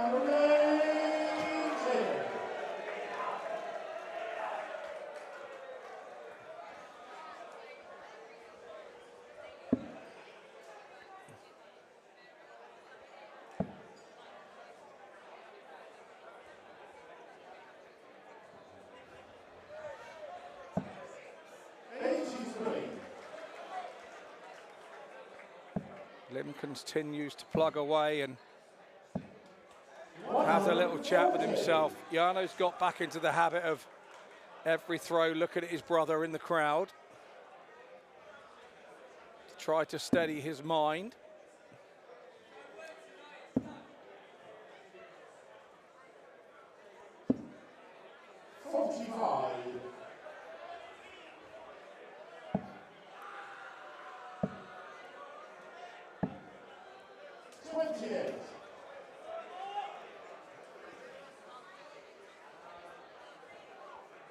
.180, 140 and 28.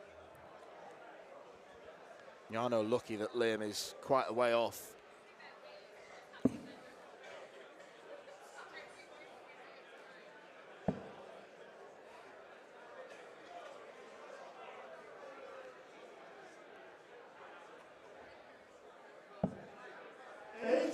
Indicated to himself there he was stretching. Knew what the problem was and made it right with his next dart. 78.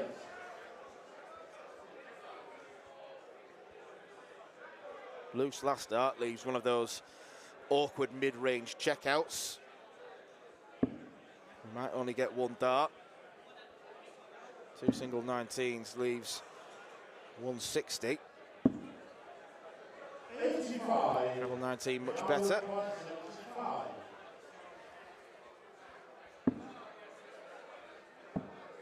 Double top. And we're back on terms.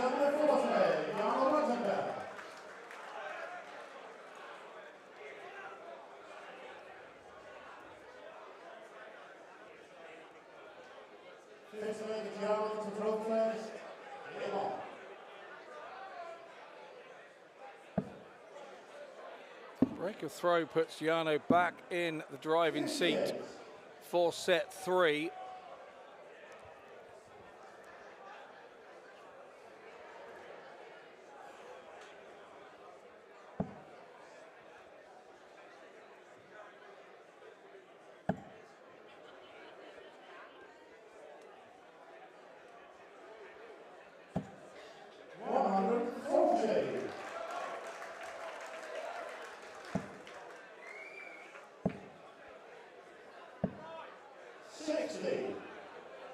From a 2-0 lead in set 3.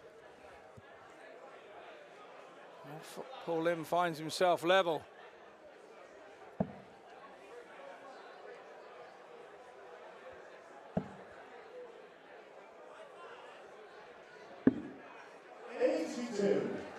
But once again comes out and frustrates his opponent by getting that last dart treble. 134. Nice work from Jarno. He really is having to dig deep here.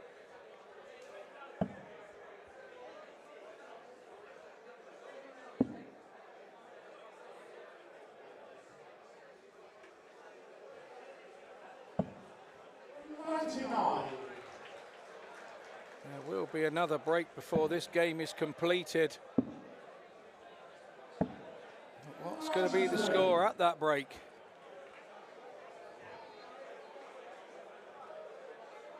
A few stretching exercises there from Jarno. In the background, are they the equivalent to Paul Lim's ghost throwing?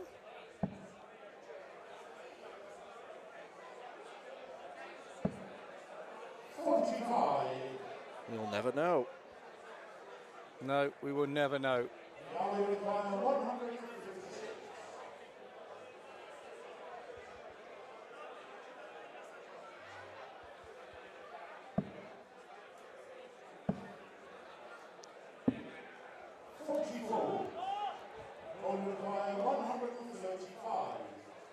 Trebleless visit there from Bottenberg has opened the door for Paul Lim. He will go the ball route, or he should go the ball route. He does, 25. Treble 20 now for the bullseye. Treble 20 is there. Bullseye for the set. Jarno Bottenberg can't look. Oh. It caught the flight, didn't it? It certainly did. Jarno wandered off. He'll come back for 112. Paul Lim has stood there smiling away without a care in the world. You have to love that. How do you do that? This is a World Championship quarter-final. Double 18. 94. 25.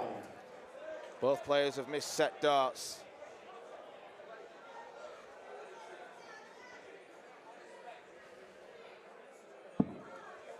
So he goes the 9 route for the double 8. Set 3 going Paul Lim's way. One more dart. Double 4. It's another set to Paul Lim. And it's greeted with a big celebration. I don't know whether they're high-fiving in the crowd or 1 or 2 are leaving because their taxi are leaving. Don't leave now, ladies and gents. This game has still got some work to be done.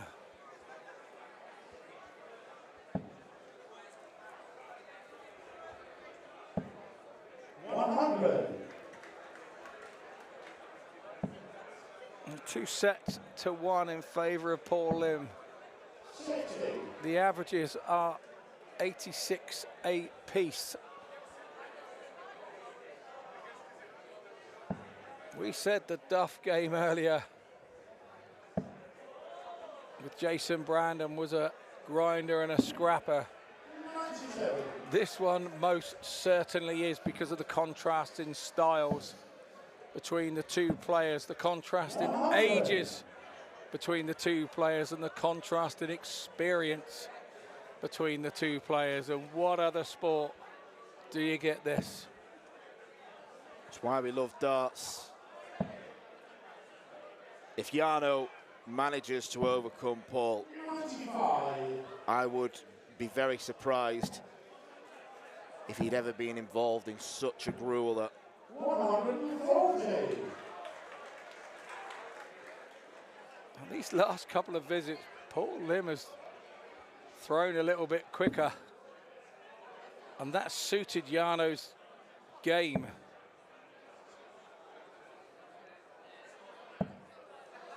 So he's taken the pace out slightly once more. 139. Bowling by 70.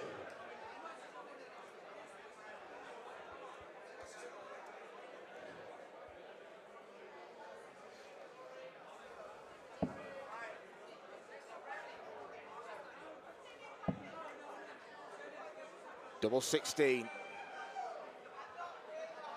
Not now, please.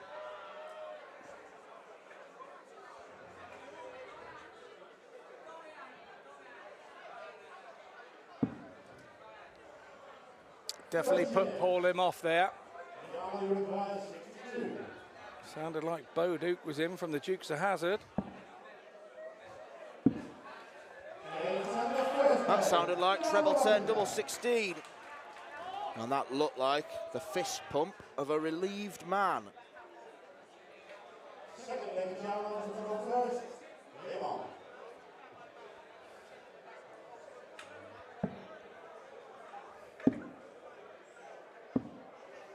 96.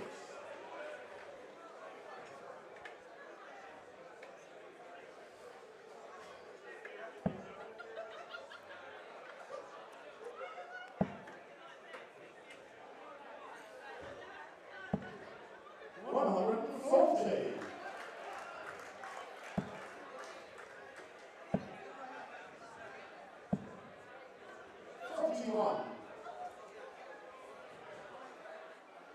Poor Lim already in this match has thrown 25 ton-plus scores. Tiano Bottenberg's 20. 140 stakes. Bottenberg is ahead. 10-6. Both on 180, and it comes to the high shot. We saw Bottenberg's 140 and Paul Lim's is a 113.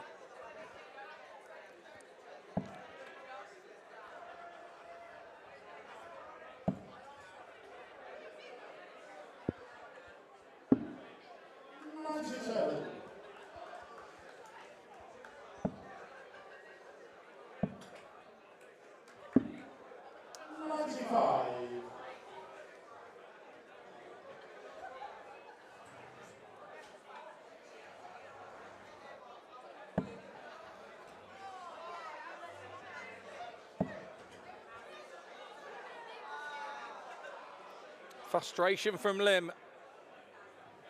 I don't think the ghost throws are going to solve anything. 25.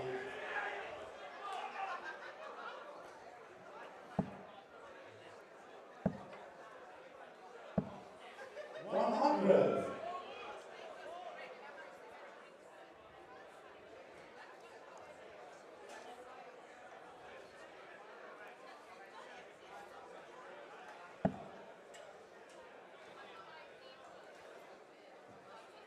His limb starting to tire. It'd be completely understandable. Yeah, absolutely. 28. 130. Had a long match last night, didn't he, last on? 73.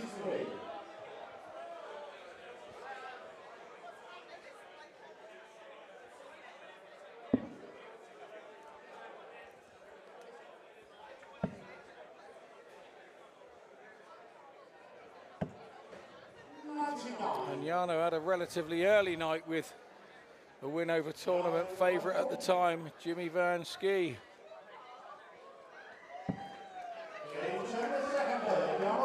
So Bottenberg goes 2-0. I saw Jimmy when he was leaving earlier today.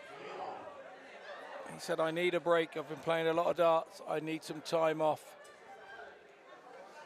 And then start preparing for Q School.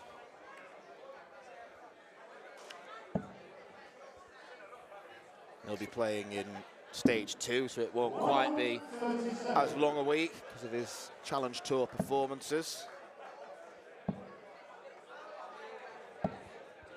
100.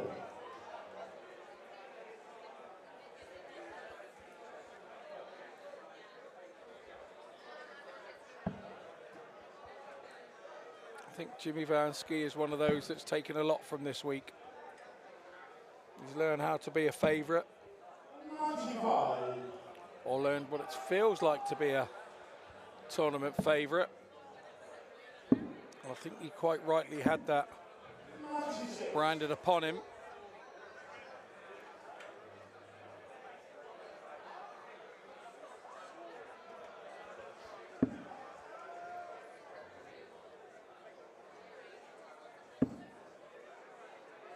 More drift to the right-hand side, whether it's treble 1 or treble 3 when he's going for the 19s. 32. Bad visit, and Bottenberg can pounce. 58. Can pounce, but didn't.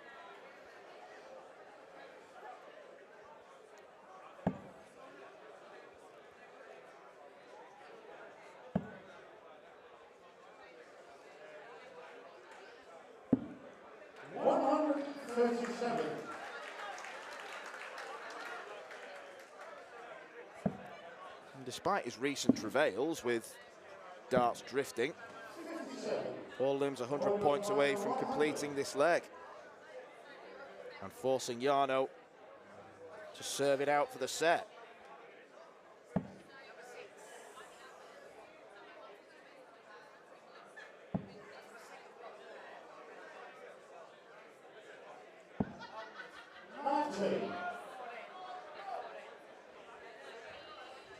Lim will be back for that awkward double 5, but 138. Jarno pressures the shot. So for this set to go further, this double 5 has to go for Paul Lim. You would feel that's exactly what he does. And once again, the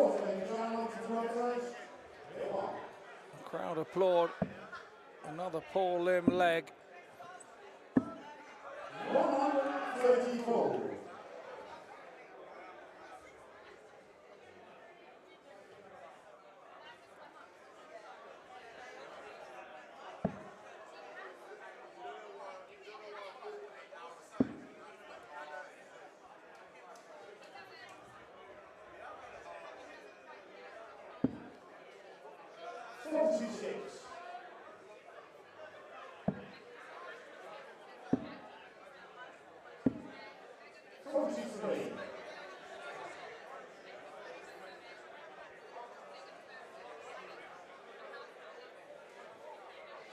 Jarno gesticulating to himself there that he wanted more, and his brother.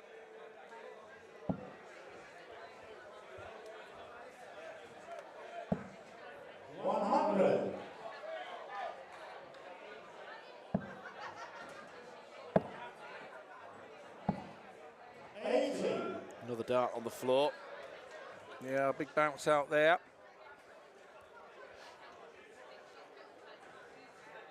Kind of offers Lim a route back in, and looks like once more the 71-year-old is going to do his utmost to take it, and he does with another 137.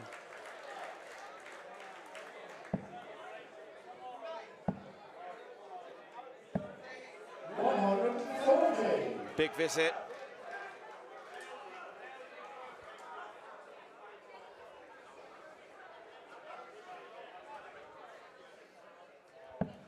All sets so far have played the full 5 legs.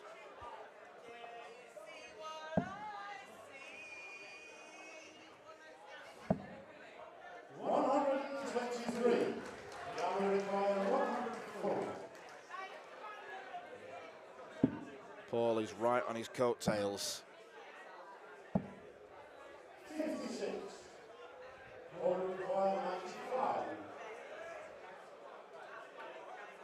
It's looking down, so it looks like treble 19, double 19, the chosen route.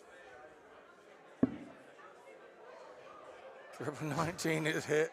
Jarno knows what's coming. Oh, maybe he didn't.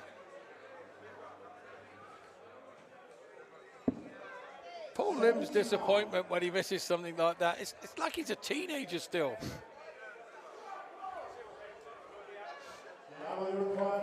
His passion for the game is still there, 71 years old.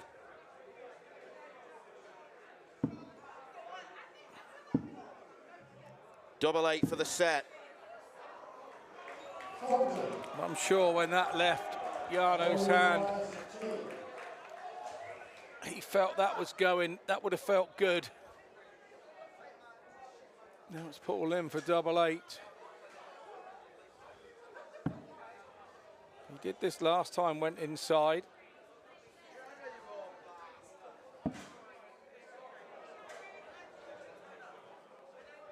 Double 2. Gesticulating and telling the crowd what he did wrong there. I think what you did wrong there, Paul, is you went with it. It's as if he went to punch the board and then recoiled immediately because he realised, actually, that'd be a daft idea.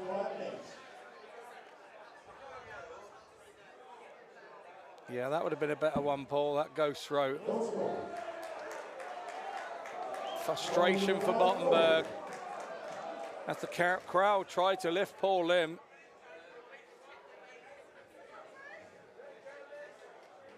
This match is getting to Jarno.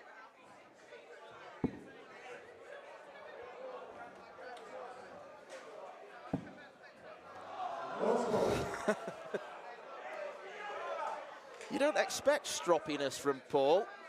I think he's almost doing it ironically. We'll give him the benefit of the doubt, and the big smile's back. It's stroppiness with a smile. I've never kind of seen that before. Jarno looks like he's had enough. He'll be desperate for this leg in order to have a bit of a break. I think he needs 5 minutes in the back room, and he's going to get it now. Jarno Bottenberg has drawn this game level. It has been grueling already, and we're only just over halfway through. Who knows what's going to happen for the rest of the night. But Paul Lim has got to win 2 more sets, as has Jarno Bottenberg. It's 2 apiece.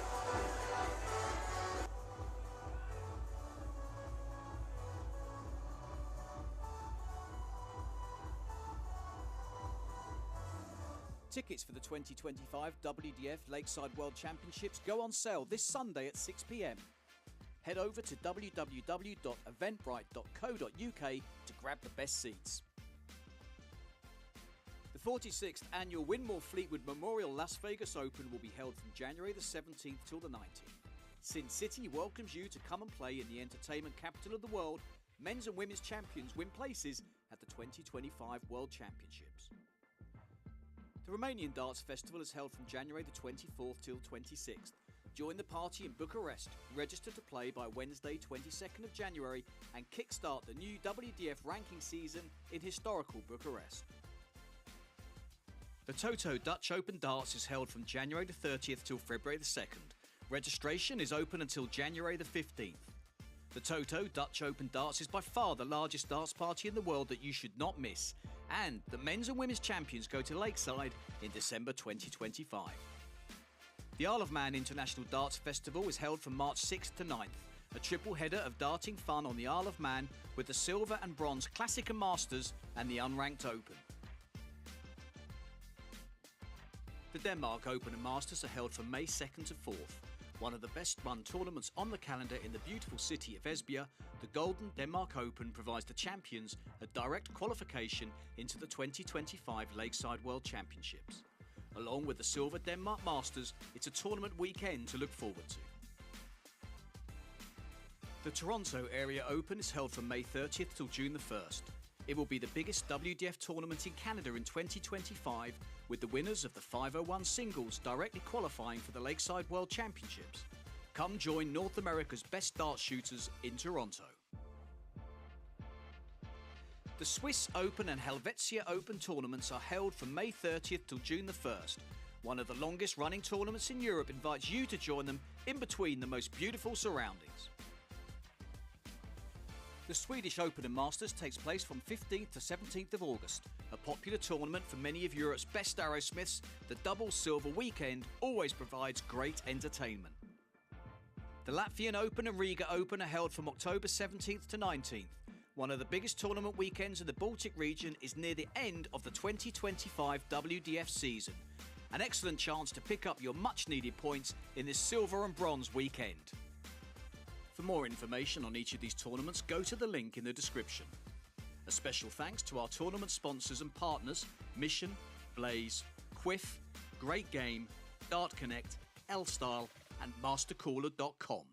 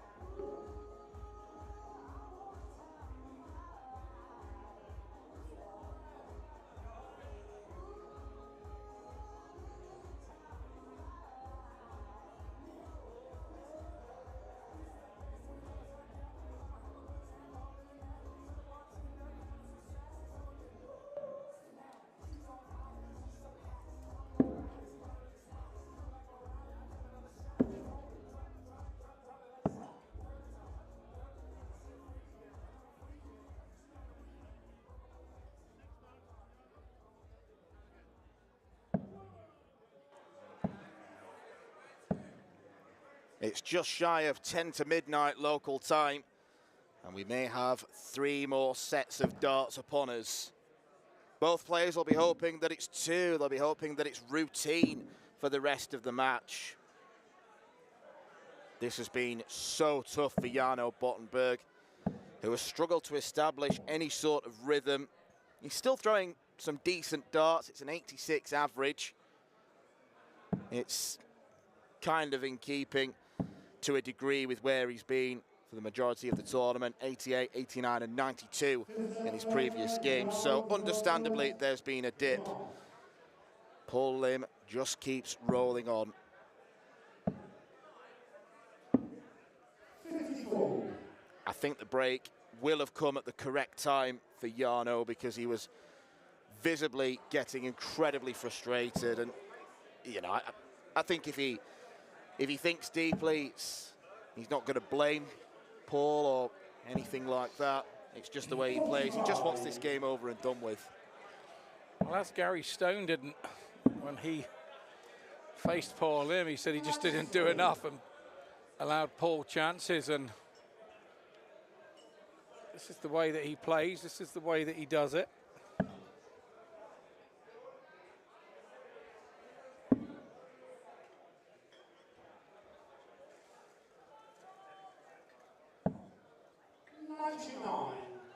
Jarno's got the darts. The dream scenario would just be 3-zip, get this set done, and then fight and battle in the 6th.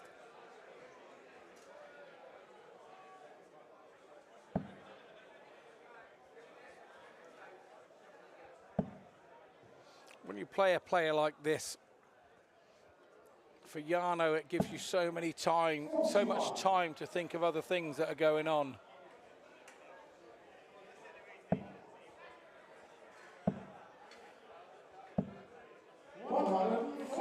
Normally at this time of year, Jarno's playing hotel bar DJ.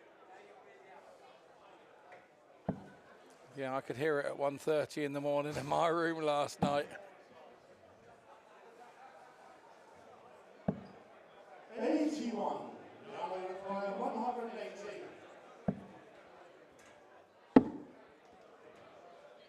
Went looking for treble 16 for the bull. That's the 3rd time he's had a bounce out now by my count.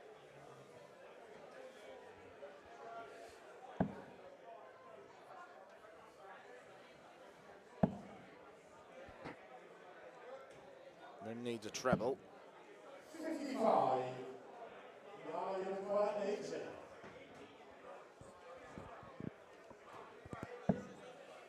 $20 for tops. Oh, just had to lean over and check.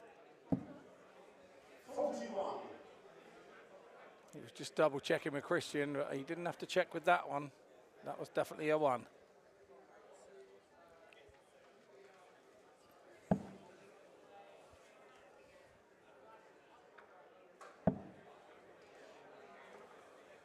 Yeah, they're both in, Paul. Don't bust it. Nice and high. 140. Great experience. Now we require 39. Jarno's got to split. Double 18. He's been favouring this. 3.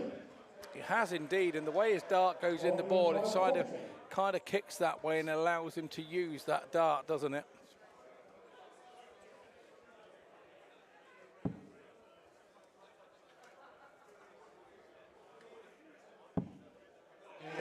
There's double top.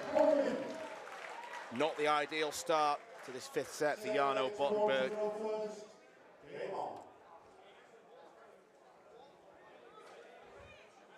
One of those again where the break probably came at the wrong time for Bottenberg. He was just getting back into it, finding a bit of rhythm, winning that 4th set. Oh, here comes Paul Lim again. 180.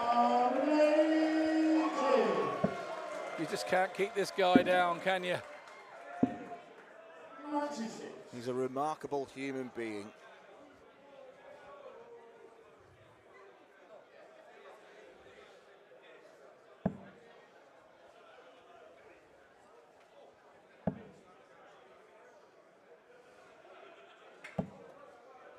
125.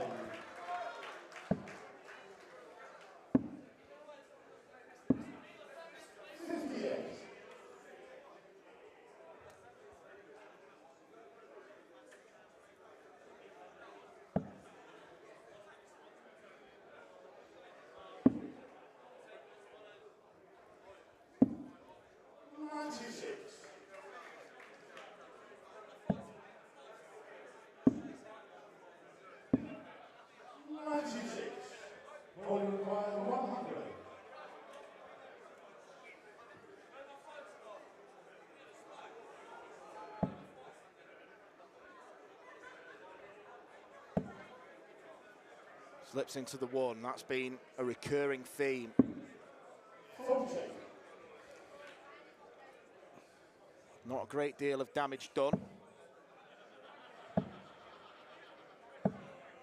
Well, this is better from Bottenberg.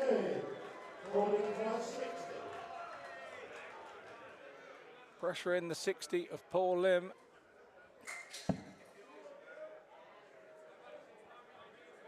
Double top. 2-0 in set 5. What pressure, Dan? There's no pressure there. I think Paul Lim, for the last however many years, has treated any darts competition he's entered as a free hit. I think that's a fair assumption. I think that's a very fair assumption. He's here to enjoy himself. I was just about to say the same. Does he look like a man that is not enjoying himself at what he loves doing? 180.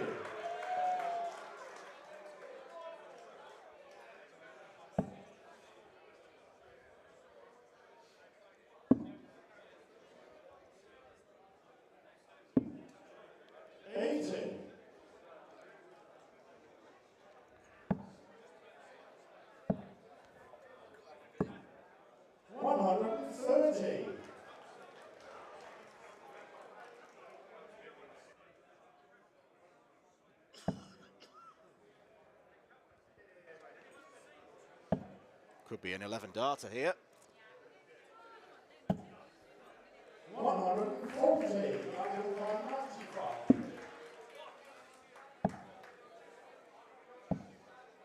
59. Once again, leaving the favoured 36.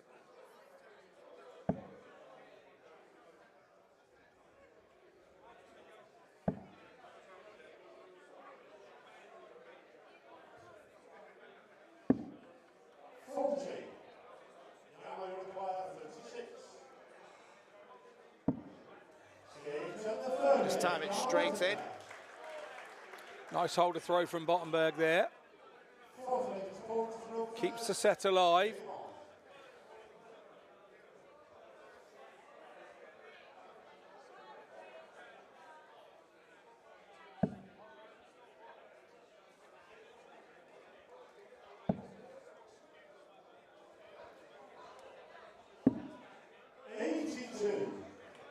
Once again, continues to recover. And the first two darts are quite where they want them to go. Yano finding a spring in his step after winning the last leg. I think the pace has picked up slightly. We know Bottenberg's quick, but it doesn't feel like Paul Lim is ambling or doing as many ghost throws as he did earlier. And that's when he addresses the oche. He hasn't been slow around the oche at all. It's when he goes to the oche and addresses the oche. He's had a few throws where he has thrown maybe a little bit too quick for himself. And then he goes back to throwing each dart individually.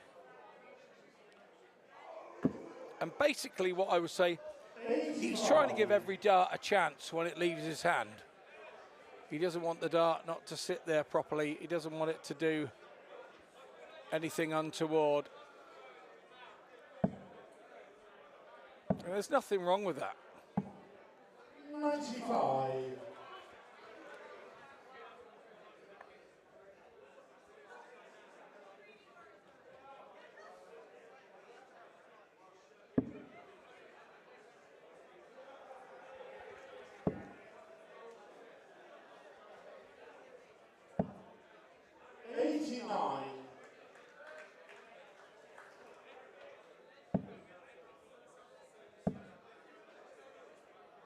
Needs a treble. 41. Almost neck and neck.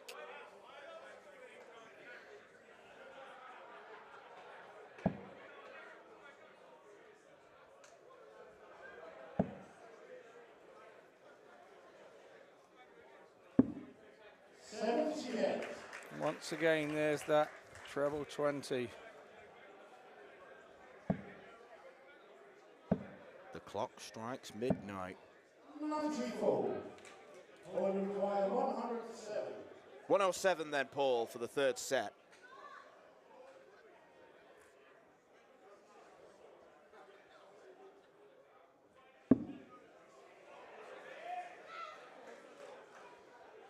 We'd expect 18. Not too far away from busting. Double 16 now. Paul Lim leads this match 3-2.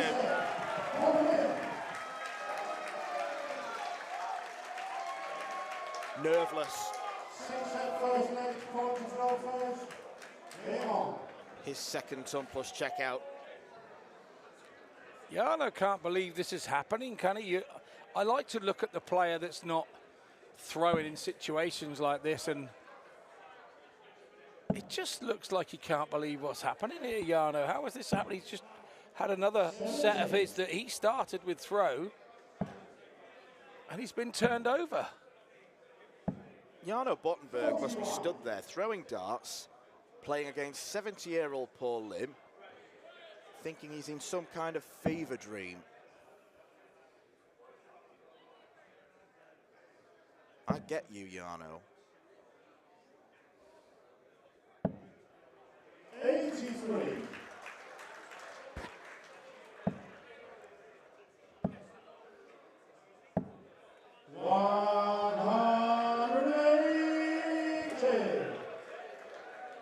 Definitely picked his scoring up since the break. Only managed 180 beforehand. There's 3 in the last 4 legs. How about another? 140. Well, it does leave the 140, which we saw him pin so expertly in the second set some 2 months ago.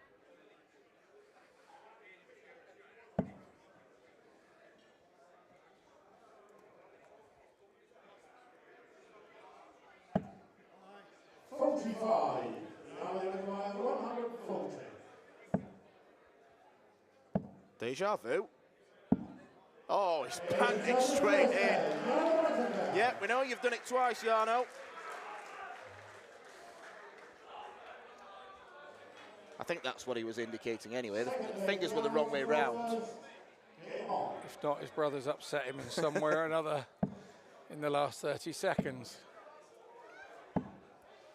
98.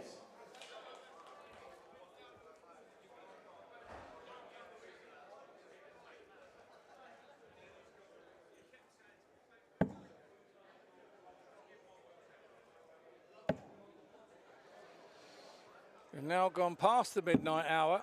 23. And 1 or 2 have been leaving to catch the last train to Trans Central.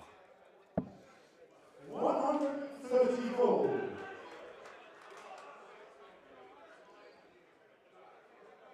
More hand signals to Jarno's brother.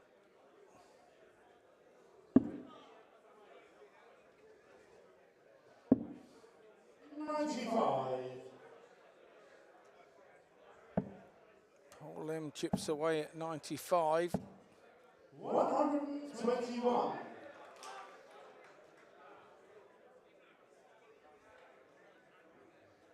Bottenberg looking here to take a two-leg lead in set 6.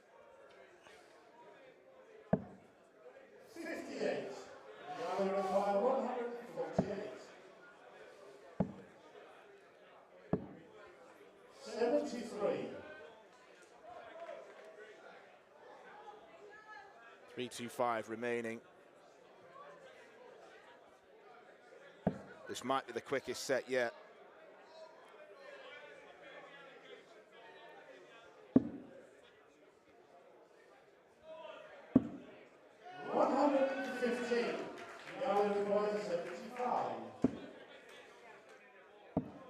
Double top. 35.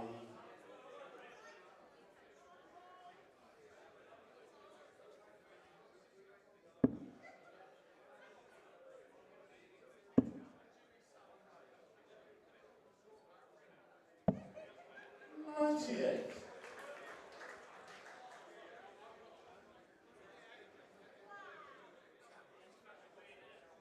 Bottenberg returns. Yellow require 40.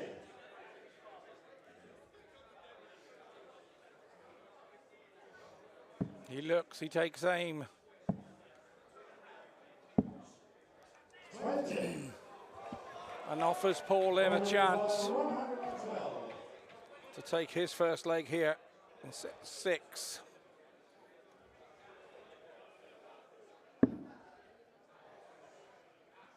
First one is lovely. The second one is lovely.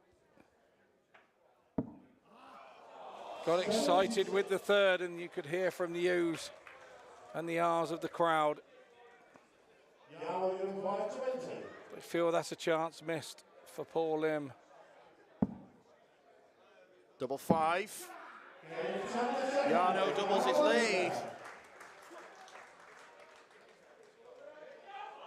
And you're going to hear every noise and every movement on stage. The Lakeside crowd has dwindled.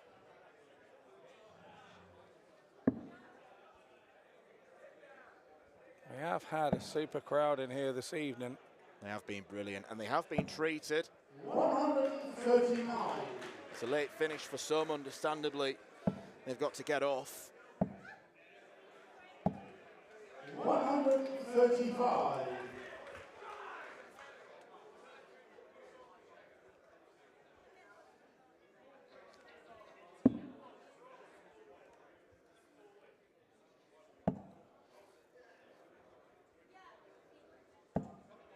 99.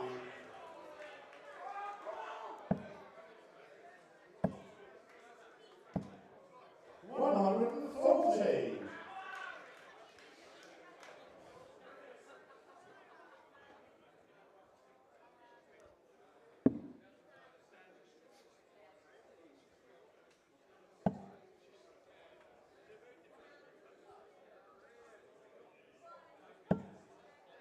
59.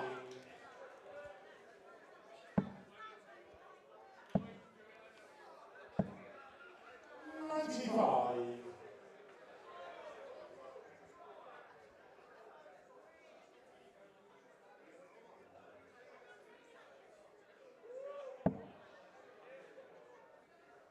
Look what number Jarno's left. A number that gives him very happy memories. 26. Yellow require 131. Could be a 12 darter. You know he's going tops tops. 111. Almost. I think you can afford a smile at that.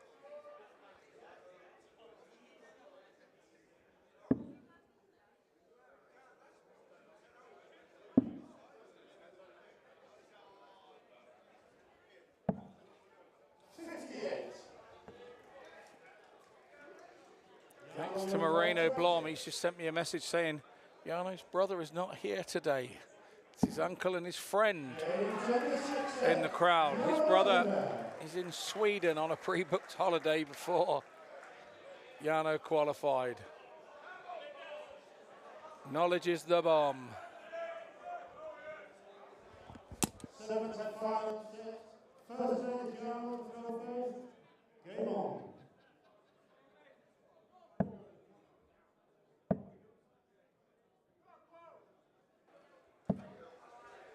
100.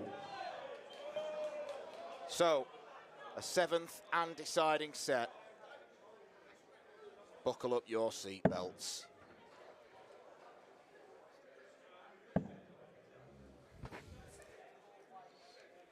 Advantage Bottenberg.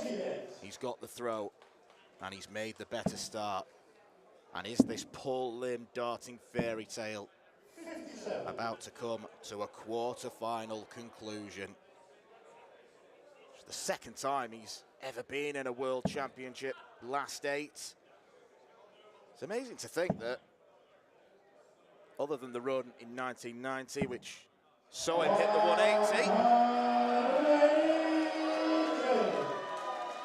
and when I say 180, I mean 9-darter, his World Championship career has been a spate of first and second round exits. For how much of a revered figure he is.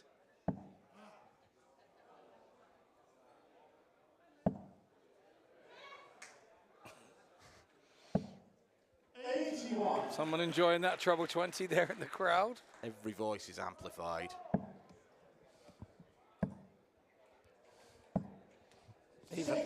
Even ours, mate, now. Our volume is going to have to decrease.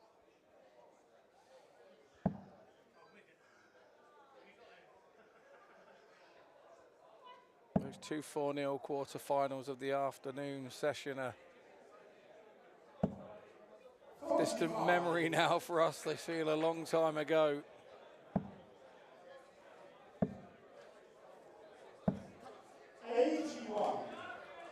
Only require 157.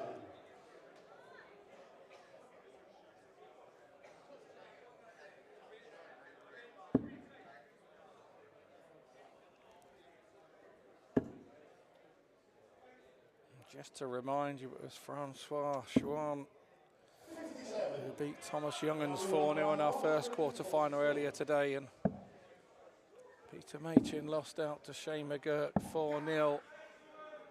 107. And those of you who have been with us all evening would have seen an absolute Lakeside classic between Neil Duff and Jason Brandon of America, and Jason Brandon coming through 4-3 in that one. Then wanting tops here, now 10s.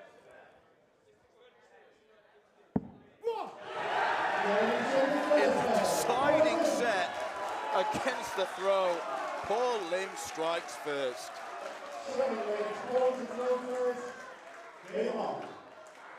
We've got about half the crowd left that have been in all evening, have left to catch their bus, their train, their booked taxi. Paul Lim just pings a double 10 there, and I think the noise was louder than when it was full up. 137.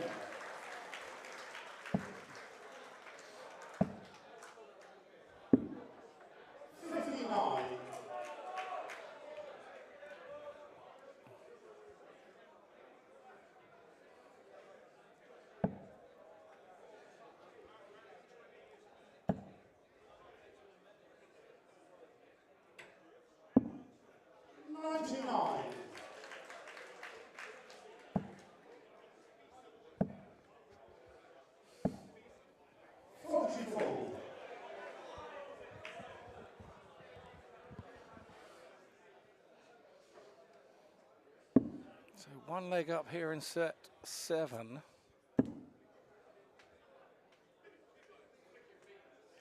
133 plus these in front. 95.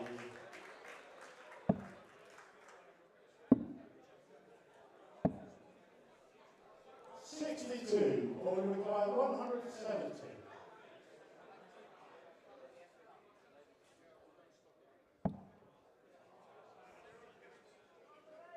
Everyone wanted a 170. 134 here he'd be happy with. Dips his foot into double check.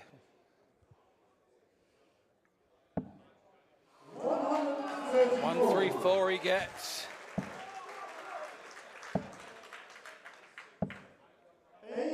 Scott, when you're 70, will you be able to do this? Probably won't even be able to commentate, mate. I probably won't be able to get up the stairs to get here.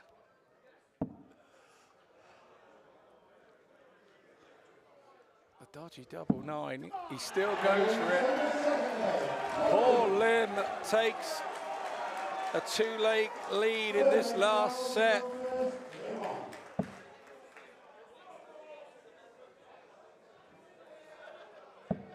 Are we about to witness some more Lakeside special history? Well, Jarno's gifted Paul a chance with an opening visit of 59.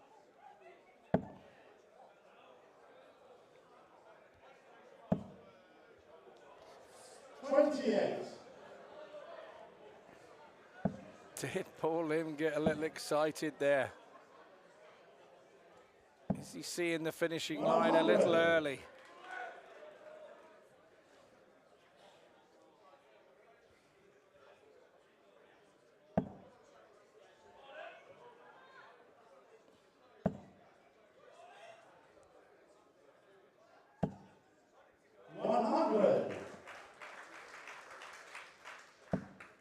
Every treble 20 for Paul Lim now being clapped. 140. Bottenberg will not lie down. Jarno is getting his fair share of support. Lim needing a double treble visit here.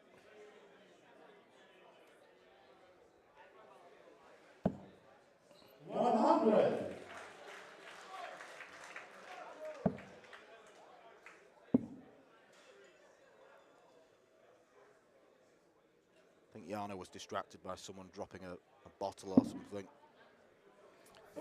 It would have been a plastic bottle, mate, or a plastic glass. Not allowed glass in here. Plastic pitchers have been flowing. I'm surprised Paul Lim didn't start on the 19s for this. 100. He needed a 140 to leave. Double by going that route. 55. It could soon be the end of the road for Jarno. Again, Paul Lim has to have a treble visit here. He now goes down to those 19s, looking for 133 to leave double top. Another one of those will do that. You're hearing yeses from the crowd.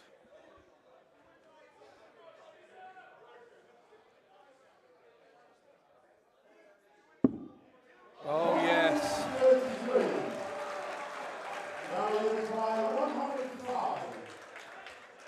Jarno needs to show what he's made of. Treble 18. He's not there. Paul Lim is coming back for the match. He's coming back for a place in semi-final Saturday.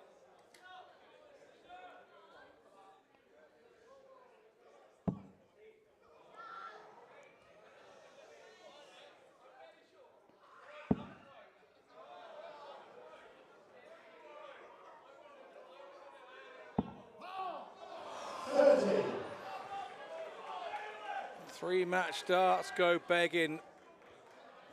Difficult one. The crowd were really wanting that to go in. There was the odd shout while he was throwing. He's laughing about it. His tongue is coming out, but Jarno rightly taking his time.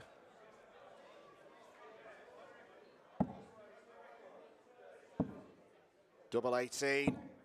Jarno Bottenberg, balls of steel. He's still in this.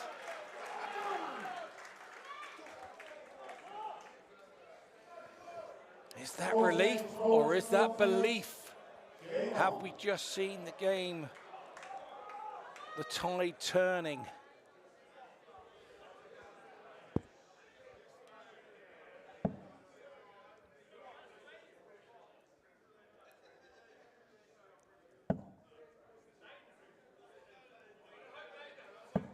Has the big roar inspired Paul Lim?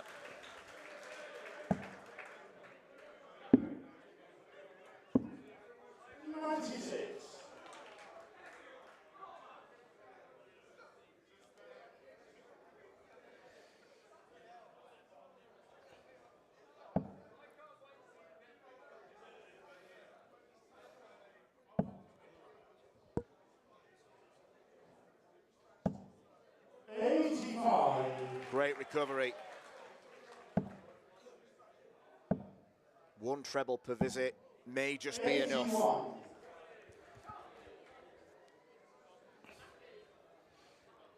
He'd like to be greedy and get a double treble visit, but while you're trying to be greedy like that, there's always a concern. But you have a no treble visit at all. Here's the double treble visit he is dreaming of. Oh, it's a treble visit that he dreamt of. Wow. If you are not on the edge of your seat, oh, Jarno. Oh, Jarno. Irresistible. Well done, Jarno. It deserves the last leg.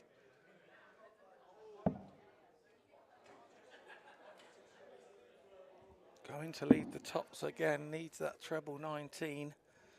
Little shuffle along the hockey to try and get an open time. This time it doesn't happen. 144 can't go, but can he set it up? He has. And now he has to pray. Paul Lim should get another dart. He's going to get two. Over to you, Paul Lim. It is uncharted territory for Paul Lim. The 70-year-old Singapore slinger is a World Championship semi-finalist.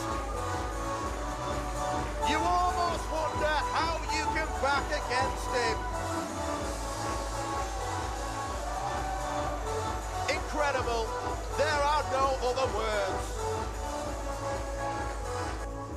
Now, ladies and gentlemen, please show your appreciation for Jarno Buttenberg.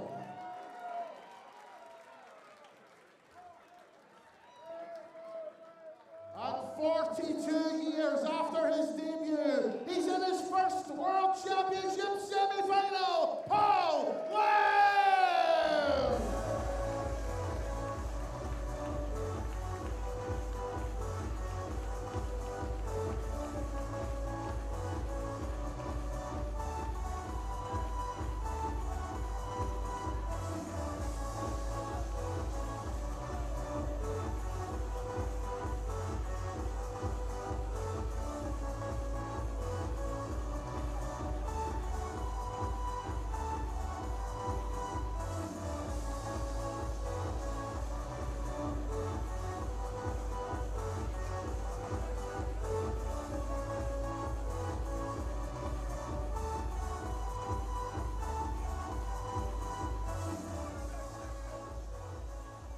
Marvelously, Paul has just signed someone's head. Ladies and gentlemen, that does bring quarterfinals day to a conclusion here at the Lakeside. Have you all had a good evening? Who's coming back tomorrow? A few, well, some of the people coming back tomorrow may have already gone to get their buses and trains, but we will be back 2 o'clock tomorrow afternoon, semi-finals day here at the Lakeside. Thank you all very much for your company, and we'll see you next time. God bless and good night.